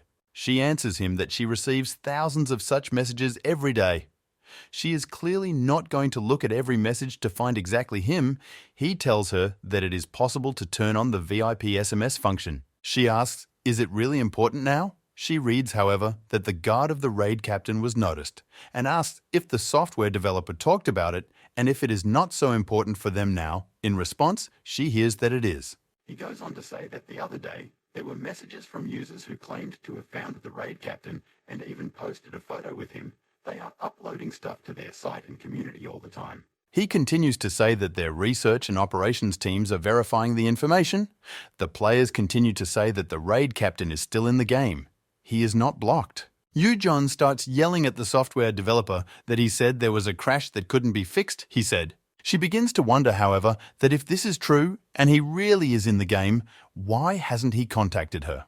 The software developer says that he already explained this. They can't interfere with his gameplay, even if something happened. That's why he said that they will just monitor his progress, and besides, his condition is normal. Yu-Jin yells at him because she doesn't understand why she can't see him then. Why can't she send him a message? The software developer speculates that the raid captain model just wants to play quietly with himself. He goes on to say that he's pretty sure it's a slime. He's obviously made up his mind and said too much. Yu-John questions him about what he just said, but he ignores it and continues talking. Of course, it's a little lonely, but maybe he just wants it. But Yu-Jin continues to think about slime despite what he just said. She asks him if he's saying, though, that he might be playing alone right now. The software developer says she's right and she doesn't need to worry. Yu-Jin then asks if he said the raid captain's stats are normal yet. He says yes, and that it's getting better every day. She informs him that she is going to visit the raid captain tomorrow. He only manages to shout, "But!" and she immediately ends the call. Then she realizes that Captain Raid is such a person who can play even for a couple of months without paying attention to others. She then remembers that the raid captain once told her, however, that she was the only person he could trust in the entire world. Let's return to the captain of the raid, who says that this time it will not be easy for him, because this time his opponents are from rotten water, even from the very beginning when Raw was just created. He goes on to say that they are different from high-level monsters and that she needs to go back to where they started. He says their target is an Orc Nuna, means older sister in Korean, used by younger boys. Kwong Kwong says he understood and they are preparing to attack. Kwong Kwong asks the captain of the raid because he did not understand who Nuna is. The main character strikes. The captain of the raid says, however, that when there is no information about the opponent and when the forces are not equal, 2-1, the best way to attack will be a deceptive maneuver. He purposely allows himself to be knocked back by the blow, but still wonders if this orc has increased his stats in strength and how this girl could have such stats. She also has a high level, he thinks as he turns to strike. Compared to that high-level hare that didn't even dare to attack, this one is completely different. Ta deals a blow to this orc. After that, the captain of the raid notices an elf who is almost attacking him. Ta shouts at Kwong Kwong is his name, and he uses the ability to merge the raid captain and Kwong Kwong, Burning Fist, Fire Absorption Kwong Kwong, to erupt high-temperature fire. He doesn't know if it will be enough and uses Jenny's skill. Increase magic power, which briefly increases the power of magic by concentrating magic power. The two of them surround the raid captain to attack him. The main character easily dodges his attack. He says that the two of them are too predictable and punches the elf and says that their strategy is still the same. He goes on to say that these are incredible memories. He asks the elf if she is giving up because of such a weak attack. The captain of the raid understands that if it was so easy to defeat her, then there will be no more problems with the others. Orc Nuna starts to think it's the raid captain, but he doesn't quite get it because he thinks they've given some monster his account. Orc Nuna says that he thought it was a failed dungeon, but they still came up with something interesting for him. He decides to take revenge on him for everything that the raid captain did to him. But he still receives a notification and is surprised that this update is coming even now at such a moment. The raid captain heard what he said about the upgrade, but he says that it all resembles Astrom's artificial intelligence. The elf thought she was going to die and says she's in pain and wonders why he could do so much damage, and already doubts that he's really a level 150 monster. She continues to say, however, how could such an arrogant jerk defeat her? However, she says that if he dares again, she will end his game. The raid captain receives a notification that due to the influence of the evil mind, the damage that was caused by divine attacks is increased. The elf says, however, that maybe she should feel sorry for him because it hurts, but in fact, she feels even better about what hurts him. But the elf's partner stops her and says, however, that the task has been updated. Now, until they get all the components to summon the boss, the hunt for the master is prohibited. The elf stops and asks what is being done, and the orc tells her to check the task. The captain of the raid starts to get angry and says that they really renewed the task because the artificial intelligence was afraid of his defeat. At Kwong Kwong has a bad feeling. He says it's time to wake up and he gets a message, however, to find the boss within a certain period of time before finding all the components to summon the boss. Users must first find the boss who protects those relics. After reading it, the raid captain says that he knew so well that the AI was just pretending to help him. The raid captain says that the temporary water attack always works and carries it out. Well, since they can't fight because of the task update, then he decides it's time to collect everything for them. Kwong Kwong asks the main character if he knows where to go at all. He replies that this is the place where the witch ran away, at the guild headquarters in Arthur's kingdom. Someone asks if they've seen the article about Captain Raid. Yujon says that the atmosphere here is bad after the failure of the guild mission and the failed duck slime attack. She goes on to say that after they read the article that the raid captain was playing Astro, the remaining guild members said they were going to join him. Shiny says he heard bait, and those pests were interested in it too. Seo Charon tells him that she already told him about it, but he ignored her. Brilliant says again, ignoring Charon, that the whole community is only talking about the raid captain. There are so many comments on his account. Brilliant did not expect this. Ying Daken apologizes for interrupting and says that she doesn't see anything here. Maybe many people saw this photo and thought it was the captain. Koseo Charin says that it could be him. Then Yu Gaon interrupts her and says that she was right and apologizes to him for not taking him seriously. Yeojon goes on to say that there were a lot of comments under the article. There must be something useful. She came to tell her what she was sure of. The raid captain was participating in the beta test. She doesn't know. Maybe it's not true after all, but there are witnesses to it. And here, Yeojon tells them what she herself was told, that maybe he didn't get there from the beginning. Bliscucci does not understand why he does not answer them then. Does Captain Raid think that we are forcing ourselves on him? Yujon replies to Shiny that he knows him, that he will not bypass them for no reason. No matter what is done to him, he simply cannot contact them. But he continues to say that if we remember that the conversation is about the captain of the raid, then he is most likely just planning to make a spectacular comeback. Brilliant along with Sao Terrain agrees with her, because he is their captain after all. Taekwon says that everyone in the guild is looking for him and they still haven't found him. Liu Donkey replies that those who know him may have already met him on their way. Ying Daken asks if it's strange that they can't contact him, because if the article was posted by IG Software, then he can take advantage of the situation now. Yujin says that's why she's thinking though, to share the responsibilities and deal with it. She gives commands to Haichin, Shiny, and Seo Charon went in search of the captain, and Deacon and Taekwon focus on leveling up while she deals with new guild members. Eugene turns to Taekwon that if she doesn't mind, Yu Jong wants them to go to IG Software together tomorrow. Let's return to the main character and his wards. The hare says that if the raid captain wants him to search like this, he thinks that he will at least get something out of it. The hare says, however, that the captain is terrible inside, but understands that he also looks abnormal on the outside. Suddenly, our main character approaches him out of the blue and asks this hare what he said like that, thereby scaring him. The captain of the raid thought that he had taken an innocent bunny, but he turned out to be a double spy. The hare asks where it came from, that he is a double spy. The raid captain asks if it is not so, and Kwong Kwong asks if he is sure. This rabbit starts making excuses that he was just doing his last unfinished task and asks if they are looking for the boss and the relics. Here, the raid captain immediately starts asking this hare how he knows about the boss and the relics. The main character starts interrogating the hare about what he knows about the boss and the relics. But more importantly, Kwong Kwong finds something. While the hare says that he does not know anything, boss, Kwong Kwong begins excavating the site, where he discovers that something is wrong. And Kwong Kwong found out that I was right, there was something there after all, and reported it to the raid captain. He hits the hare on the head and says that they will come to an agreement later. Kwong Kwong unearths this item. Kwong Kwong throws this object into the hands of the raid captain. He asks what kind of skull with a hole it is. The hedgehog says that he didn't do it while he was digging it up. Memories appear before the main character again. This girl is doing a ritual. Saying these words, the Creator who is always here and everywhere, this sacrifice will be offered according to his will. Please come, she says. The ritual is ready. Her dream has finally come true. A spirit appears that laughs at her and says, "Dream, but you helped me in such a trivial matter."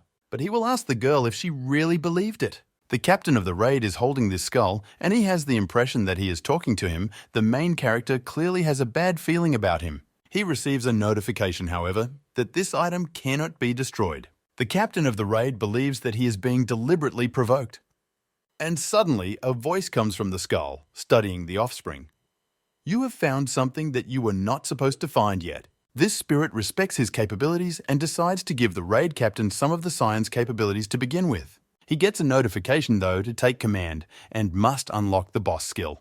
The raid captain asks Kwong Kwong, does he have it, but he does not understand what he is talking about.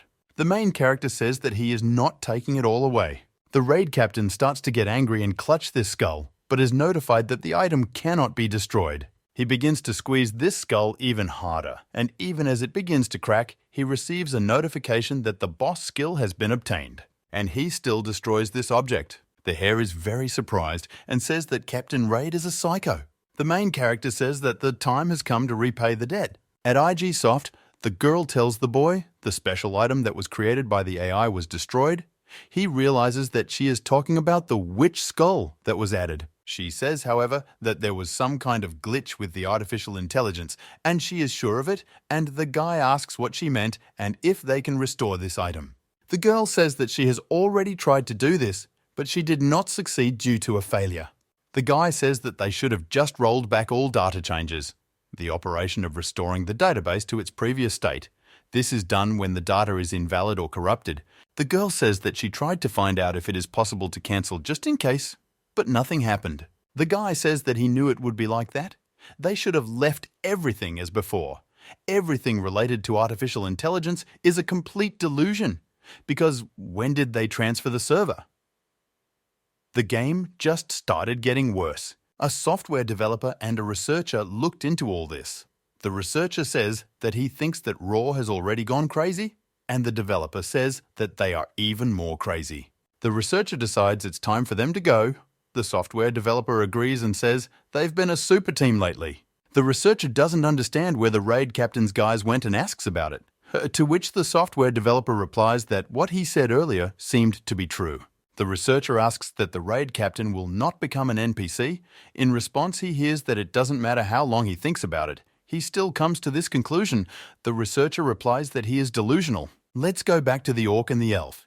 He wonders what kind of mistake it is, to which she replies, well, it's clear, it's trash, not a game.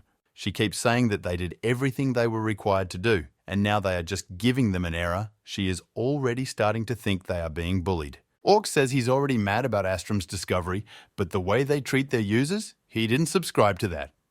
He looks at the elf and offers her to go to Astrom as well, to which she replies that she heard about the raid captain, who also plays Astro, and offers Orc to take revenge on him for everything. Then, something unknown begins to move towards them. The elf made an assumption that it was summoning someone, and the orc did not understand anything at all. This unknown person turned out to be the captain of the raid, who says that the time has come to continue, but already to the end, right to the very end. Then they receive a notification that the monster that was trying to find the boss has lost control after seeing an unknown force. It was followed by the next story. However, the ban on the new story was lifted, after which the orc begins to rejoice, because at last there will be at least something fun, as expected from the best king of Ro. The elf says she can't miss the new story, and the orc talks about how he can't miss the new monster, to which the raid captain says if they can't lower, then he can't either. Kwong Kwong doesn't understand what they're all talking about and asks about it. The main character asks what he is talking about, after which he says, however, that he cannot lose even at rock, scissors, paper. The elf does not understand what the raid captain is talking about, but she says that it will clearly be something not good. She says this is possible because of the difference in skills. The two of them prepare for battle. She is already making a swing and is already screaming before the impact, but the raid captain is much faster than her. He is already close to her and says that she will die first. The main character is already attacking the elf and says that their skills are really different because he is much stronger than her. But the raid captain's attack is repelled by the orc. He then says that it's strong, just like in the description, stays in avatar mode, and says that the raid captain is still weaker than her cute character. This orc says, however, how much time has passed since the discovery of Astrom and shouts, magical power of love, forward. The main character says that thanks to those tasks, He saw him for real and became disappointed in him, because he thought that he would be a test for him, but what other people would think. He asks again what mistakes they will have and launches an attack on the orc and the elf. The elf wonders how his attack was able to pass through her barrier, but all of their items are at a high level. The raid captain picks them up. The main character begins to keep them together. Kwong Kwong shouts that the latter is his opponent and begins his attack. The raid captain praises Kwong Kwong and says that this will not be enough to finish them off. The main character looks at the place where they were, but the two of them have disappeared. He gets a notification, however, that the server is being analyzed to resolve a crash that was caused by the destruction of a special item, after which he starts laughing really hard. The raid captain takes Kwong Kwong in his arms and says that he is better now and that they better not contact them. The next notification was as follows: the fragment from the memory will be played after stabilizing the system. The fragment begins to play. The grandfather sits on his lap, takes out the skull of that girl, and says that it is a valuable component. He looks at him and says that he is incredible, filled with magical power, the white of a beautiful witch. He continues to speak. He sees this soul will become his best creation. He goes on to say, this is it. This is what a perfect soul should look like. He is sure that this is what it looked like when it was alive. This mark will be the end of the Lord of Light.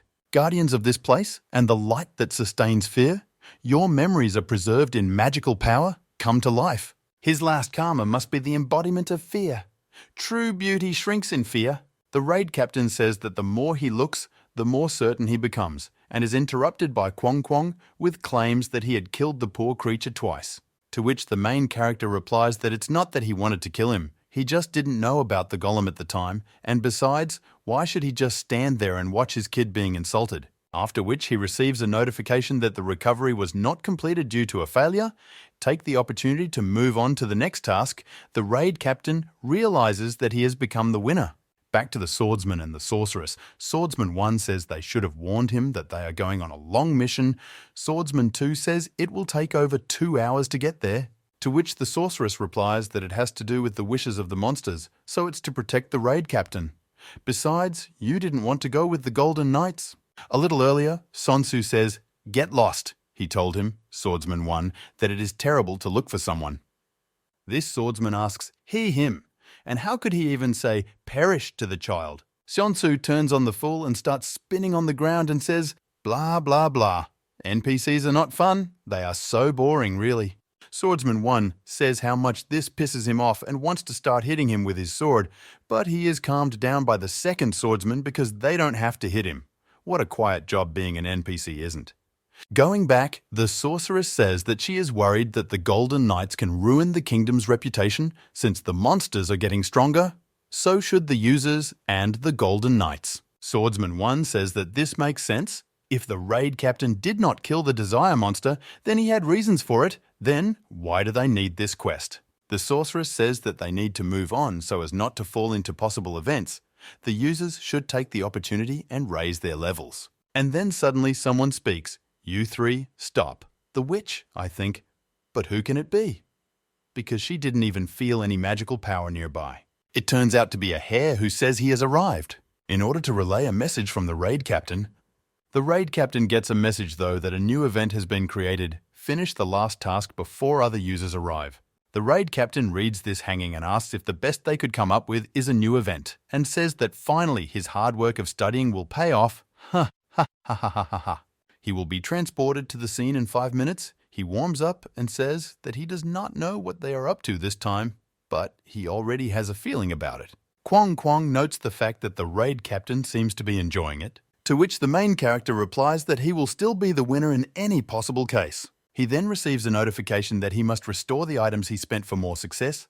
The raid captain doesn't understand what this means, and Kwong Kwong Gu says that he is not feeling well now. The protagonist assures Kwong tells him not to worry because the captain of the raid will not be impressed, but the hedgehog says that he is not comfortable anymore and they are moving.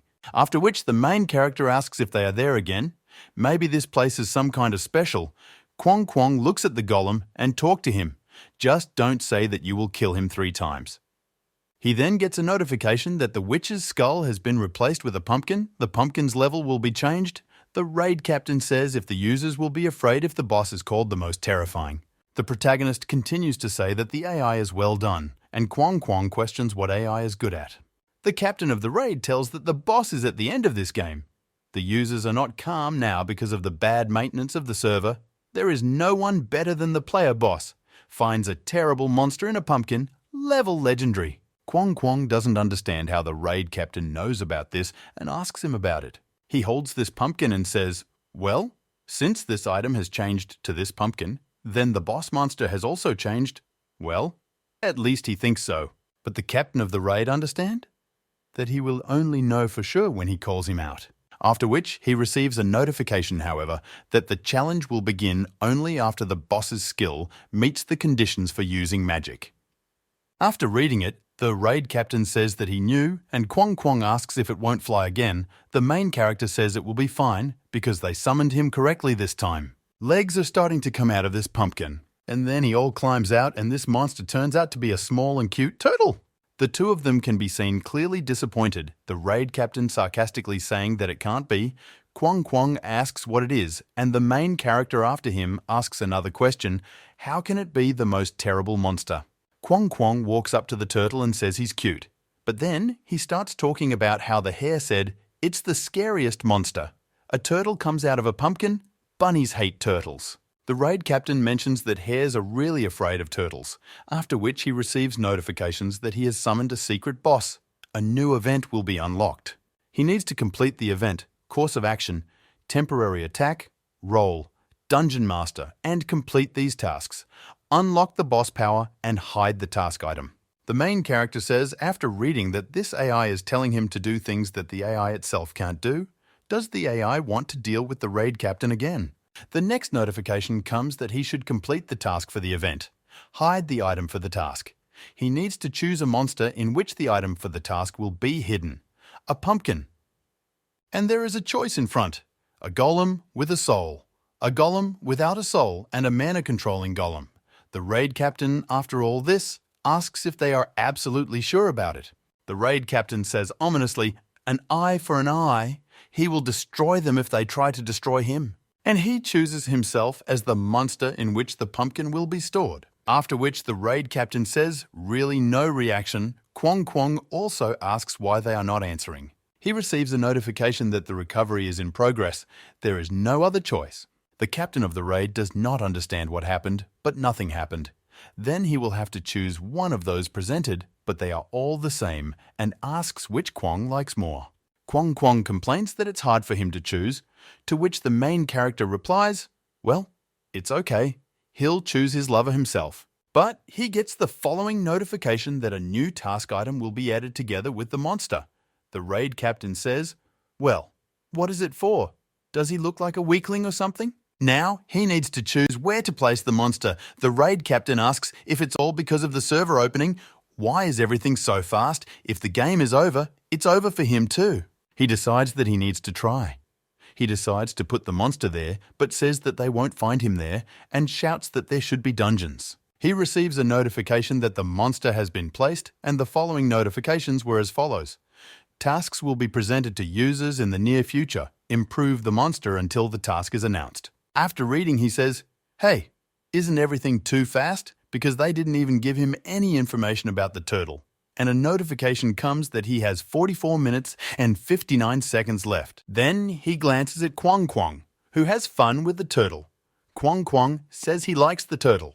The raid captain says, well, Kwong Kwong likes him. Then and there he changes his mind because he notices the turtle smiling and he can't believe it. He notices that this turtle is actually quite cute. And Kwong Kwong is happy because he likes that he is smaller than him. The raid captain says, if you think about it, duck slime has a defect too.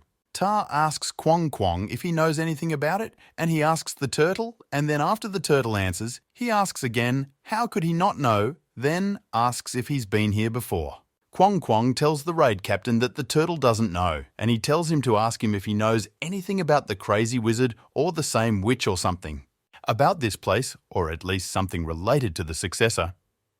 Kwong asks the turtle all these questions, and then his answer tells the captain that he has lost all his power along with his memory.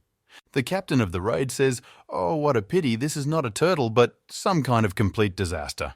But the main character is confident that he will manage even without information and decides to use a runic stone for brainwashing, strengthening the object with the help of an injection. And he decides to use it on the shell, but he gets a notification that it can't be used because of the high level. The raid captain says he knew it wouldn't work the first time. She decides to use a magic bottle that can get rid of anything with the help of magical energy. But he pours it on the turtle because he thought that it might be cursed. The turtle shook after that, but there is no effect. The raid captain realizes that it's not as simple as he thought before, but if it is, it means that he won't be able to use anything on it. But at the same time, he understands that if it could solve this problem with the help of an object, then it would not be a task at all because it is too simple. But he still knows who might be able to help them, although he did not think that he would have to call her so quickly. And he still begins to summon her. A portal appears behind him. The succubus flies out of this portal.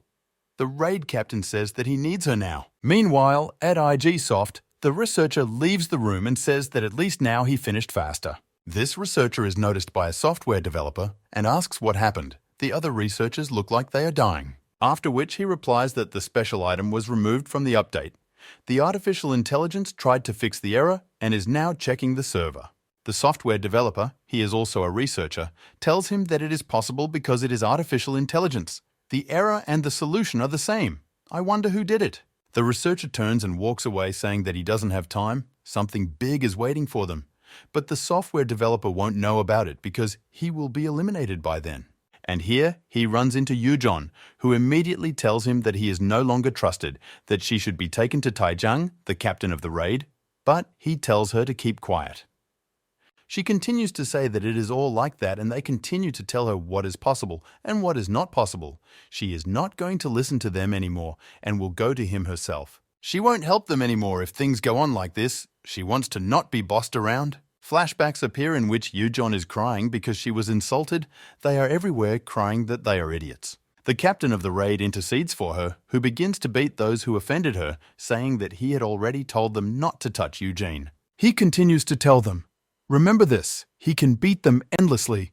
One of them says that it is enough to beat his brothers. You only know how to fight and nothing else." Eugene tells the B brother to stop. Enough is enough? The raid captain tells them that if they even touch her one more time, they will be finished. Yujon tells the captain of the raid that everything is fine, and he in turn tells those who offended her that he is letting them go only for Yujon's sake.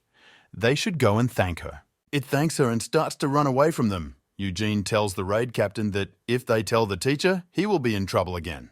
The captain of the raid says that he is cool and brave, so she has nothing to worry about. Yujon sees the raid captain lying down. She starts to say that Tenjung told her not to worry. The researcher tells Yugon that as she can see, the delivery of edible substances is normal. As well as the indicators, everything is strictly according to the schedule. He will soon have a warm-up. She says they're crazy idiots. He's in that state and you say it's just a game.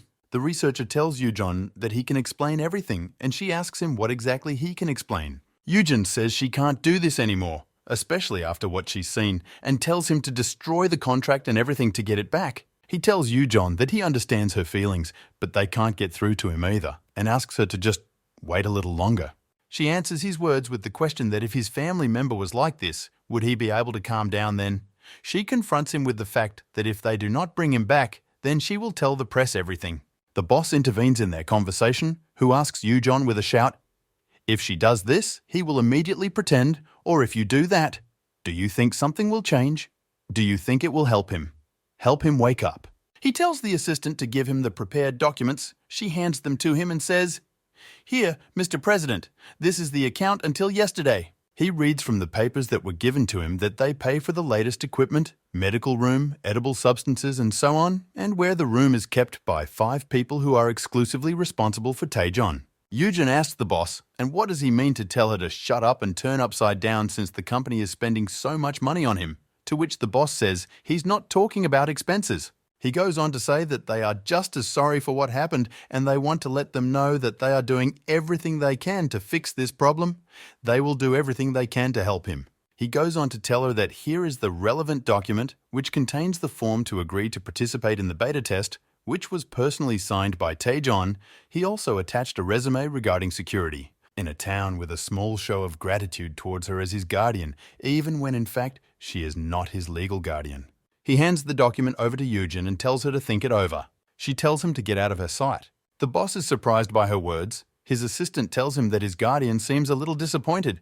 Why don't they pour her? The boss supports her idea, and they leave. The researcher apologizes to her, and she immediately switches to him and says that now he also wants to close her down, just because she is not related to the raid captain. But he looks at her and apologizes to Eugen and says that he would like to make a sincere request, not as someone who works for a company. He continues to speak, and as someone who is a fan of Captain Raid and wants him back to the way he was, she may not believe in the company, but he asks her to believe in him. Eugen says that's enough.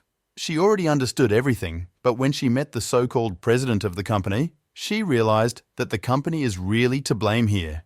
She trusts him and other researchers. Eugen says that the raid captain once told her to trust those people who have your best interests at heart. Let's return to the swordsman and the sorceress, who were approached by a hare who came to them to deliver a message from the raid captain. Swordsman 1 asks, why should they trust him? Swordsman 2 asks. From the raid captain, sorceress also asks, a message from Taejon. Swordsman 2 notices his perfectly battered eye and a lump on his forehead. A battering like that must be the raid captain's work for sure, he says. The hare looks at them and thinks that these narrow-eyed fools are actually knights. Although, what does it matter to him? He came here to convey a message, and that's all. The hare says for the knights to listen carefully now. The first task from the raid captain is to find out about the wish beast. One swordsman says that it's not a problem because that's how they perform this task, and the other swordsman asks the hare if there were any other tasks that they didn't know about before.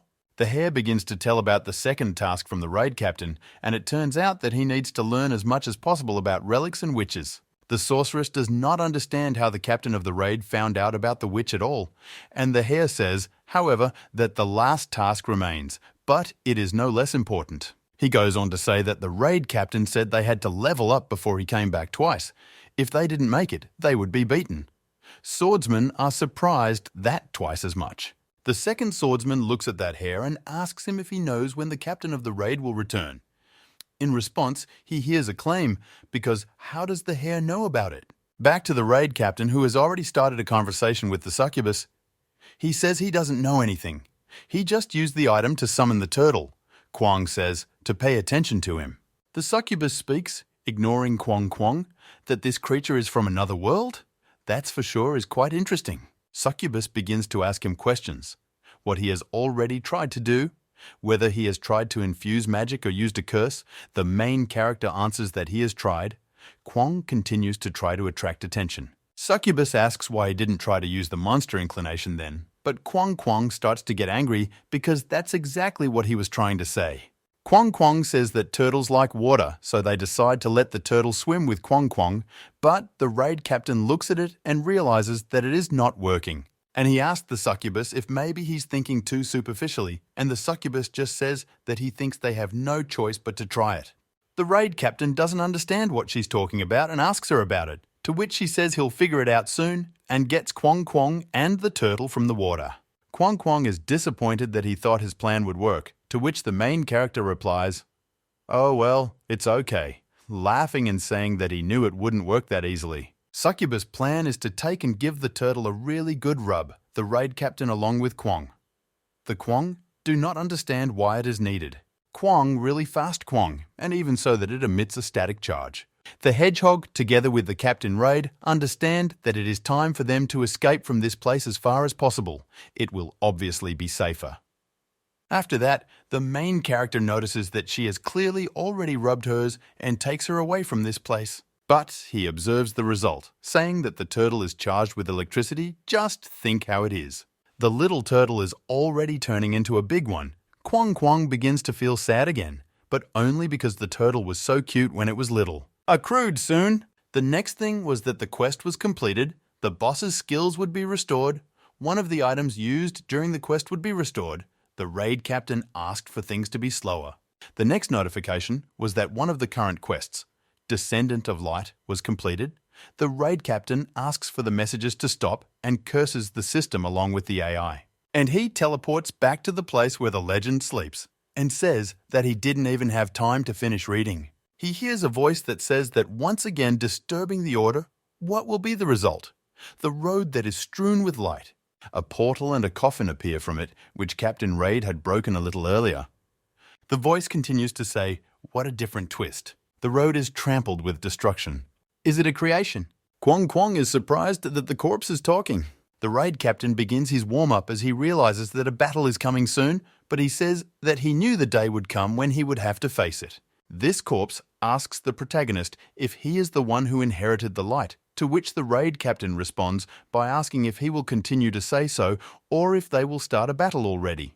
This legend begins to laugh and says that the raid captain is not bad, so following his fame, the legend becomes very curious about what the raid captain is. Kwong Kwong turns around and wonders when the environment had time to change. The raid captain says that as far as he can see, that mysterious jerk has no plans to close.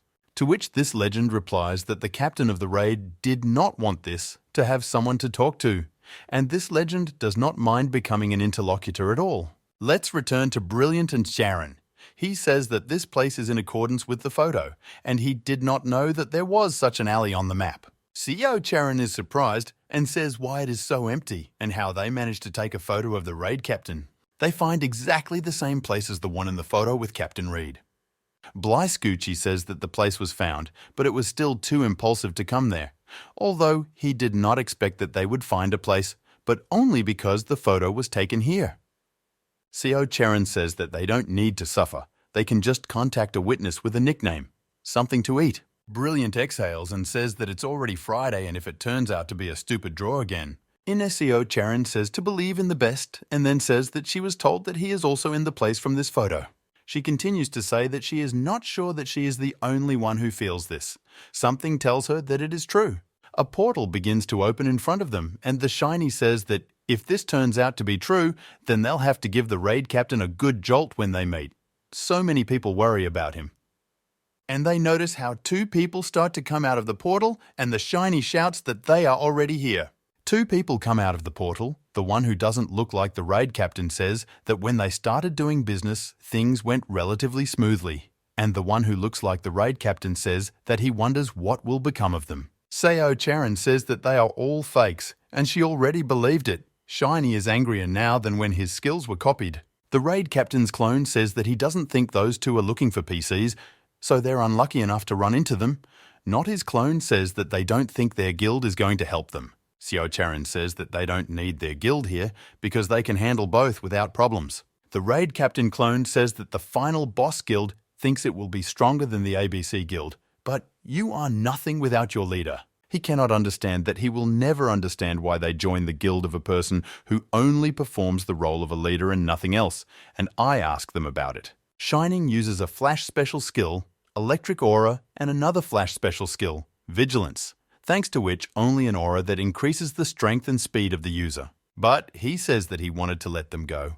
But after these words, he changed his mind, because he is not going to tolerate insults towards the captain of the raid. Let's go back to the main character, who says to the legend that even one more word and he will cut off his tongue.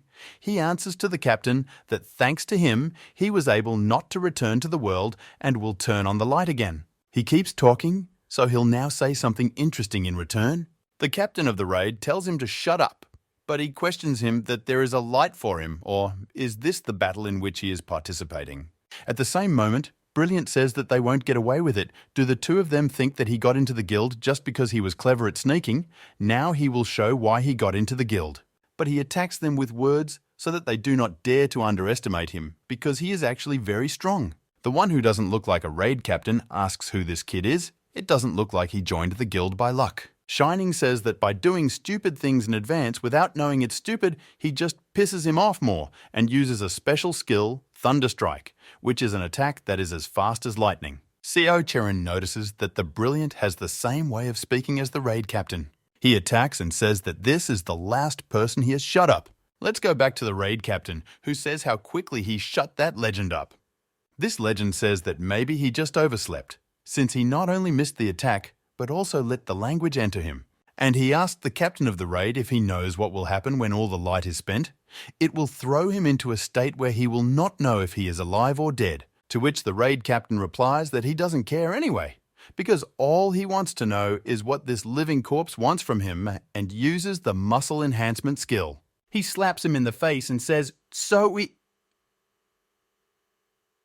Back to Brilliant and Seo Charin, he hits the copy of the raid captain in the face as well and negotiates the phrase, "Answer me." And he asks where it was last seen. Brilliant understands that he went a little overboard, but on the other hand, they were the first to start. So believe me, it's his fault. This guy from the ABC Guild asks what he should be talking about, and even asks if he's some kind of superhero because his sense of justice is too ridiculous. He goes on to say, the guild is the final boss, and they're still nothing without their leader, and asks because he's even starting to wonder if their leader is as mad as he is brilliant. Shining begins to say that not only did he set the trap, but he also dares to humiliate the guild leader. So, following the teachings of the raid captain, he decides to force his respect through pain. At the same moment, the captain of the raid asks that living corpse and uses two auras, fire and ice, if he has not learned his lesson yet, since this corpse says that the captain will become neither alive nor dead. Then he understood and will do so that this living corpse will finally die. The raid captain attacks that monster. At the same moment, the brilliant one also attacks his opponent and he is also angry. They continue to attack their opponents. The brilliant one had such a strong attack that he punches a hole in one of the guild members where the heart is located. The captain of the raid tells this legend that he is quite strong, but if there were any other circumstances. He then says that he will tell the raid captain what he really wants. He wants to live. But at the same time, he is relieved when he thinks about death and asks the captain if their wishes are the same. The captain of the raid replies that he wants to live, that he speaks as if he knows what he really wants. After that, the raid captain asks this legend where his body is. To which the legend replies that he hasn't seen him for a long time, and he decides that since he doesn't have much time, he asks the captain to gather his army. He receives a notification that a new caste has been created, from which it is impossible to refuse, and the legend says that the captain has only one attempt, and if he fails, he will become the same as the legend. And he asked the raid captain what his choice is, to gather another army or to gather an army that can counter the wrath of the monsters. The main character is surprised that there is some other army and he has never heard of it. But he asked the captain of the raid that he understands that he has no choice and asks if there is anything else that the legend wants to ask of him, but warns him to talk about fines right away. Legend begins to say that Captain Reed is as smart as he heard about him, a little tough, but still easy to get along with. He goes on to say that he would like to talk to the captain more, but as he understands, the time has come and wishes the raid captain all the best. This legend thanks the raid captain for listening to him and says that his last fight was incredible. The raid captain says that he realizes that was his goal. Now trying to fight him seems like a mindless act. He goes on to say that it was a brief encounter, but he clearly made a strong impression and gave the raid captain a tip. The main character does not understand why he got the feeling that he should try hard with this quester. Kwong Kwong notices that the surroundings are changing again. Kwong Kwong did not immediately understand where they are now, and they receive a notification that the raid captain can now control the golem. And they returned to the place where they left the succubus and the turtle. As soon as she saw them, she said that they had finally returned, because she had already started to worry when they suddenly disappeared. The captain of the raid answers her that they are fine, that he himself started to worry when she suddenly disappeared.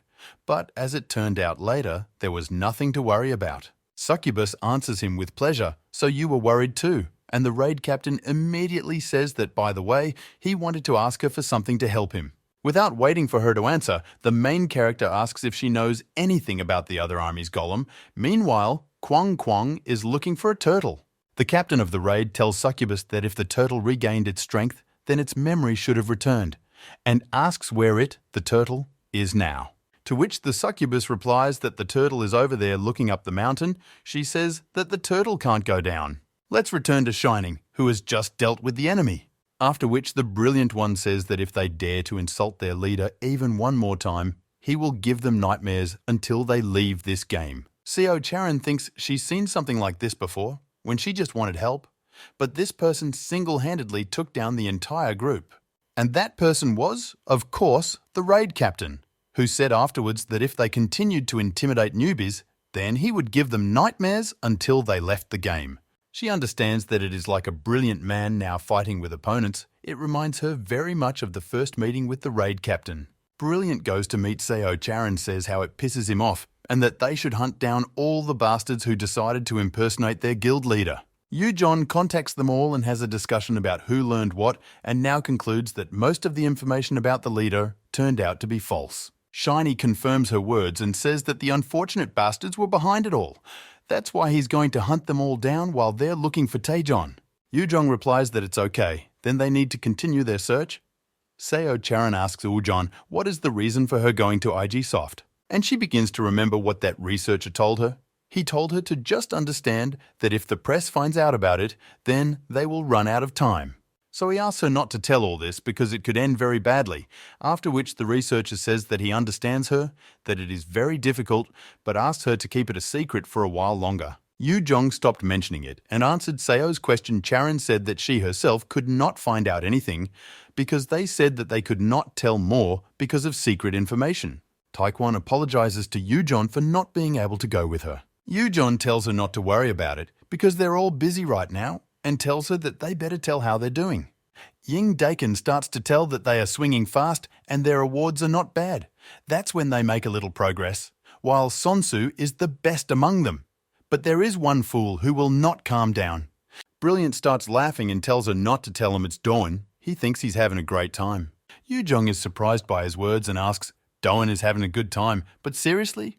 What's wrong with Haechan? Brilliant. To which Haechan replies that Doan, Seonsu, is of course annoying at first, but once you get used to him, he's even generally normal, and his intentions to protect the raid captain are admirable. After his words, Yu-jong says that a weirdo can see a weirdo from afar. Okay, Haechan. Brilliant. Take care of the knights for now, he replies. Of course, but the imposters need to be dealt with first. She goes on to say that she was able to learn from IG Soft that the difference between users and monsters has narrowed quite a bit. It goes on to say that when the AI took over the Raw server, updates for Astro's monsters were put on hold for the time being. Yu-jon goes on to say that for them, of course, average monsters are no longer a problem due to the fact that the average level of guild members has increased. She's still talking, but they need to go further and capture the main dungeon to keep themselves safe. And most importantly, she's also confused by the message they're getting, and it's also read. She is surprised by this and decides to see who the message is from. And the sender turned out to be Taejon, the captain of the raid. She says his name, and everyone immediately starts asking questions about what happened, whether it is something at the expense of the captain of the group. She tells them all that she just received a personal message from him. The message was, "So you're looking for a raid leader." Shiny starts asking her what was in that message. She tells him to wait, and she starts writing back, "Yeah, looking, but who are you?" Then a message goes through telling her not to look for him, but rather to concentrate on the game. Back to the raid captain, Kwang and Succubus looking up at a turtle that can't get down. The main character is surprised and asked how he managed not to notice her, but Kwang was convinced once again that the turtle was cuter when it was small. The raid captain says that this turtle is like a layer of air because it has risen quite high and takes Kwang in hand. But she continues to say that the time has come to find out how the turtle, the other army, and the witch are connected. He takes Succubus by the hand and says that, by the way, they haven't moved anywhere together for a long time, but it's time to fix that. She looks at him and says that he is right. She clearly likes his fame. He uses the rune skill, jump. But they jump on the turtle. The captain of the raid says that this turtle is higher than he expected. So much higher that he had to use the jump 4 times. The main character knocks on that turtle and says that after he saw it up close, he became even more curious about what this turtle hides. Kwang and the turtle say to each other that they are happy to see each other again. The captain of the raid asks the turtle if the tie has returned to her memory. The turtle replied, "Gra-ah-ah-ah." Kwang translates her and says she says yes. She's back. The captain of the raid heard this and says that in such a case, the turtle told everything that was being done. Turtle begins to tell, and Kwang to translate. She says that there is something in the world that can unite space and time, and there are also beings that can feel this something. One such creature is a witch who was once in hibernation. She could sense it somewhat. And the reason she could feel it somewhat was because she wasn't really human. Those who can feel it somewhat are called an ancient race. And besides, this turtle also belongs to this species. After the turtle talks, the raid captain asks if the succubus has heard of the ancient race. She says that she did a long time ago, but it died out after the dragons came. The captain of the raid is surprised and asks if they are really dragons and what do they have to do with the ancient ones. Kwong Kwong answers for the succubus that their mana was opposite to each other, and the succubus confirms his words. The raid captain questions her if it could be that these two were once enemies. Succubus replies that even if it's more accurate, after humans started copying the dragon's mana, all these races united. In general, the ancients ruled over all living things for centuries, but they all simply died out. The captain of the raid replies that it is quite logical and in theory, after this incident, the ancients hold a grudge against both humans and all living things. He goes on to say that then it follows that he must revive the ancients and avenge them.